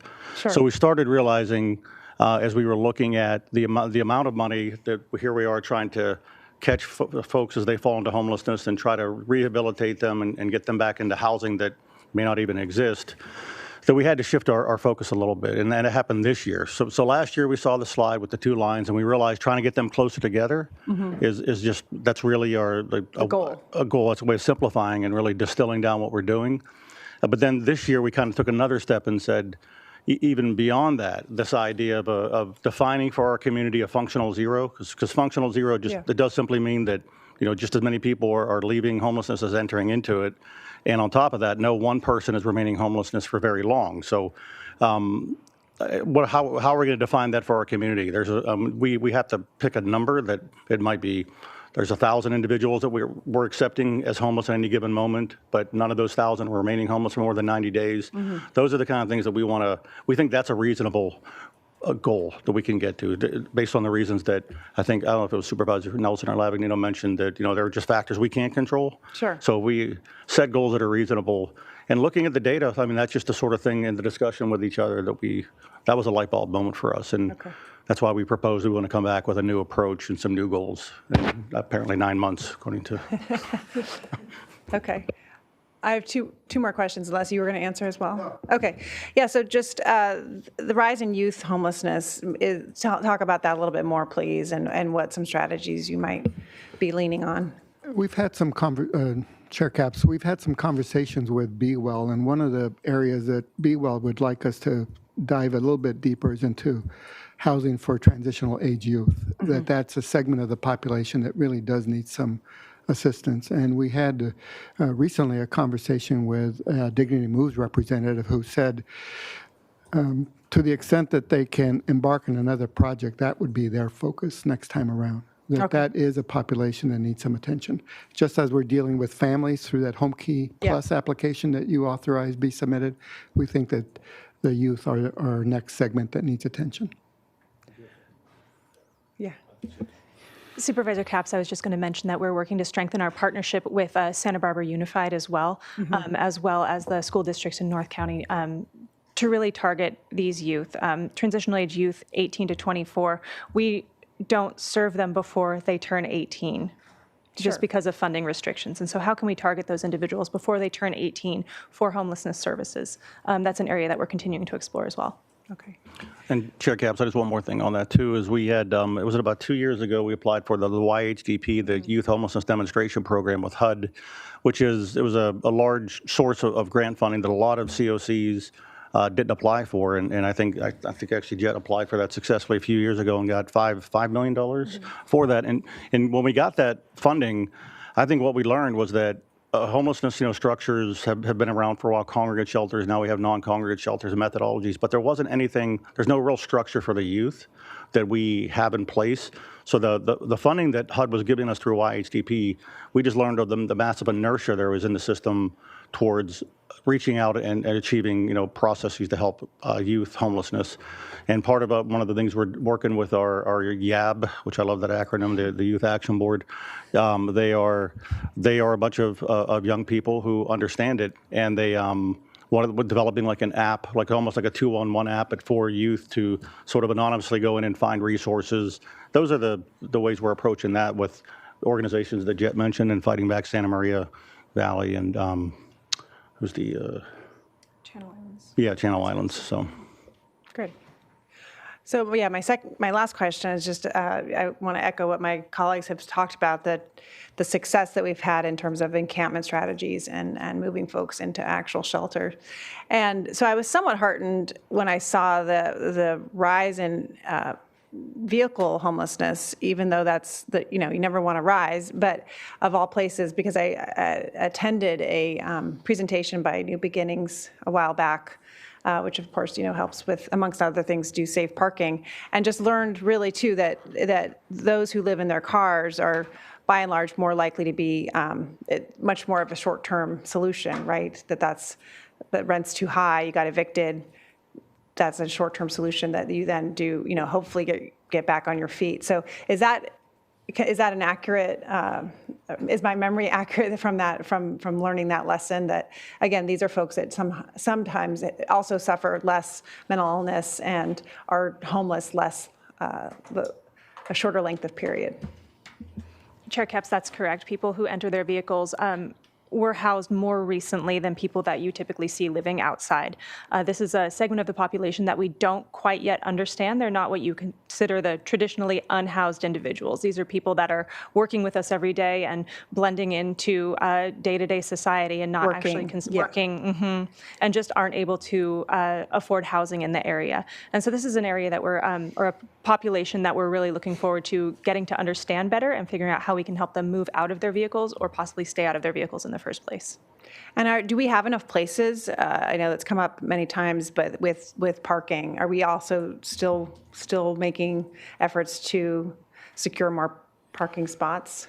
The board, if I may, just one dimension, and then Jet can elaborate, of course. The board did direct us to try to work to see if we could secure state properties. Yeah. It's been a bit of an uphill battle. However, our state representatives have been willing to assist us, and we're still trying to work with the governor's office to see if they can get some support in that area. Our Our lobbyist also was in contact with another legislator who was trying to introduce some of that language in a bill that she was sponsoring, and we're hopeful that we may be able to make some progress. EDD and DMV tend not to be at all receptive to the notion of their space being used. So it's a bit of a challenge. Yeah, well, hopefully that uphill battle just got a little bit easier with the fact that I know Senator Monique Limon has been working on this for 2 years, and now she just became the leader of the Senate. So we're very happy about that, and hopefully this will be, I know it's something she cares a lot about, so maybe that we'll see some progress there, because, again, I just think back to kids, you, of course, want them in homes, but being in a car is far better than being on the streets. And so anyway, thank you for this very comprehensive report. I think at this point, I'll see if there's any public comment. Chair Capps and members of the board, we have no requests to speak from the public on this item. Okay, with that, I think we're ready for a motion, unless there's any closing comments, thoughts. Okay, Supervisor Nelson, did you? Yeah, we'll go ahead and make a motion to accept items A and B, receive and file presentation, and that it's not a project under CEQA. Would you amend your motion to include a report back in 9 months on Prop 1 and housing? Looks like staff can do that, so yes, motion is amended. I'll second. Okay, we have a motion and a second. All those in favor, please say aye. Aye. Motion carries. Thank you to our homelessness team. And we will move on to our last departmental item when the clerk is ready. Okay.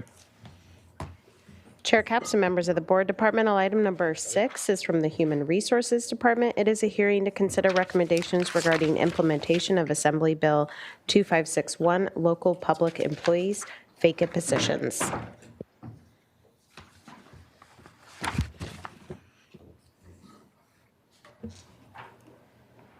Good afternoon. Oh, thank you. How much you're here. Good afternoon, Chair Capps and members of the board. I have with me today, to my right, Natalie Alvarado. First of all, I'm Yvonne Torres, the Assistant HR Director. To my right, I have Natalie Alvarado, our Talent and Development Division Chief. I have to my left Carlos Silvas, the Employee Relations Division Chief, and then Raquel Martinez, our Talent Acquisition Manager. So we have the whole team here in case there are any questions. I'm here today presenting for Christy Schmidt, and I wanted to just say that these individuals will be here to assist me with the presentation as well. Okay. In today's presentation, we're going to go over the requirements of the new law, Assembly Bill 2561, that requires an annual hearing on employment vacancies. We're going to talk about the proposed hearing procedures, talk a little bit about the nuances of employment vacancies in general, and then provide the required hearing information. AB 2561 went into effect January 1st of this year after an effective campaign by public sector unions. The legislative findings underpinning the bill were that job vacancies in local government are widespread and significant problem for the public sector, affecting occupations across wage levels and educational requirements. High job vacancies impact public service delivery and the workers who are focused to handle heavier workloads, with understaffing leading to burnout and increased turnover that further exacerbate staffing challenges. There's a statewide interest in ensuring that public agency operations are appropriately staffed and that high vacancy rates do not undermine public employee labor relations. And notably, the state did not apply these requirements to itself, even though the state vacancy rates are similar to those of other public employers. Actually, they're at 20%. Ours aren't even close. AB 2561 requires public agencies to hold at least one public hearing per fiscal year prior to the adoption of the annual budget. Staff needs to present information about vacancies in funded positions and recruitment and retention efforts. Any recognized employee organization for a bargaining unit is entitled to make a presentation to the board addressing vacancies and recruitment and retention efforts for positions within the bargaining unit. If the vacancy rate in a bargaining unit exceeds 20%, the union can demand that the county present certain additional information at the hearing. As we'll discuss later, only one very small bargaining unit at our county had a vacancy rate above 20%, and that unit did not request the additional information today. We provided proposed hearing procedures for your consideration today to guide these annual hearings in the future. We've shared this with our bargaining units and incorporated their feedback. The procedures call for appropriate notice to the unions, and they outline the order of the hearing presentation, starting with a presentation from staff, followed by a presentation from the unions who have requested to speak, then the board questions and answers, and then final comments from staff and unions, and then public comment. The procedures also call for following the board's normal standard of discourse. Are vacancies a pay problem? I want to provide a little context for the discussion that I hope will be helpful. A premise behind the new law is that vacancies are a problem, and specifically a problem that should be solved with pay and benefit increases. While that sometimes can be the case, it isn't necessarily always so.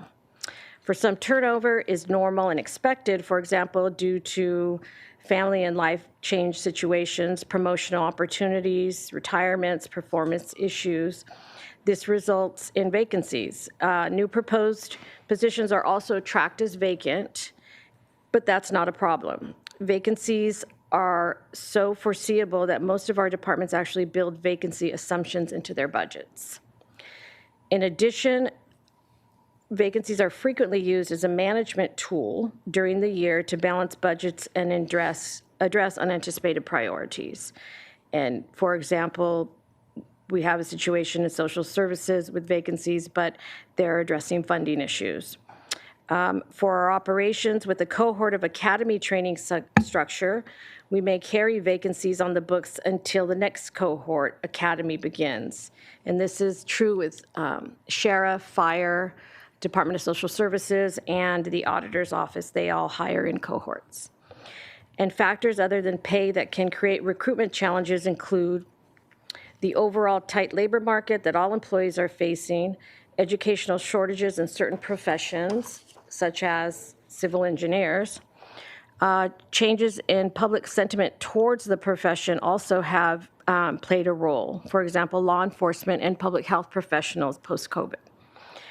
Perceived workloads and overtime work requirements can affect interest in our jobs and the fact that we work with challenging populations. And in some areas, we see employment applications affected by preferences towards contract employment. An example would be licensed physicians and psychiatrists.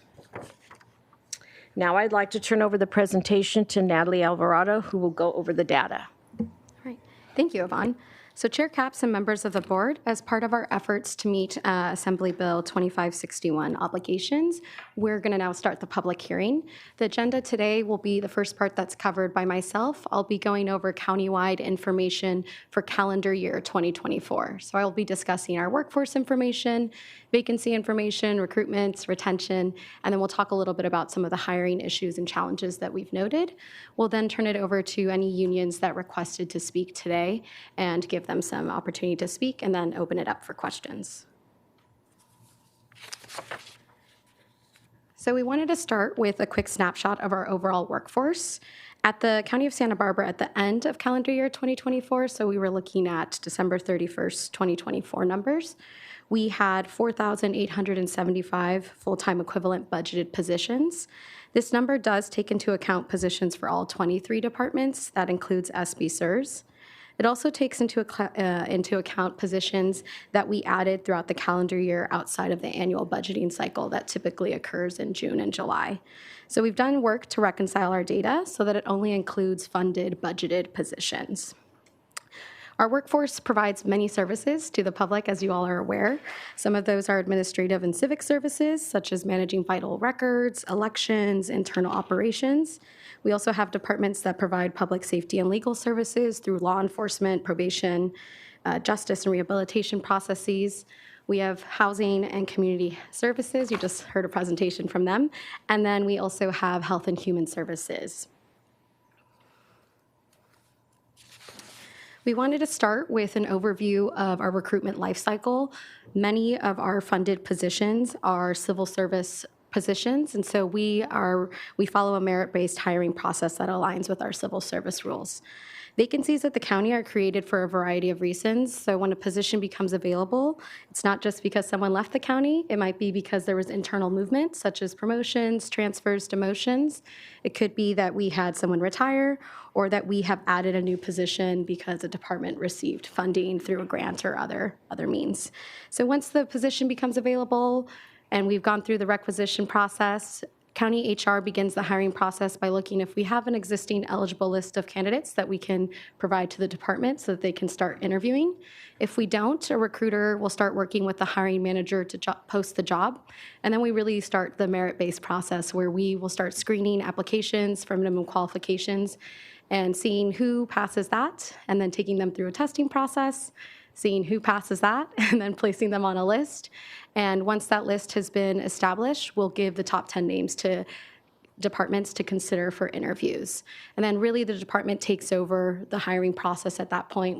We'll conduct their selection interviews, manage the offer process, and any other pre-employment processes like a background investigation or a background check, reference check, et cetera.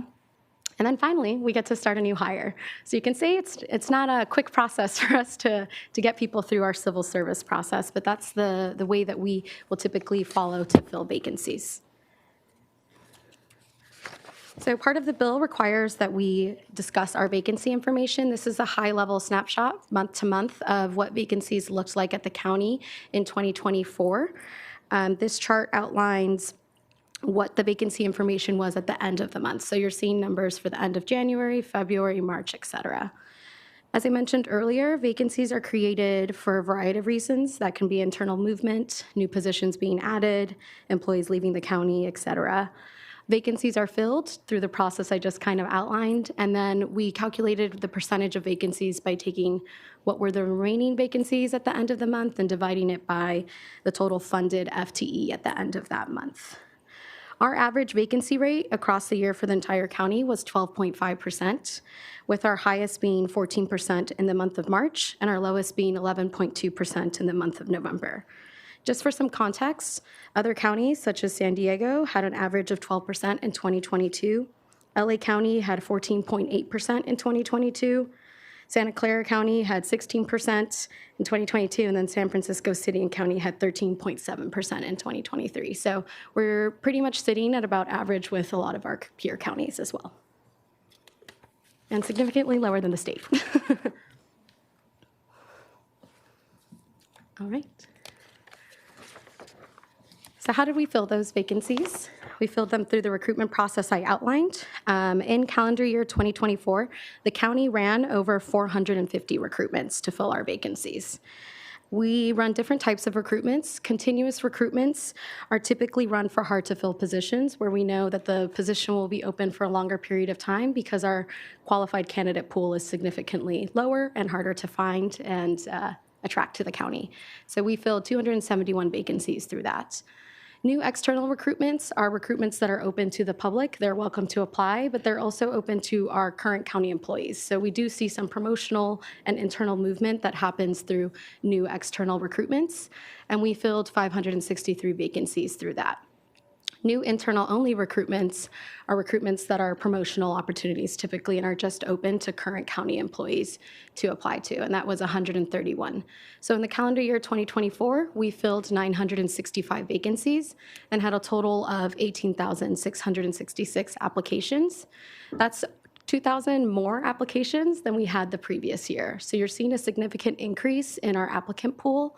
However, I will talk about this a little bit later. Finding qualified applicants for some of these positions is still very challenging. Retention information. I mentioned earlier how people leave for a variety of reasons at the county and create different vacancies. Retirements, we had 125. Involuntary separations, we had 56, and then voluntary separations, we had 285. We then also created vacancies because of internal movement through promotions, transfers, and demotions, and then newly budgeted positions that were added outside of the annual budgeting cycle. So that created a total of 939.1 vacancies throughout the year. And our annual staffing turnover rate of 9.5% is pretty industry standard. The way that that was calculated was taking the number of separations. So those first three lines of retirement, involuntary separations, and voluntary separations totaled 466, and we divided that by the budgeted FTE at the end of the year to get our annual staffing turnover rate.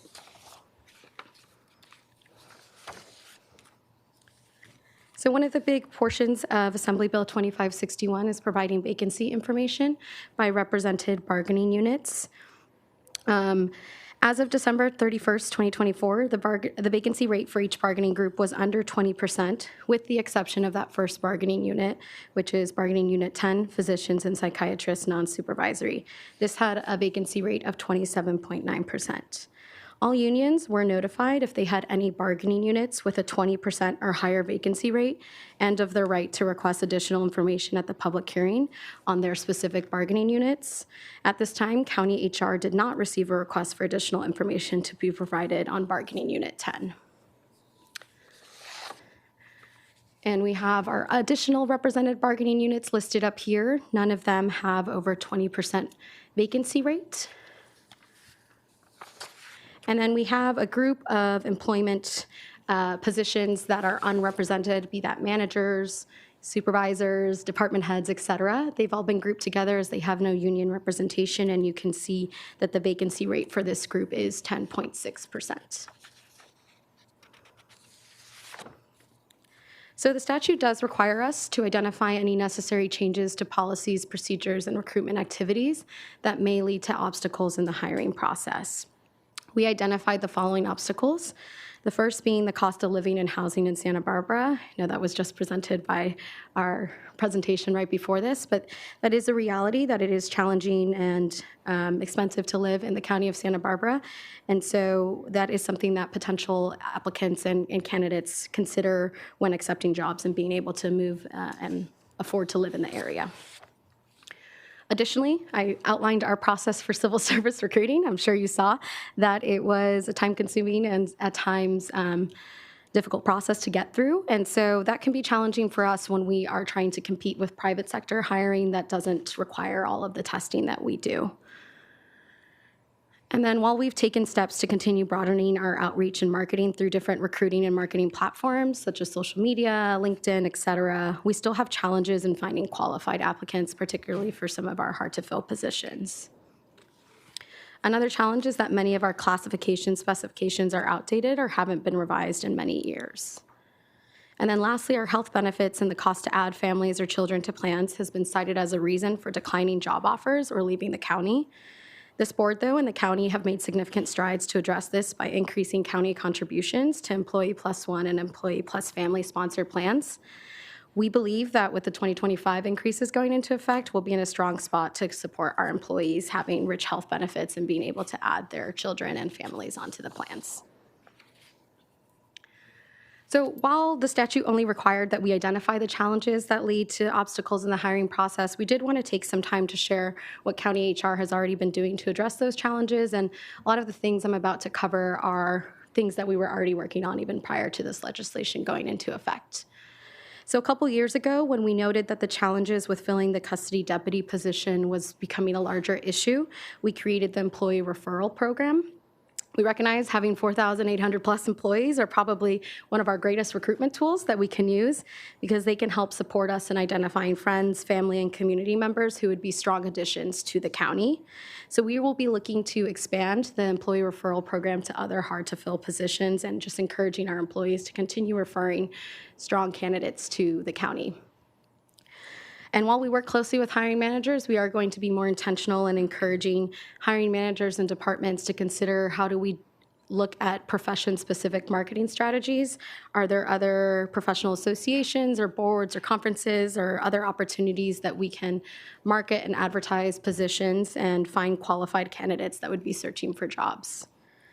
Another goal we have is to develop a classification update plan that would allow us to strategically look at job families and outdated classifications on a set schedule, determine if those classifications need to be updated, and then taking the steps and doing the work to do so.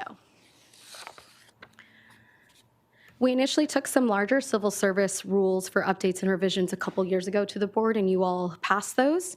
And since then, in this past year, we've had a working committee of HR professionals, and that's a few different departments that are represented on that working committee, along with county counsel and ourselves, that are actually doing a deeper dive into our current civil service rules, and they're identifying recruitment rules and other rules that can be adjusted or changed to help streamline our hiring process.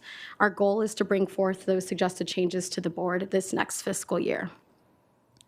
And lastly, with Workday coming on board, really once we focus on phase 2, the people and human resources side, we know that we'll have better tools to be able to track the talent pools and how people move within the county, and finding ways to identify those talent pools and focus on more internal professional development and helping employees develop and identify different career paths for how to stay within the county and increase our retention efforts. So the statute does allow for any recognized employee organization for a bargaining unit to make a presentation to the board addressing the status of vacancies and recruitment and retention efforts. We presented this opportunity to all unions on May 6th and received a response solely from Service Employee International Union, or SEIU 721, and they will be making a presentation. So I'm going to invite them up. If they're here, are they? 620, okay. 721, they're not. I don't see them present in the audience. Okay. Unless there's any requests from Santa Barbara. Chair Capps and members of the board, I do believe they were here earlier, but they had to leave. They had some time constraints, so they are no longer present. Okay. So then we'll, that will be public comment. We'll turn it over for questions from the board, and then we'll go from there. Great. Thank you so much for the presentation. Any questions from the board? Yeah, Supervisor Lee. So, when I was in carpentry, I always see this practice that cities will approach other cities or county, vice versa, about, hey, come over here. We got it much better. Do we have that type of unofficial approach? Yeah, that does happen. I think one of the things that we've been intentional about this year is we did start the Regional Public Leadership Academies, which was an academy that has participants from the City of Santa Barbara, City of Carpinteria, City of Goleta, and the county. And the goal is really for us to develop stronger leaders within our region, and somewhat with the understanding that at times there might be movement within the different local agencies, but to hopefully retain local leaders within this region. Okay. Yeah. Yes. Supervisor Lee, through the chair. We don't have intentional poaching, but I think based on, when other municipalities see the county and then they want to come over, then they do. It's not often that we lose staff to cities. For now, it's not often. Where did your department head come from? Oh. The city. She was actually a retiree. There we go. I see the county has more opportunities, more chances, more ways they can move about. So we recently had someone from City of Carpinteria come to the county because they saw so much opportunity, and I'm glad they did. So it sucks for the city, but it's great for us, right? Yes. I just had a couple questions. I guess if a department head, I'm not asking for any names here, but if they're not really, what are the services or supports that you provide if there's vacancies, yet that department head isn't really necessarily diving in to try to solve that? Do you see what I'm saying? What services, how hands-on can you all be if you see some real oversights that there are some vacancies and not a lot of effort is going into it? Does that make sense? Yes, it does. Chair Capps. What we've done is we've teamed up as in HR, and we have done this with some departments and actually assisted them and met with them to see what the issue was, and looked at the classification, looked to see if it really stated what the job was, because a lot of times individuals will look at the job bulletin and it's not really what the director or the department is looking at, and sometimes they leave. So what we've done is we've gotten together with departments, we've worked with them, and we've established strategies on how to go out, and if it's to the community colleges or getting interns or how we can do it, we have helped them, we've assisted. And Supervisor, if I might add, Chair Capps, that my office meets quarterly with the departments. We go over their budgets quarterly. Yeah. And so at that time, we also ask for their vacancies and review that with them and ask why there's vacancies, what's their plan? Is it a recruitment issue? Is it an organizational issue? Are they holding them vacant for management issues or for budgetary issues? So we delve into that. No, I appreciate that, because I do really, sometimes we hear, oh, we don't have the staff for that. And I know that that's just a factor of work life, that, oh, we can't do that project because we're short-staffed. But I just worry about the burnout. I worry about the impact that means for everybody else. And so while this new law is a little annoying, the fact that it doesn't apply to the state that passed it, but I do appreciate the focus, because I hear that enough where I think, okay, are we doing all we can to make sure that those positions are filled so that the work gets done, and or A, so that the work gets done, and B, so that it doesn't fall on those who are just quietly working along and doing their jobs. So I appreciate the intent behind this focus that's required by law now. And I had this question for our CEO and when we met, but I just wanted to clearly understand what happens to the funding if positions go unfilled for quite some time. Is it just sitting there? Can it be used for other things? What are the rules? Thank you, Chair Capps. So for general fund departments, if there's vacancies and they go unfilled, at the end of the year, they'll fall to the bottom line and they go into the general fund balances, which when you see our reports about how much savings we have, a year-end savings, that's what it is. And it's for your board then to decide how you want to allocate that. In the past, we funded it for capital projects. For non-general fund departments, it goes to their bottom line as well. So public health, for example, or behavioral wellness, they're not general fund departments. It goes to their bottom line as well, and it's there for their fund balance. And as we know, we've had to dip into fund balances to help the department's operating budgets. So that's where it goes. It doesn't just on a one-time basis, and the next year it will be funded if it's appropriated, and if the department doesn't fill it again, it goes to their fund balances typically. And do you think are we inching towards a scenario where we'd have to pass some sort of policy that if positions are unfunded for a length of time, then they're eliminated? Supervisor, you did ask us to do that, and so we do have a budget policy to that degree. I would just be careful, because in a year where we're looking ahead at reductions, most likely, or we're looking at tighter budgets, that we're asking departments to manage their vacancies. We already have something called salary savings in their budgets, so we rely on some just churn, and they're going to have some salary savings to manage their budgets. So we're working with the departments to figure out how they, so that they're not appropriating funds they don't need, but also that if they have those vacancies and they're trying to fill them, if they don't fill them, they're not going to get penalized. So we're actually looking at how they can, if they're using it as a management tool. Great. Well, I think Supervisor Lavanino said this at a recent hearing, but there's about 500 jobs out there, openings, I believe that's right. So anybody paying attention, it's a good place to check out, good place to work. Okay, public comment, please, if there is any. Chair Capps and members of the board, we have one request to speak from the public on this item. We're going to remain here in Santa Maria with Leo DeCasas. Leo?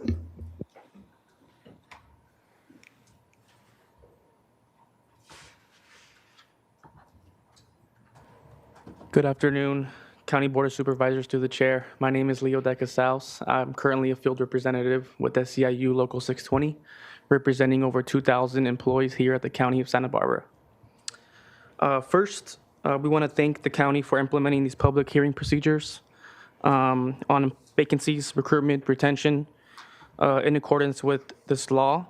We also appreciate the Human Resources Department today for compiling and presenting today's data. The information presented today is critical to our union and the membership that we represent. We want to acknowledge and commend the county for the progress made. Reducing total vacancies between January and December demonstrates an active commitment to addressing staffing shortages.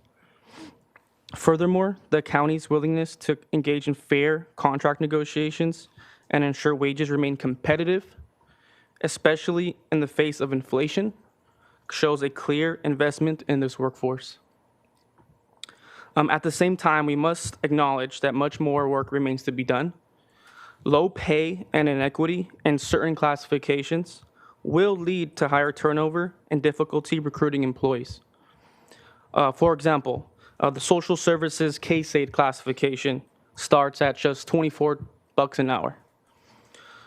Addressing wage discrepancies for classifications that have been identified to be under the market by the county and the union will ensure that we recruit and retain the best talent there is. Currently, between the bargaining units that we represent and from the data compiled by our HR, there are 293 vacant positions within SEIU Local 620. Persistent vacancies place a tremendous burden on existing staff and ultimately compromise the quality of services our community relies heavily upon. While we understand that voluntary separations, identified as the top reason for employee departures, cannot always be prevented, the working conditions that lead to burnout and resignation can be addressed. Ensuring departments are adequately staffed is one of the most effective tools for retention. Employees who feel supported and resourced are far more likely to stay and thrive here. We respectfully urge the county to continue prioritizing the reduction of vacancy rates and to take proactive steps to retain the experienced employees who keep this county running every single day. In closing, Local 620 remains committed to our partnership with the county. Our staff and membership stand ready to collaborate in building a stronger and sustainable public workforce to ensure that the county remains a premier employer in public service. Thank you. And that concludes public comment on this item. Thank you. Any closing comments or questions? Are we good? That's a quick question. Yeah. On the hearing itself. You know, this is another one that's required by the state. Obviously, the Truth Act is the other. I had learned over the last year that Reed County does the Truth Act, and I don't know if that's how they're getting away with that. But I was just kind of curious, are these always having to be at Board of Supervisors meetings, or are there other alternative routes to doing hearings that might, this room right now, there's not a lot of people in it. It's just kind of our normal course of business. We all get paid to be here, but maybe the Truth Act and maybe this hearing in the future might be better served. Maybe not as part of a regular scheduled board hearing, and I don't know if there's another process that the county can exercise, and I don't know if it needs a quorum of the board or it's just that the county needs to hold the hearing. So I just would maybe ask staff and CO and county council to look at that. Maybe these other counties are having these hearings, but they're not necessarily as part of the Board of Supervisors. Maybe it's some other kind of fashion. Supervisor Nelson, to the chair, will certainly look at that. I know for the Truth Act, we did look at that, and it says the board is holding the meeting.